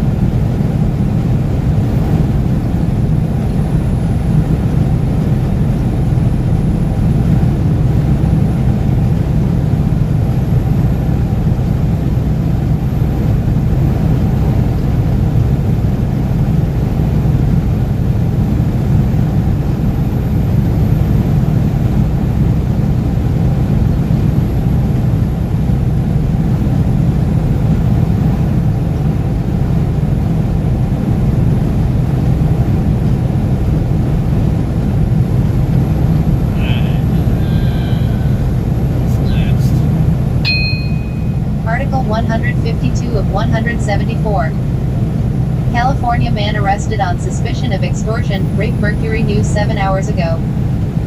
A Rancho Cucamonga man has been arrested on suspicion of extorting and raping a woman after he allegedly coerced her into sending him nude photos. On February 10, a woman reached out to the San Bernardino County Sheriff's Department to report what happened to her. Officials said the woman reported that someone reached out to her through Snapchat on February 3, offering her money in exchange for nude photos and a video. The victim did not know the suspect, but sent him some photos and a video, the sheriff's department said. The suspect refused to pay the victim and threatened to distribute her photos to people she knew if she didn't send additional photos or meet up with him. The woman did not comply with the suspect. On February 8, the woman got another message from a different account on social media. The message stated that he knew the suspect who threatened her, and he could get the photos and video deleted, but he would not do it for free. He asked the victim to meet up with him and she agreed. Glenn Martin Cranford, 21, of Rancho Cucamonga, was the person behind both of these accounts messaging the victim, authorities said. He was arrested Tuesday. The woman drove from Long Beach to Rancho Cucamonga to meet up with Cranford on February 9, authorities said. When she arrived on Sunflower Street in Rancho Cucamonga, Cranford got into her vehicle and told her to drive to a heritage park near Hillside Road and Beryl Street. She drove there believing that he would help her get rid of the nude photos and video. Once at the park, the sheriff's department said, Cranford raped the victim and told her to drive him back to where she picked him up. Court records show that Cranford was arrested on suspicion of extortion and rape by force or fear. He was booked into the Central Detention Center in San Bernardino and released on bail Thursday. What a piece of shit. The sheriff's department said that Cranford was using several social media handles to extort people. Those handles include @Cam_Ford20, @Marty Cranford, @JacobGibbs2019 and @Jenkins9131. Article 153 of 174. Judge Judy is reportedly dead. Long live Judy Justice. Vulture 16 hours ago. No, that's not someone peeing on your leg and telling you it's raining. Those are tears, real human tears, falling from your eyes after reading the news that daytime television mainstay Judge Judy will end after the show's upcoming 25th season. Host Judy pulled the plug after amassing decades of profitable reruns, but that doesn't mean Judy herself is ready to go quietly into that goodnight court. CBS sort of felt, I think, they wanted to optimally utilize the repeats of my program, Scheindlin explains. Now they have 25 years of my reruns. What they decided to do is sell a couple of years worth of reruns. But I'm not tired, so Judy Justice will be coming out a year later. Scheindlin is famously the highest paid personality on television, currently pulling in $47 million a year. In 2017, CBS purchased the entire Judge Judy episode library, which might be why the network is now willing to let the woman behind the gavel move on. As for where Judy Justice will air, Scheindlin is declining to say. I can't tell you yet, she informs Ellen. The show's final destination probably depends on whether Judy Justice is a hyper-violent drama about a cyborg Judge Judy seeking vigilante justice in a dystopian future like we pictured when we saw the title, or, more likely, a slightly tweaked courtroom reality show. Either way, Judge Judy should absolutely be given a robotic gavel hand that turns into a grenade launcher. Article 154 of 174. Answer, Quora. Open an app. I don't Sign even watch in. that show. But What is the most illegal item you had in a car while being pulled over? sometimes I mean, Luke Harrison, History Geek Plus Animator. Answered February 18, 2020. Author has 776 answers and 10.9 meters answer views. I was pulled over on December 31, 2019, on my way to my girl's house to celebrate New Year's Eve. Coincidentally, it was also during the time I had a prop gun in my car. The prop gun was fully metal, had a working bolt, and everything. Was able to fire blanks. And was fully automatic. Here's how it went. Bless the goddess of Old Dairy Milk. It's a cop. And yup, he's after me, **T. Might as well pull over. It'll be fine. This is my first time being pulled over. He'll probably give me a warning. My name is Officer Berard with the State Trooper Police. I pulled you over tonight because I clocked you speeding 87 in a 55 miles per hour zone. Driver's license and proof of insurance, please. At this point, I knew this cop will bend me over and rape me hard because he was a state trooper. You'll never get out of a speeding ticket with a state trooper. Never. Here you go, my insurance is in my trunk. Alright, let's go get it. Okay, cool. Jesus, Hillary Clinton Christ, my gun is in the trunk. I get out of the car and pop open the trunk and look for my insurance papers. I had a lot of papers, so it took a few minutes to find the right paper. Oh, thank God. The machine gun is underneath some stuff. He won't see it. What? Oh, nothing. I just said sorry, I have a lot of papers. That's okay. Insurance. Alright, come walk over to my car.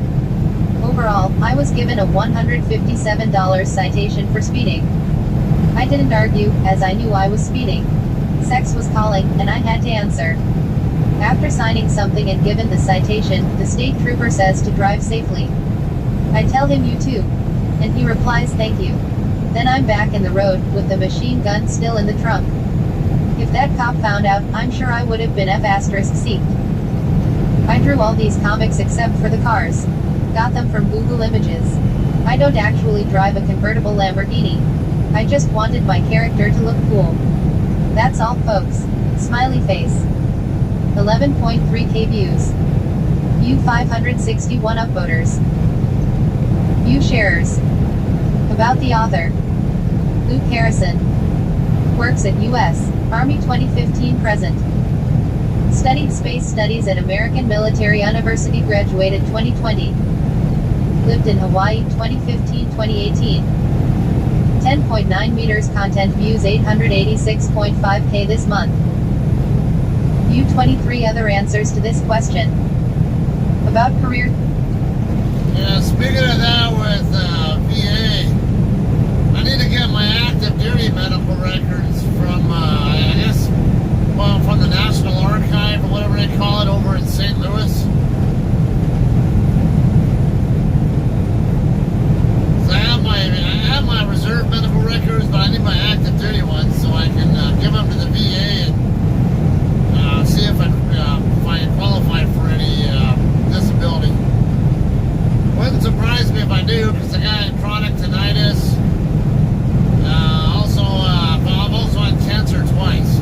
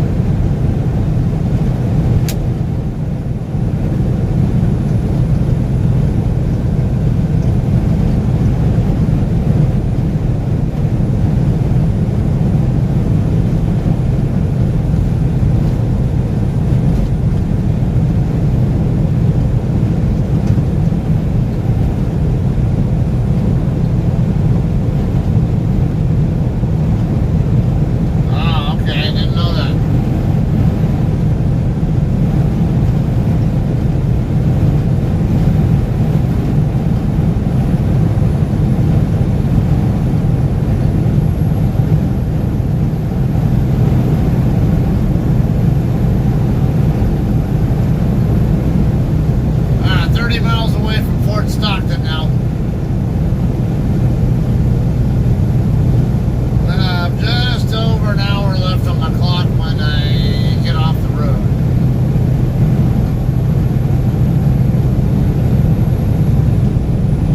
Exit 288 coming up next, Ligon Road.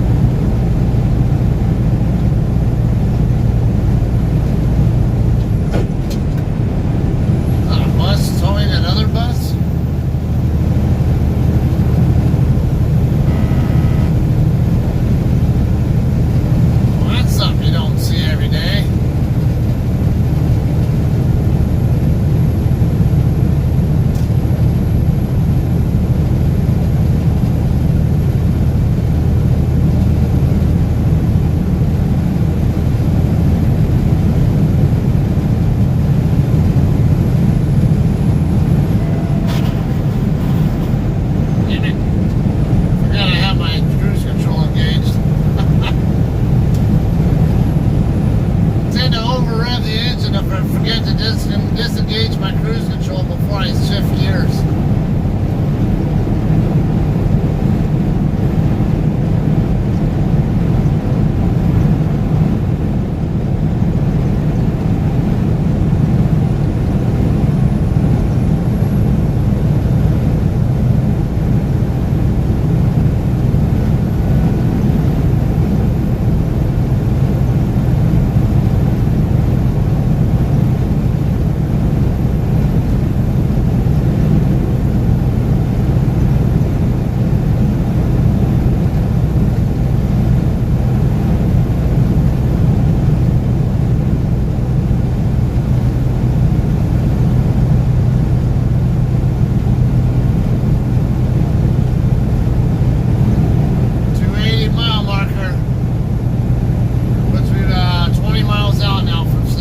Fort Stockton.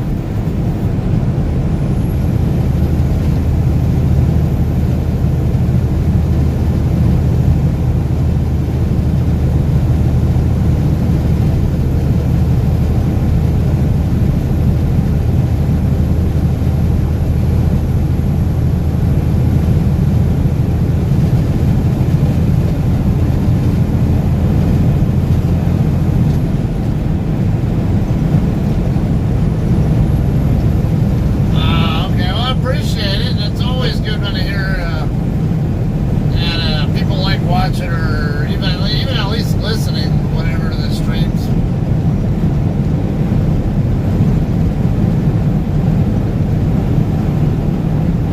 Purple haze? What the hell would that say?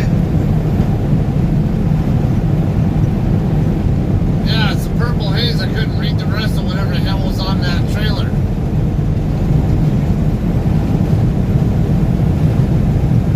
Exit 277 coming up, RM 2023, 2023.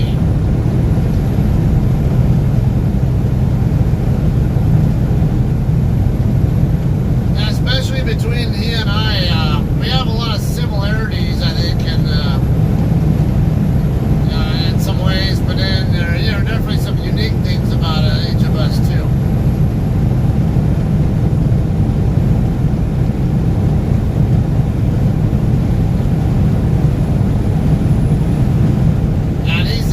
The one who talked me into giving the live streaming a try, and then a couple other friends helped me figure out how to actually accomplish live streaming when I don't have at least 1,000 subscribers.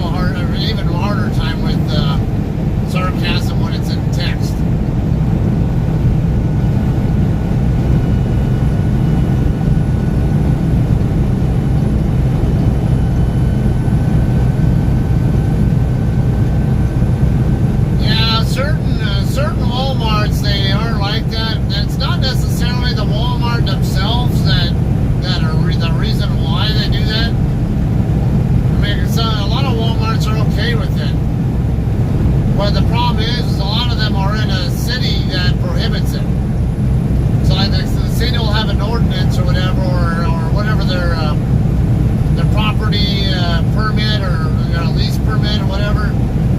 And it might, the contract they have with the, not to mention the city code, might prohibit them trucks from parking on their property. So, and then they have to do what they have to do because of that. And then there are some others where, like Hammond, Louisiana. I mean, not Louisiana, Hammond, Indiana. Right after you get into Indiana from Illinois on I-80. They used to allow trucks, from my understanding, but then they stopped allowing them because I think because of the accident, because property damage accidents, and then also the messes that slobby truckers leave.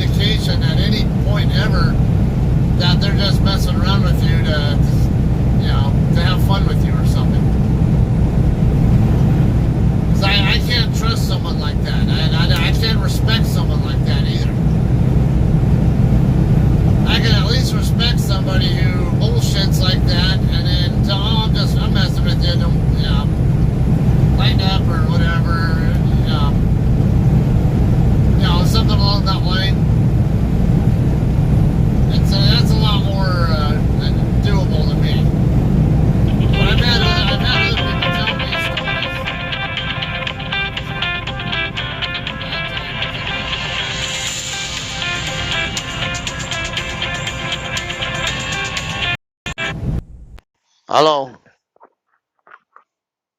Hi, how are you? What you doing?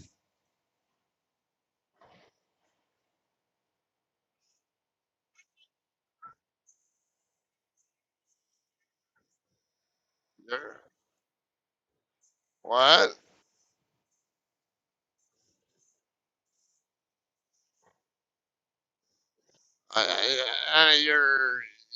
You're mumbling.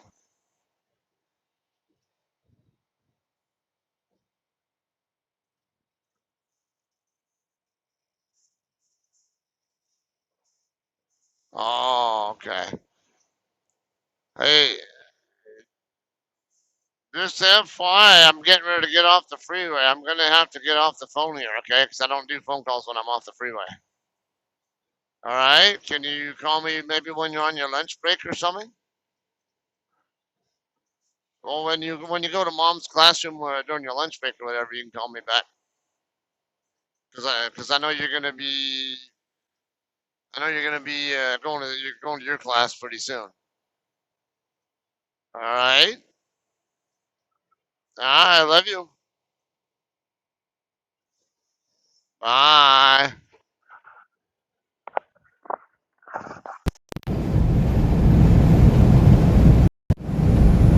Alright. Yeah, that was actually my daughter.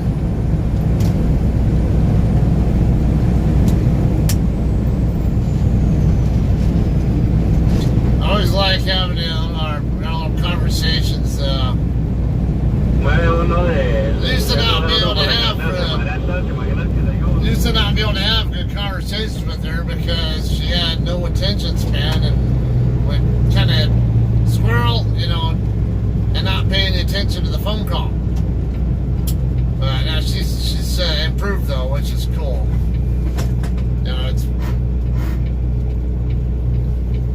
She just cracks me up and makes me smile so much whenever I hear her. Actually, all of my kids I like to hear from. My boys, I have a harder time carrying on a normal conversation with them though, and because of their disabilities, and that's a struggle for me.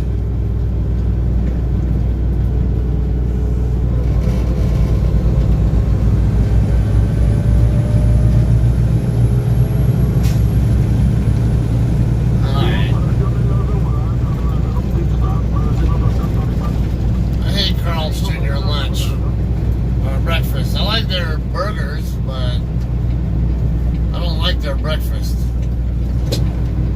So I don't think I'll be eating here.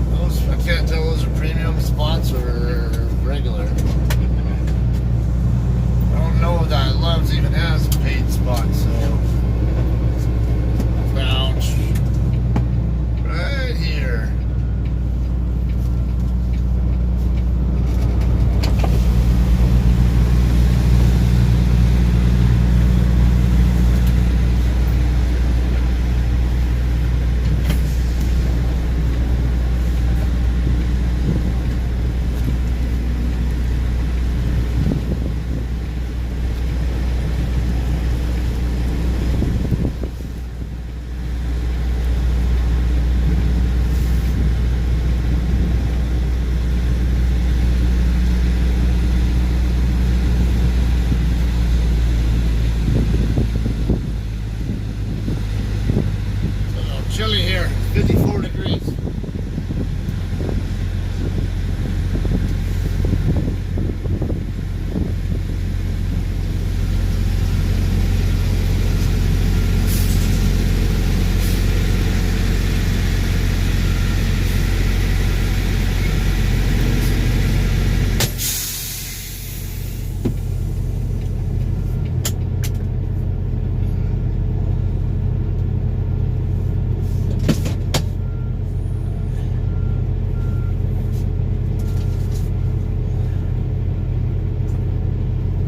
Knuckleheads always nose in.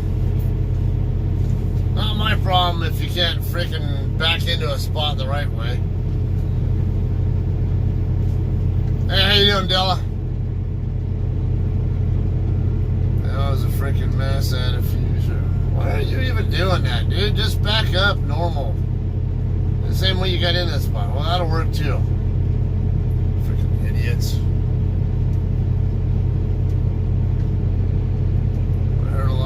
ghost stories. Alright. Sounds like a place in the deserts of Turkey that I spent. That place can get hot, but not like there. Yeah, I was in Turkey in the late fall, early winter, so didn't have the really hot weather, but I grew up in Barstow, and I live in Victorville, so I'm used to hot weather, so not like it'd be anything that have not already been exposed to, and grew up being used to. Alright, but unlike Iraq and Afghanistan, we saw it shoot to kill. Yeah, it's true. Alright. Okay, so I'm in Fort Stockton now, Texas, 260 miles away from the New Mexico border, which is where I plan to end my shift. I've done technically 372 miles today, but of course about 20 of those miles are bullshit miles because of the little racetrack pattern I did over in San Antonio. Oops. Yeah, that's what happens when you miss exits and then take the wrong direction from the next freeway that you can take. Oh well. Alright, spent the summer at Edwards. I know what you mean. I get you, mate. Alright, well, I'm going to I'm gonna end up ending the stream here. Oh, no, I didn't. Not really got lost. What happened was because we're in downtown San Antonio area, where I-10 and I-20, I-20, stupid. I-10 and I-35 run together.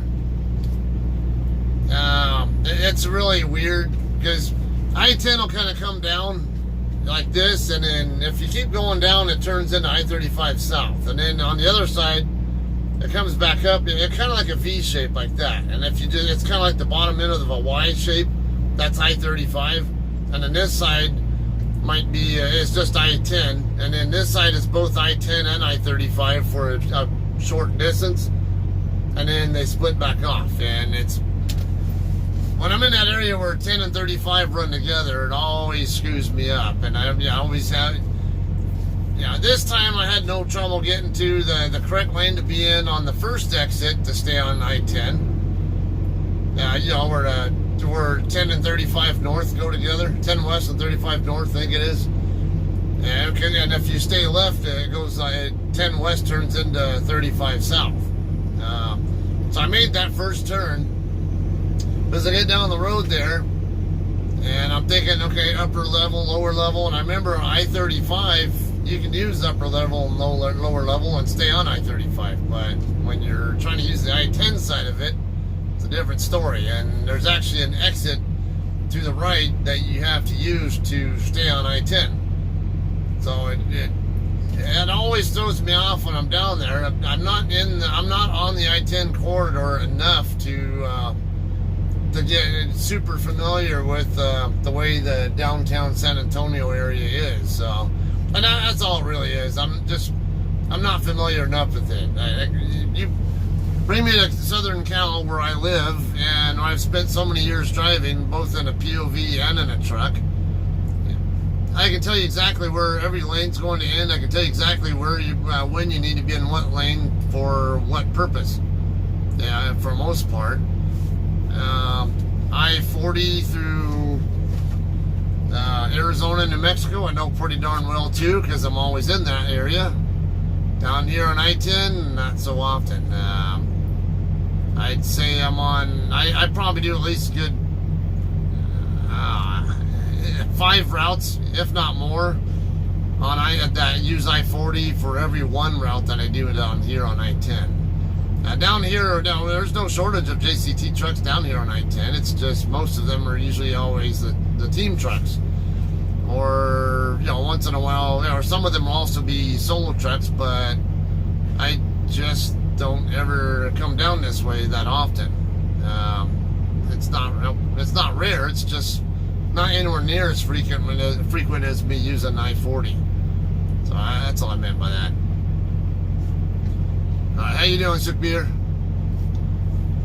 came in at the very end here because I'm getting ready to shut down the stream to do my 30-minute break, and then we'll start a new stream up when I'm done with my break, though. Let me see what I got for hours left on my clock first. Okay, I got 7 hours left on my 14-hour clock. I got 5:06 left on my 11, and I only have 6.5 left on my 70. So I'm gonna have to roll into my recaps next. Well, no, actually, I won't have to roll into recaps tonight because if it being 10 o'clock, 10:22. Even if I stay here like a whole hour, it's 11. We'll just say 11:30. 260 miles. That'll take me about 4 hours to cover. So I have about 2.5 hours left, and then get 9:57 back on my clock tonight. So there's, yeah, I can. Let's just say, let's see, 11:30, and it'd actually be 10:30. Anthony, Texas time by the time I leave here, if I stay for a whole hour. So I'll just say that 10:30, add in 4 hours, that's 14:30, and then just gonna get her back in next to me or something. Yeah. All right, and then you get a 4-hour trip. And that's going to be, what's that? Or no, add in a 10-hour break, that'd be 24:30. So it'd be about, 12:30, 1 o'clock in the morning, I would imagine. Somewhere in that ballpark, local time when I start my next shift. So, yeah, that should be fine. Alright. Let you guys watch this first. These don't find it, just something gives you guys something to watch.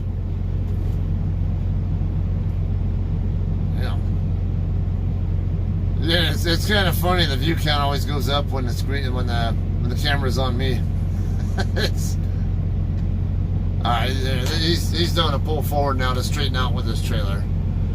So anyway, alright, yeah, like I say, I'll be back on within the next 30 to 60 minutes. I don't know when, but it won't be. It's not going to be super long.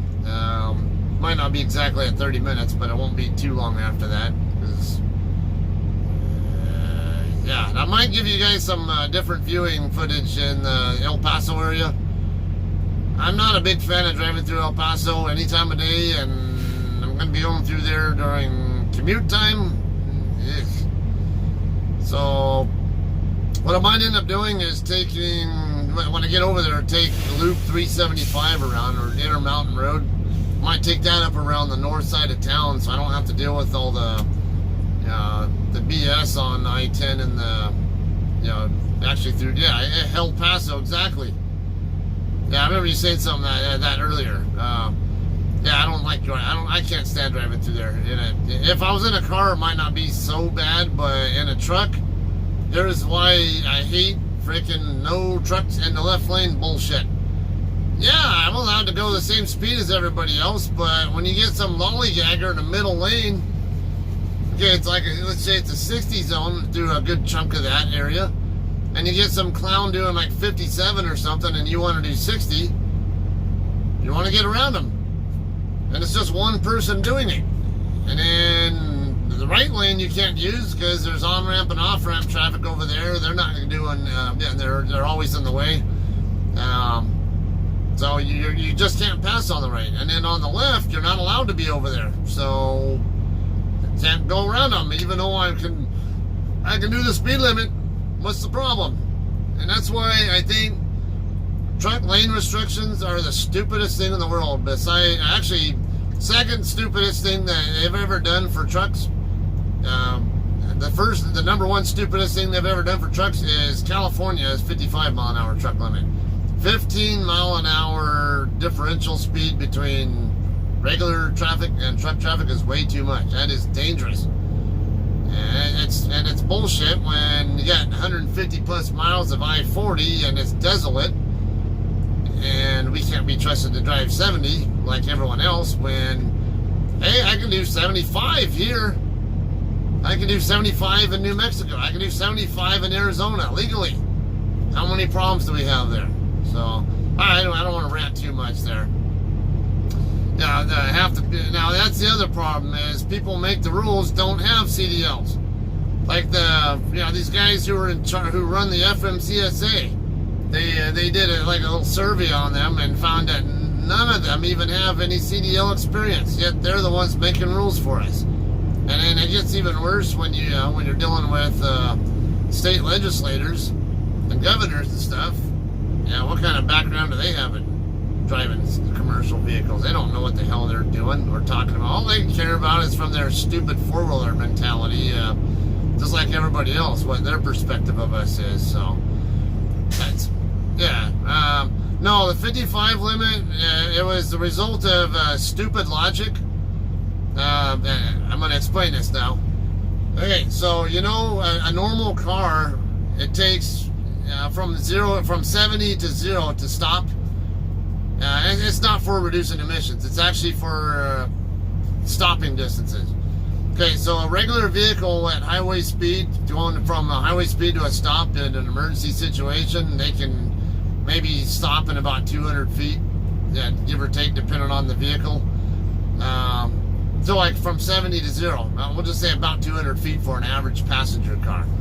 A truck at 70 miles an hour, obviously we can't stop that quickly. We need a lot more space. So, someone's dumbass idea, oh yeah, this makes sense. What speed does a truck need to be going at to be able to stop in the same distance that a passenger vehicle can stop at? And I think they came up with this 55 crap based on that. Because 55, I think you need... it's probably not too far off 300 feet. 300 feet. Usually you hear about a football field in an emergency stop situation, and that's why. So if you get a truck doing 70 miles an hour, it's going to take well over a football field to stop. And but they don't comprehend the fact that most of us are actually trained to stay the hell away from the traffic in front of us and to be the stone in the stream. I can understand maybe a 5 mile an hour split speed limit. I don't like them, but I don't think they're necessary. But it's, we have enough stupid truck drivers here, who are either inexperienced, not trained properly, or maybe they're trained properly but just don't give a shit because they're impatient, and and they forget that they're in a truck and not a car, with their driving habits, and they ignore the rules. So when the rules get ignored, they make other rules up to prevent the stupid ones from making us all look bad. Even though the rest of us have enough sense to keep enough distance between us and other traffic around us, that we should normally not have that problem. And there are traffic safety studies. There are actually accident studies, NHTSA, and then the different state agencies also. Virtually across the board, you can go to any state and they have data on truck versus auto accidents. I'm not even going to call them accidents, collisions. Okay, you would think that the way they treat us, that trucks are the major cause of all those accidents or collisions. My bad. No, that is not true. 80%, across nationwide, 80% of all truck versus auto accidents, collisions, are found to be the auto driver's fault, not the trucks. What's that tell you where the real problem is? There's nothing wrong with what we're doing. And mind you, California is the only state in the entire U.S. that has a 15 mile an hour speed differential limit. So 70 versus 55. The next worst is Washington, 70 versus 60.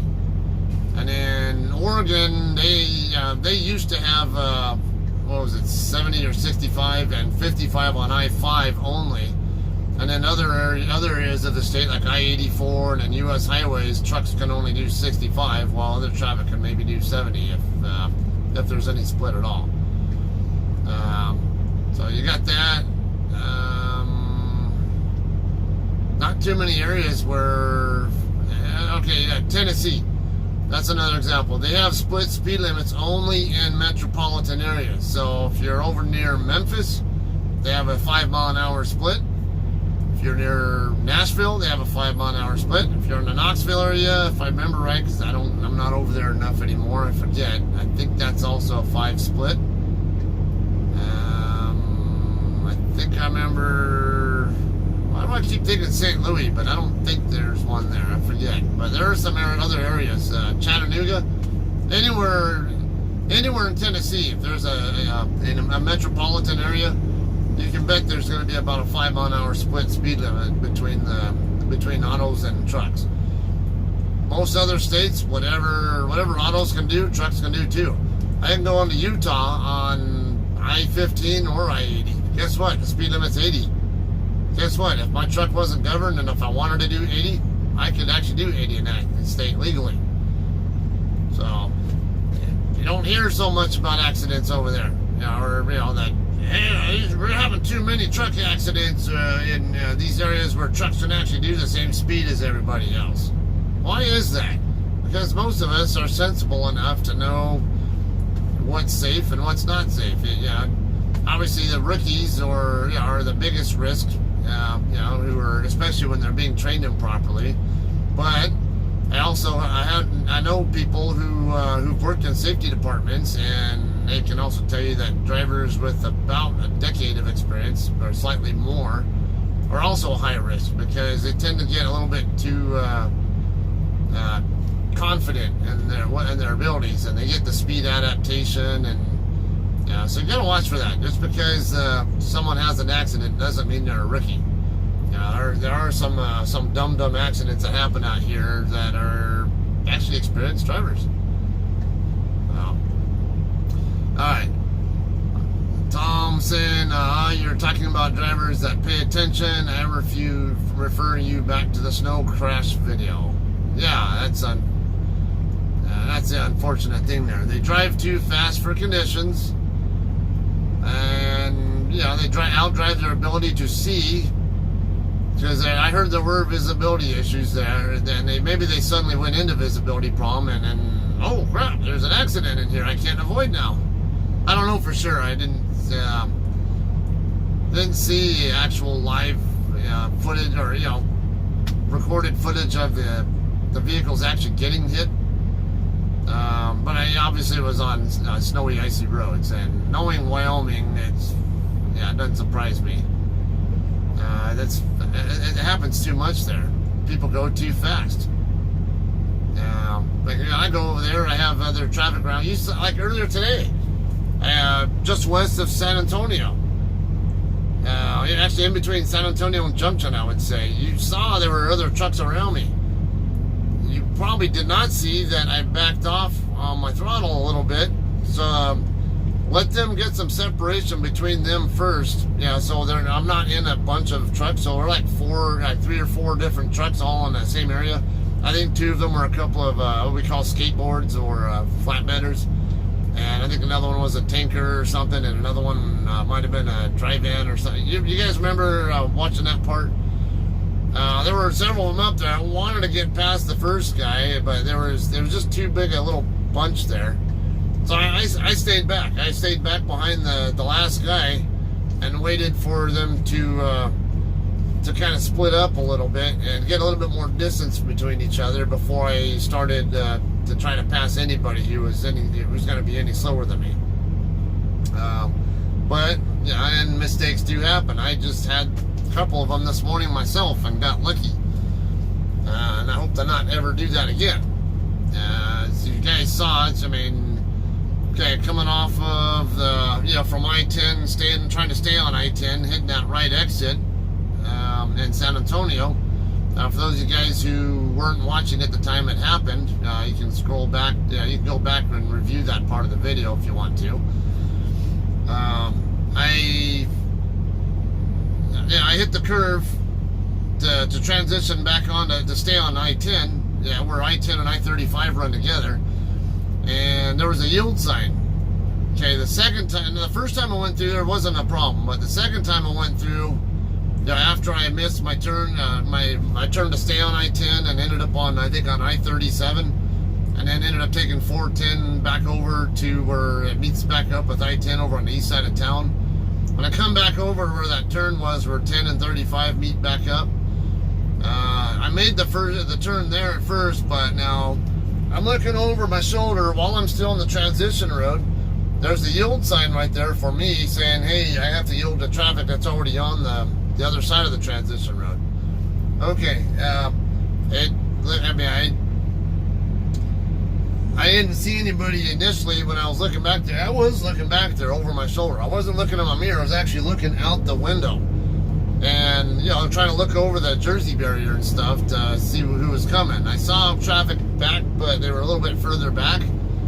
And then as I got closer to the yield sign, I'm still looking again. And I'm going a little too fast for it. And I realized, oh crap, there's a car right there that's not far back behind my trailer. Thankfully, it wasn't going any faster than I was. I think they had already seen me coming and adjusted for me.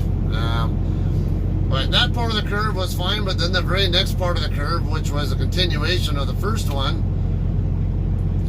I started to feel my truck fishtailing. My drive tires started kicking out over, so I'm steering right, my drive tires are going left. And I had to keep my throttle up, keep steady throttle, counter steer and all that, just the right amount, and try to keep I stayed in the lane. But I had to work for it, and thank God it wasn't some other situation where I was next to somebody and actually went into their lane or something.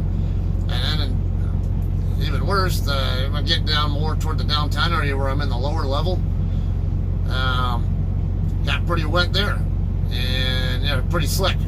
And same thing, curves start going a little, and I'm going a little too fast for the condition. I fishtailing there too. I fishtailed a couple times, and I had to again keep steady throttle, get my counter steer to get the truck lined back up, and then once I got it straightened back out and I'm on a straightaway, I had to carefully slow back down. So there are always lessons to be learned here.